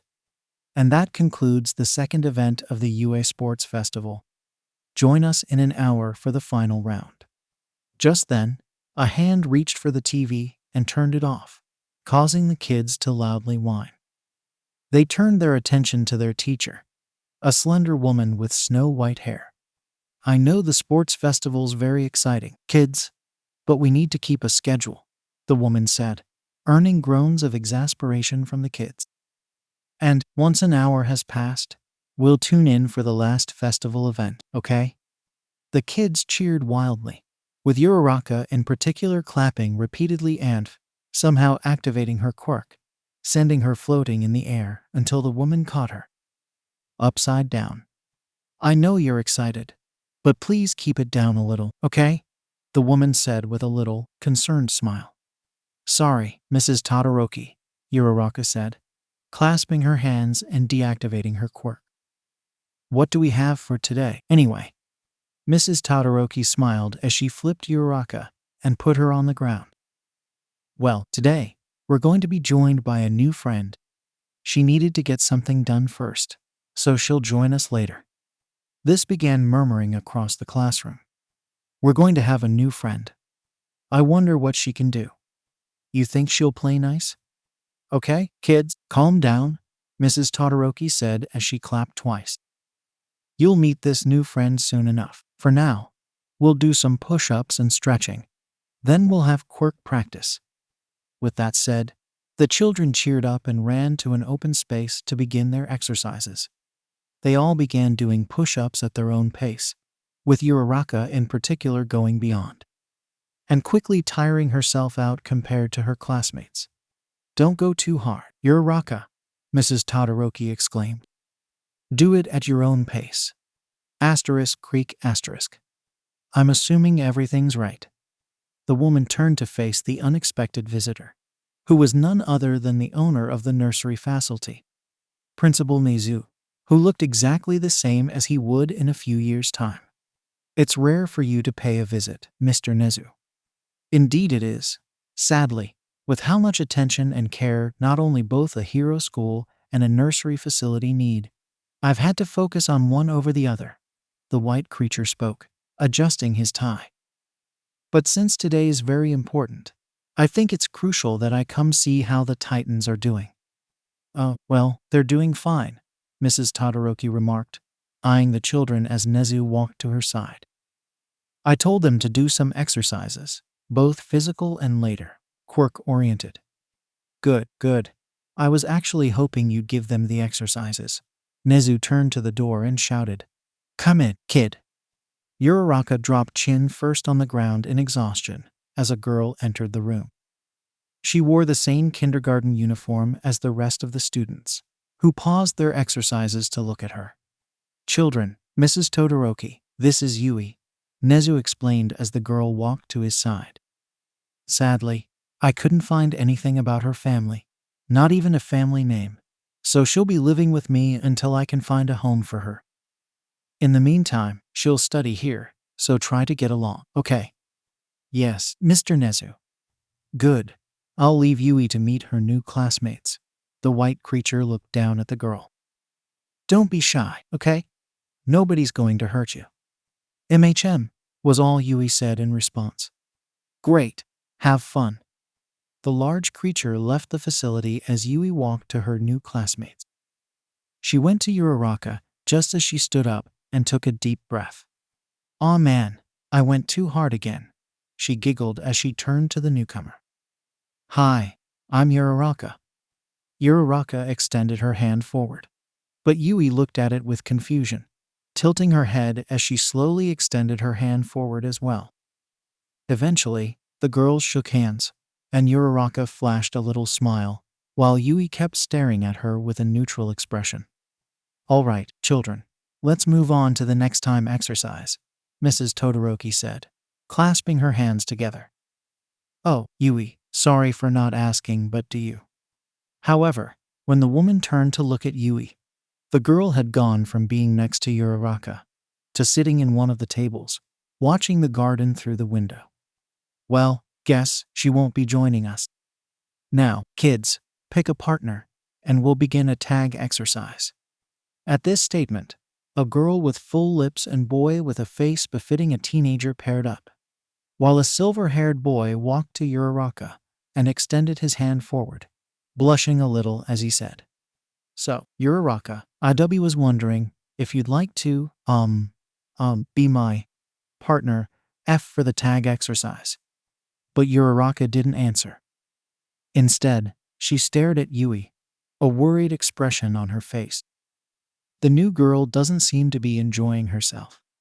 It's her first day, and she doesn't know anybody, a dark-haired Midoriya lookalike expressed. "I think she's just shy." Uraraka pulled Mrs. Todoroki's dress. "Can I go join Yui, Mrs. Todoroki?" "Are you sure about that, Uraraka?" Mrs. Todoroki glanced at Yui, who kept staring through the window. "She doesn't seem to be in the mood to see anybody." Uraraka pulled herself. "Please, Mrs. Todoroki." One puppy dog-eyed look later, the woman conceded and let Uraraka hang out with Yui, the girl giggling as she ran to the table. Yui, for the most part, barely noticed her presence. "Hi again. It's me, Uraraka. We just met today." Uraraka rested her chin on the table. "Would you like to play?"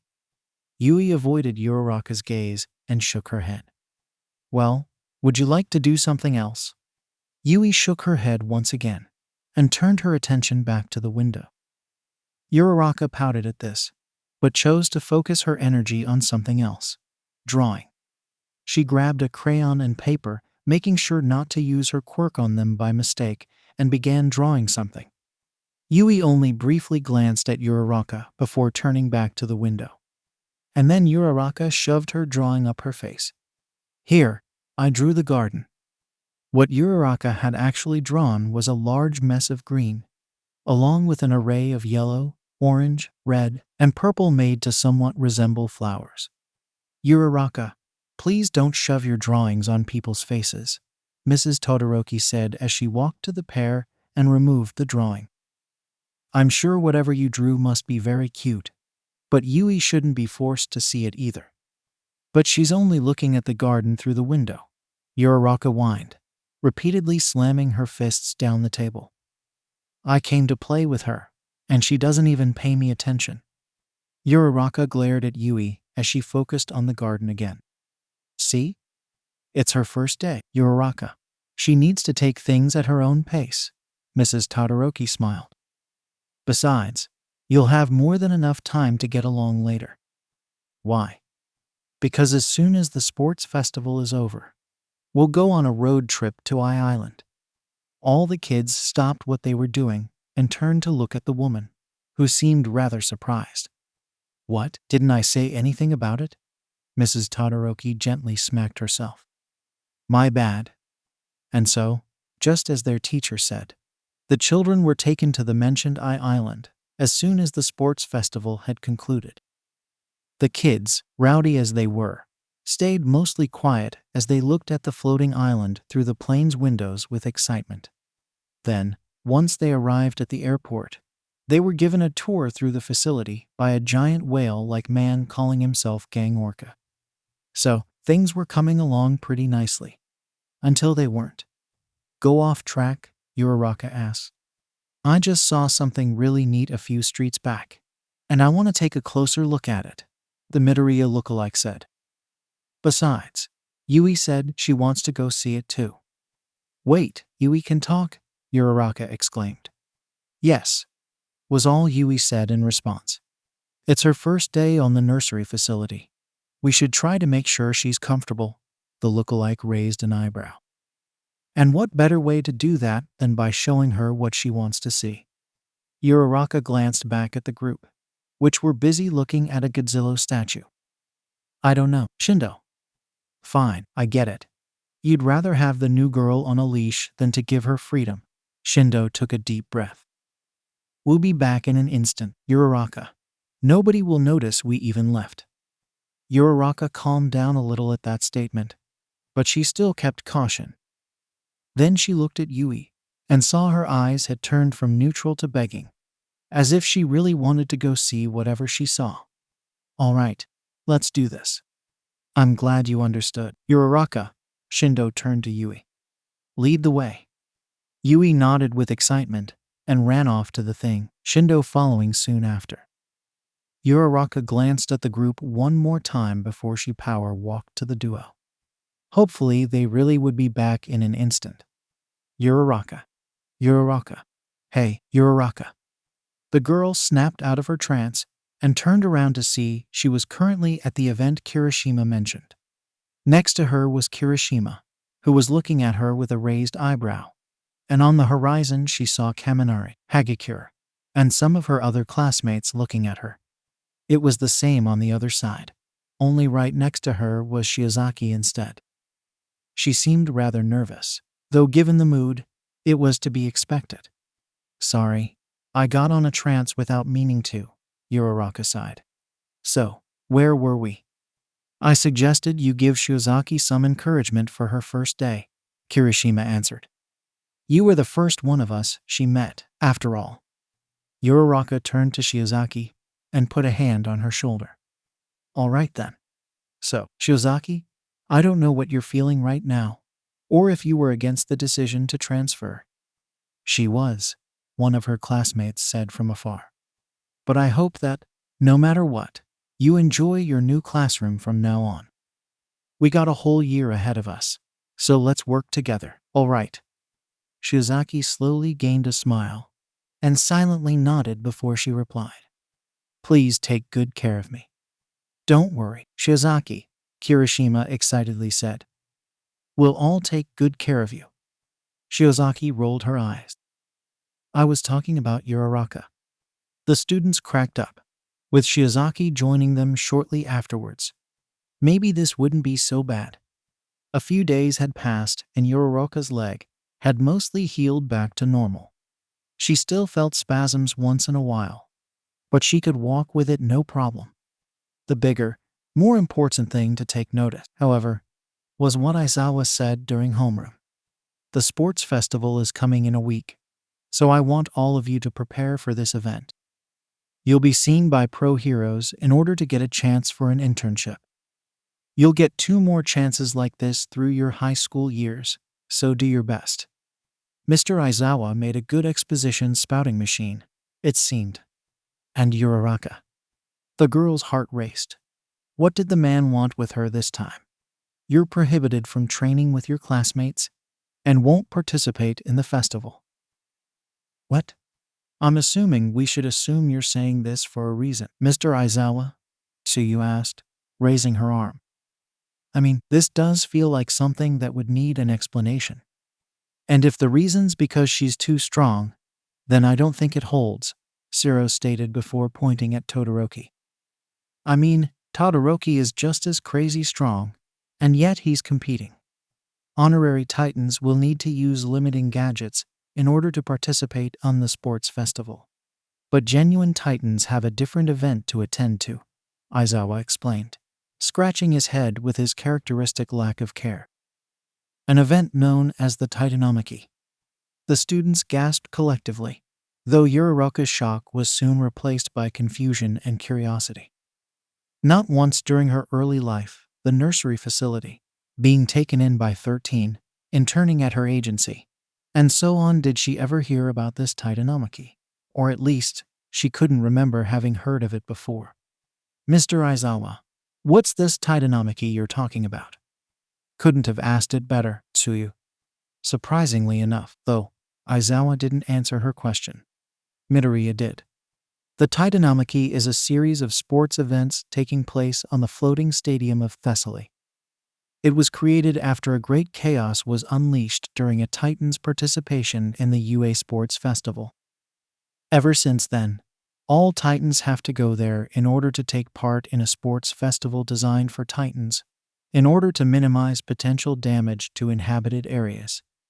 Thanks for that brief summary, Midoriya, Aizawa sighed. Furthermore, all Titans must assist.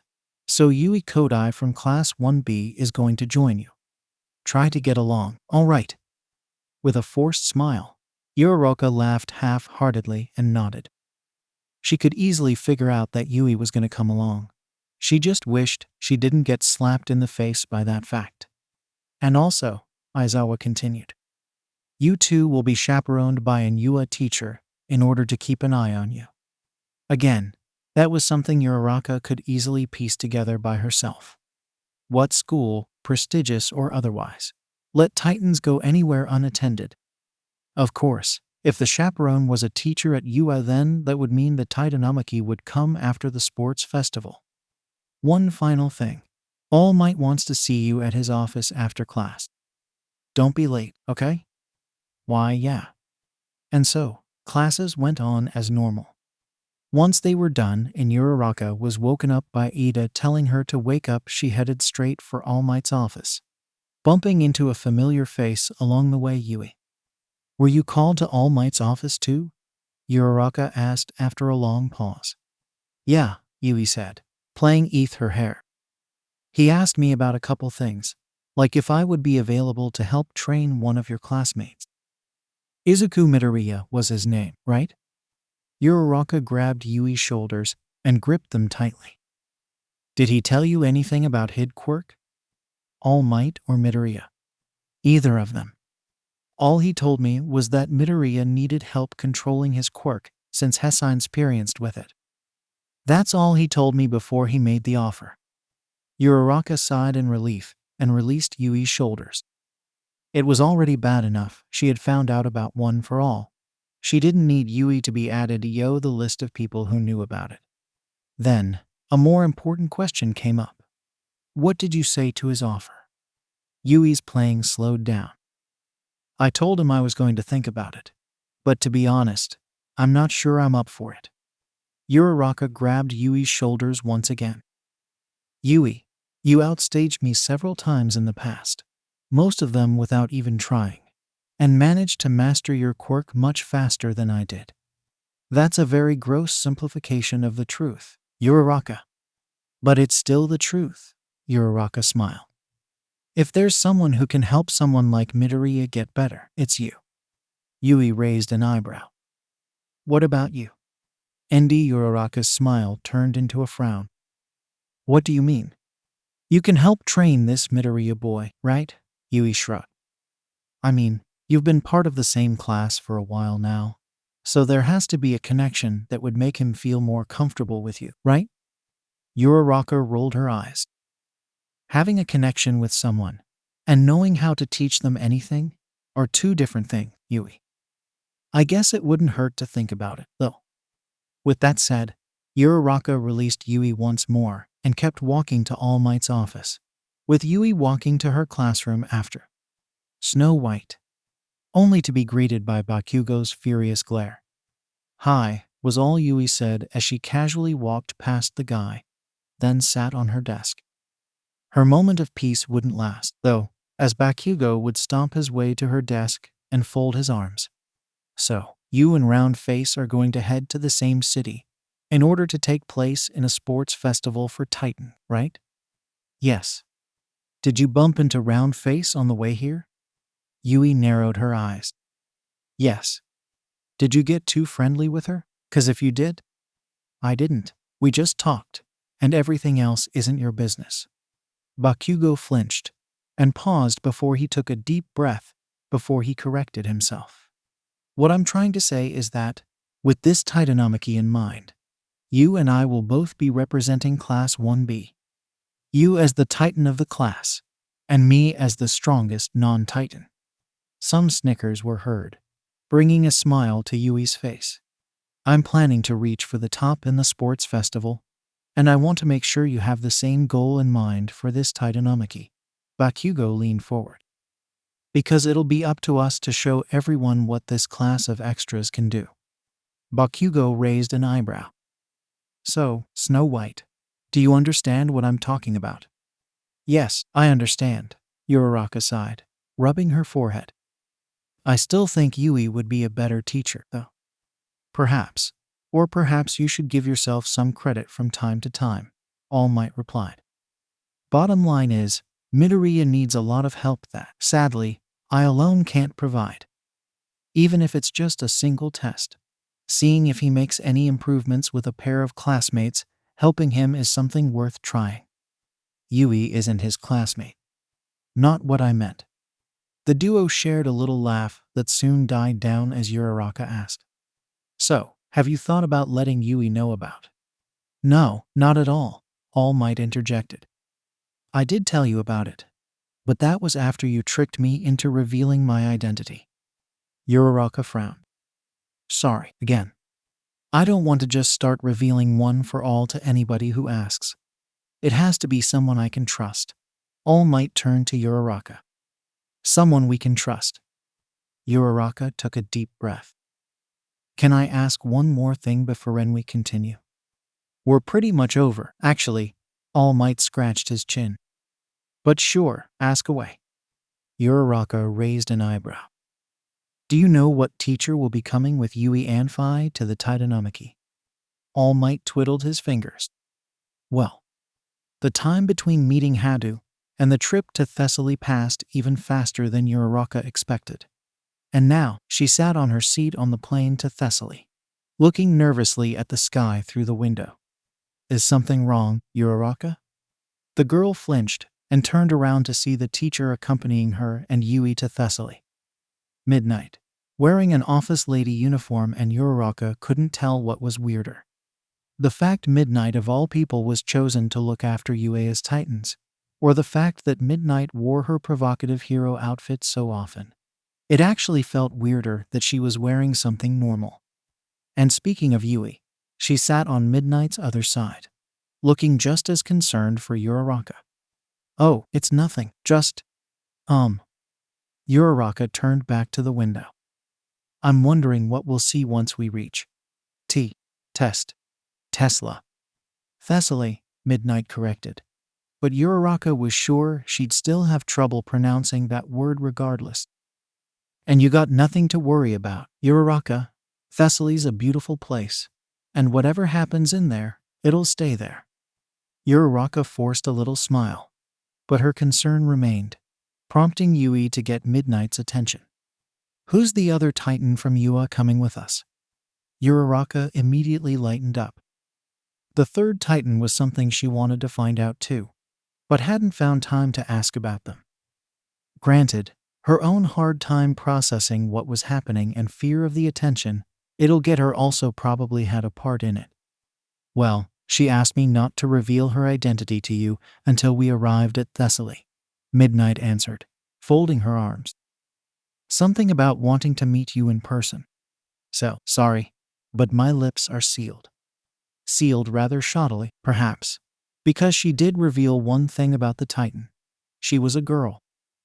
Which, Uraraka noticed, most of the Titans she knew about were girls. Strange coincidence.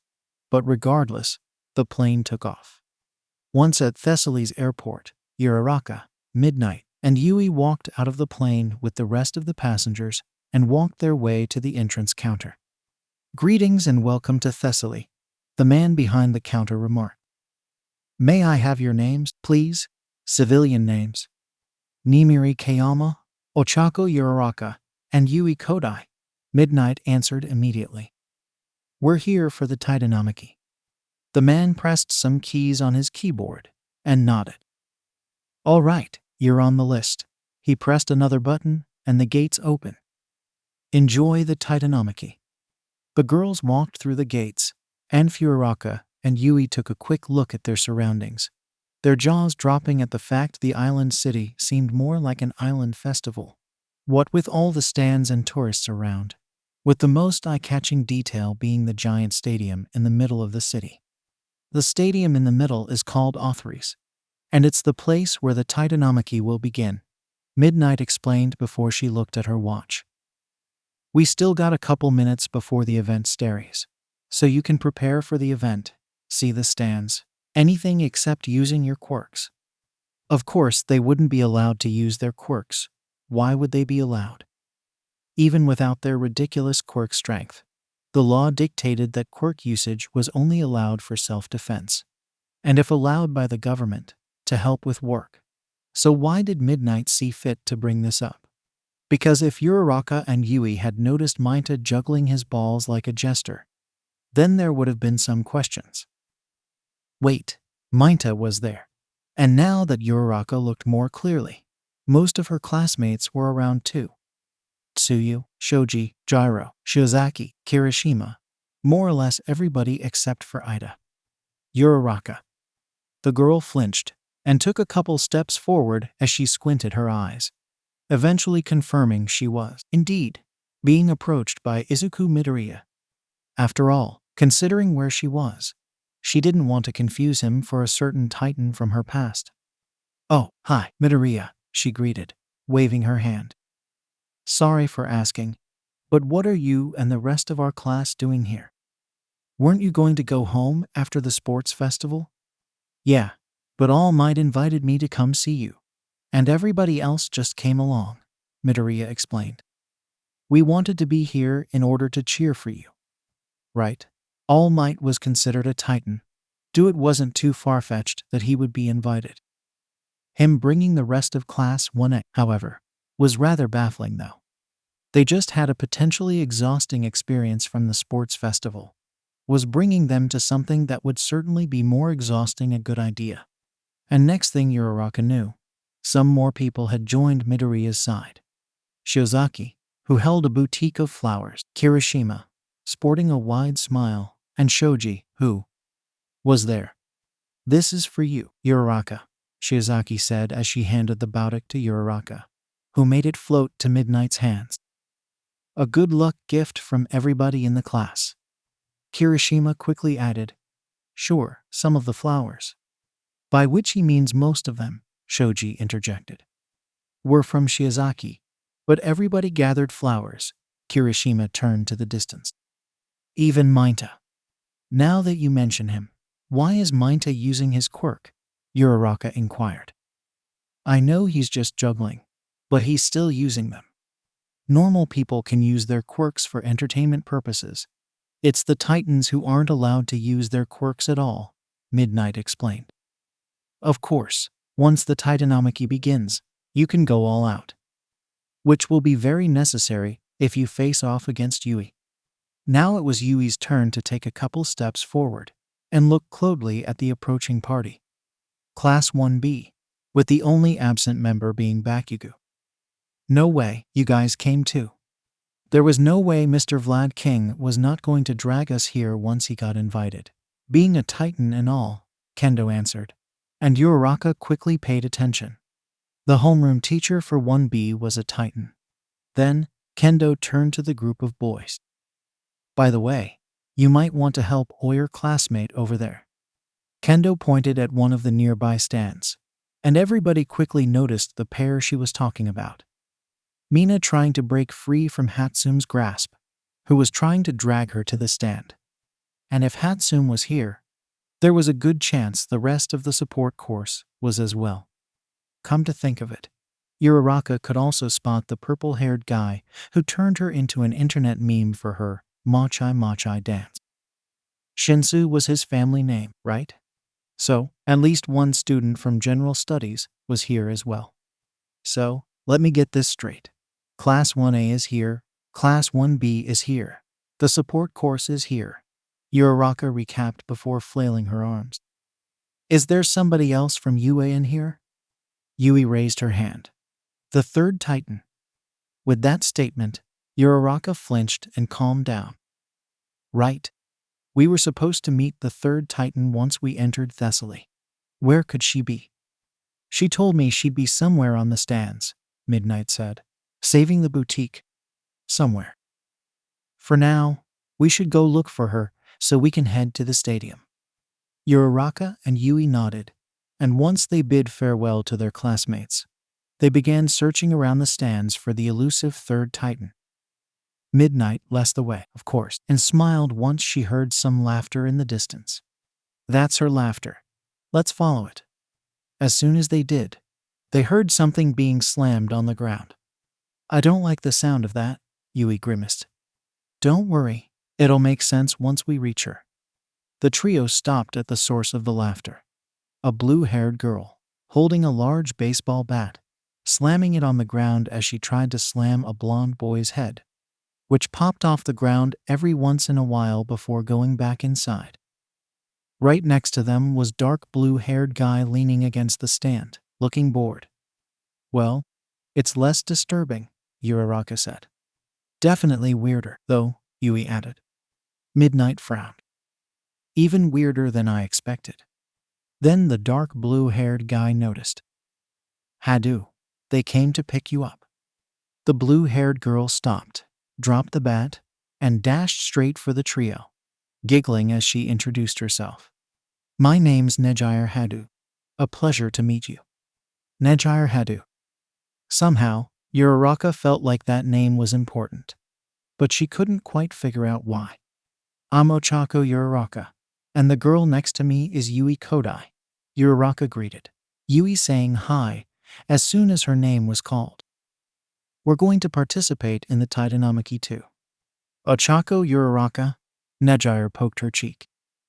You're the first year everyone's talking about. An instant chill fell down Uraraka's back. Who was this everyone Nejire mentioned? And what were they saying? We'll lose our entrance if we stay chatting here, Midnight stated, dragging the girls with her to the stadium entrance. You can talk once the event's over. Geez, Mrs. Midnight, you're being such a mom right now, Nejire giggled. Midnight rolled her eyes. Yes, the mother of 2 kids and a baby. Does she mean you? Nejire asked, looking at Uraraka. I mean, you kinda have a baby face. Nice to know Uraraka wasn't the only one who didn't know when to shut her mouth. And as they went through the entrance, Uraraka could spot a peculiar kid in the distance. A kid with white hair. Uraraka and Yui were alone at the break room, Nejire and pretty much every other Titan in the room having left for the starting point. And with the pregnant silence quickly turning awkward, Yui decided to break the ice. So, Uraraka? Yes, Yui. Yui twiddled her fingers. Whatever happens, let's just have fun. All right? Uraraka was confused.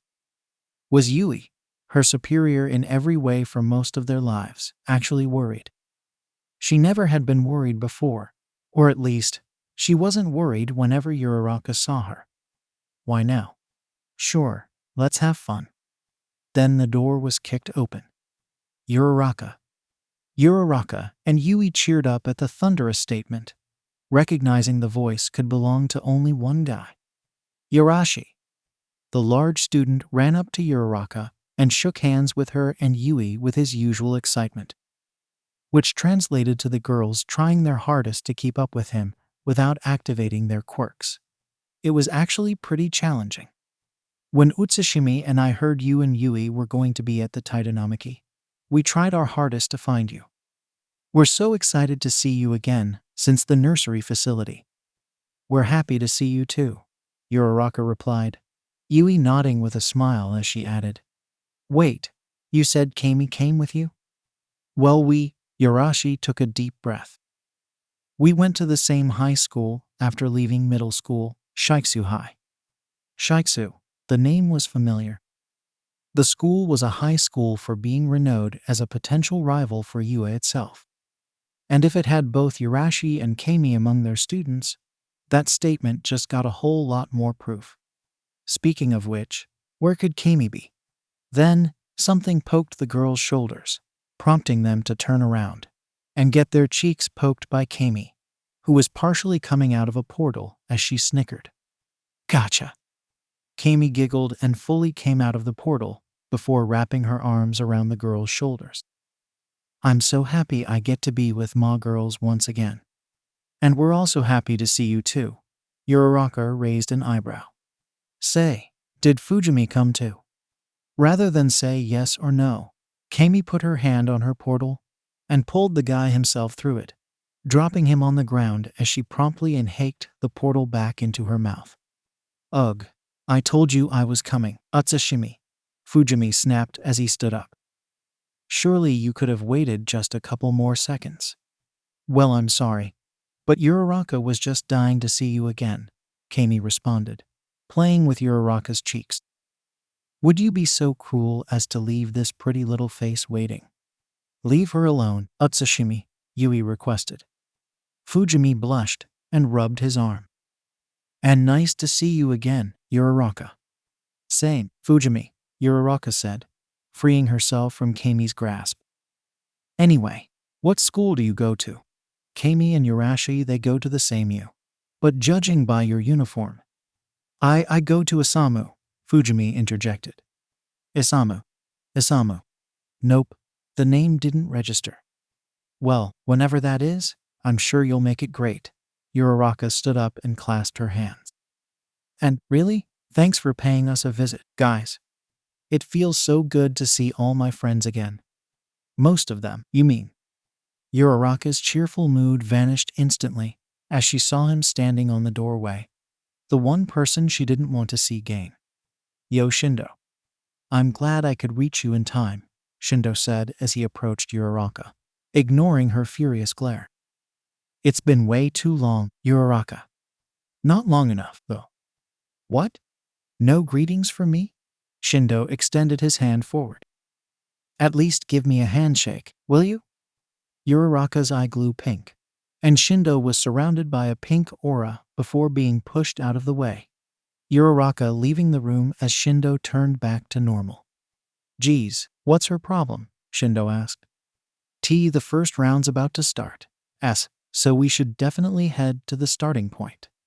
Yui stuttered as she slowly made her way to the door. See you guys there.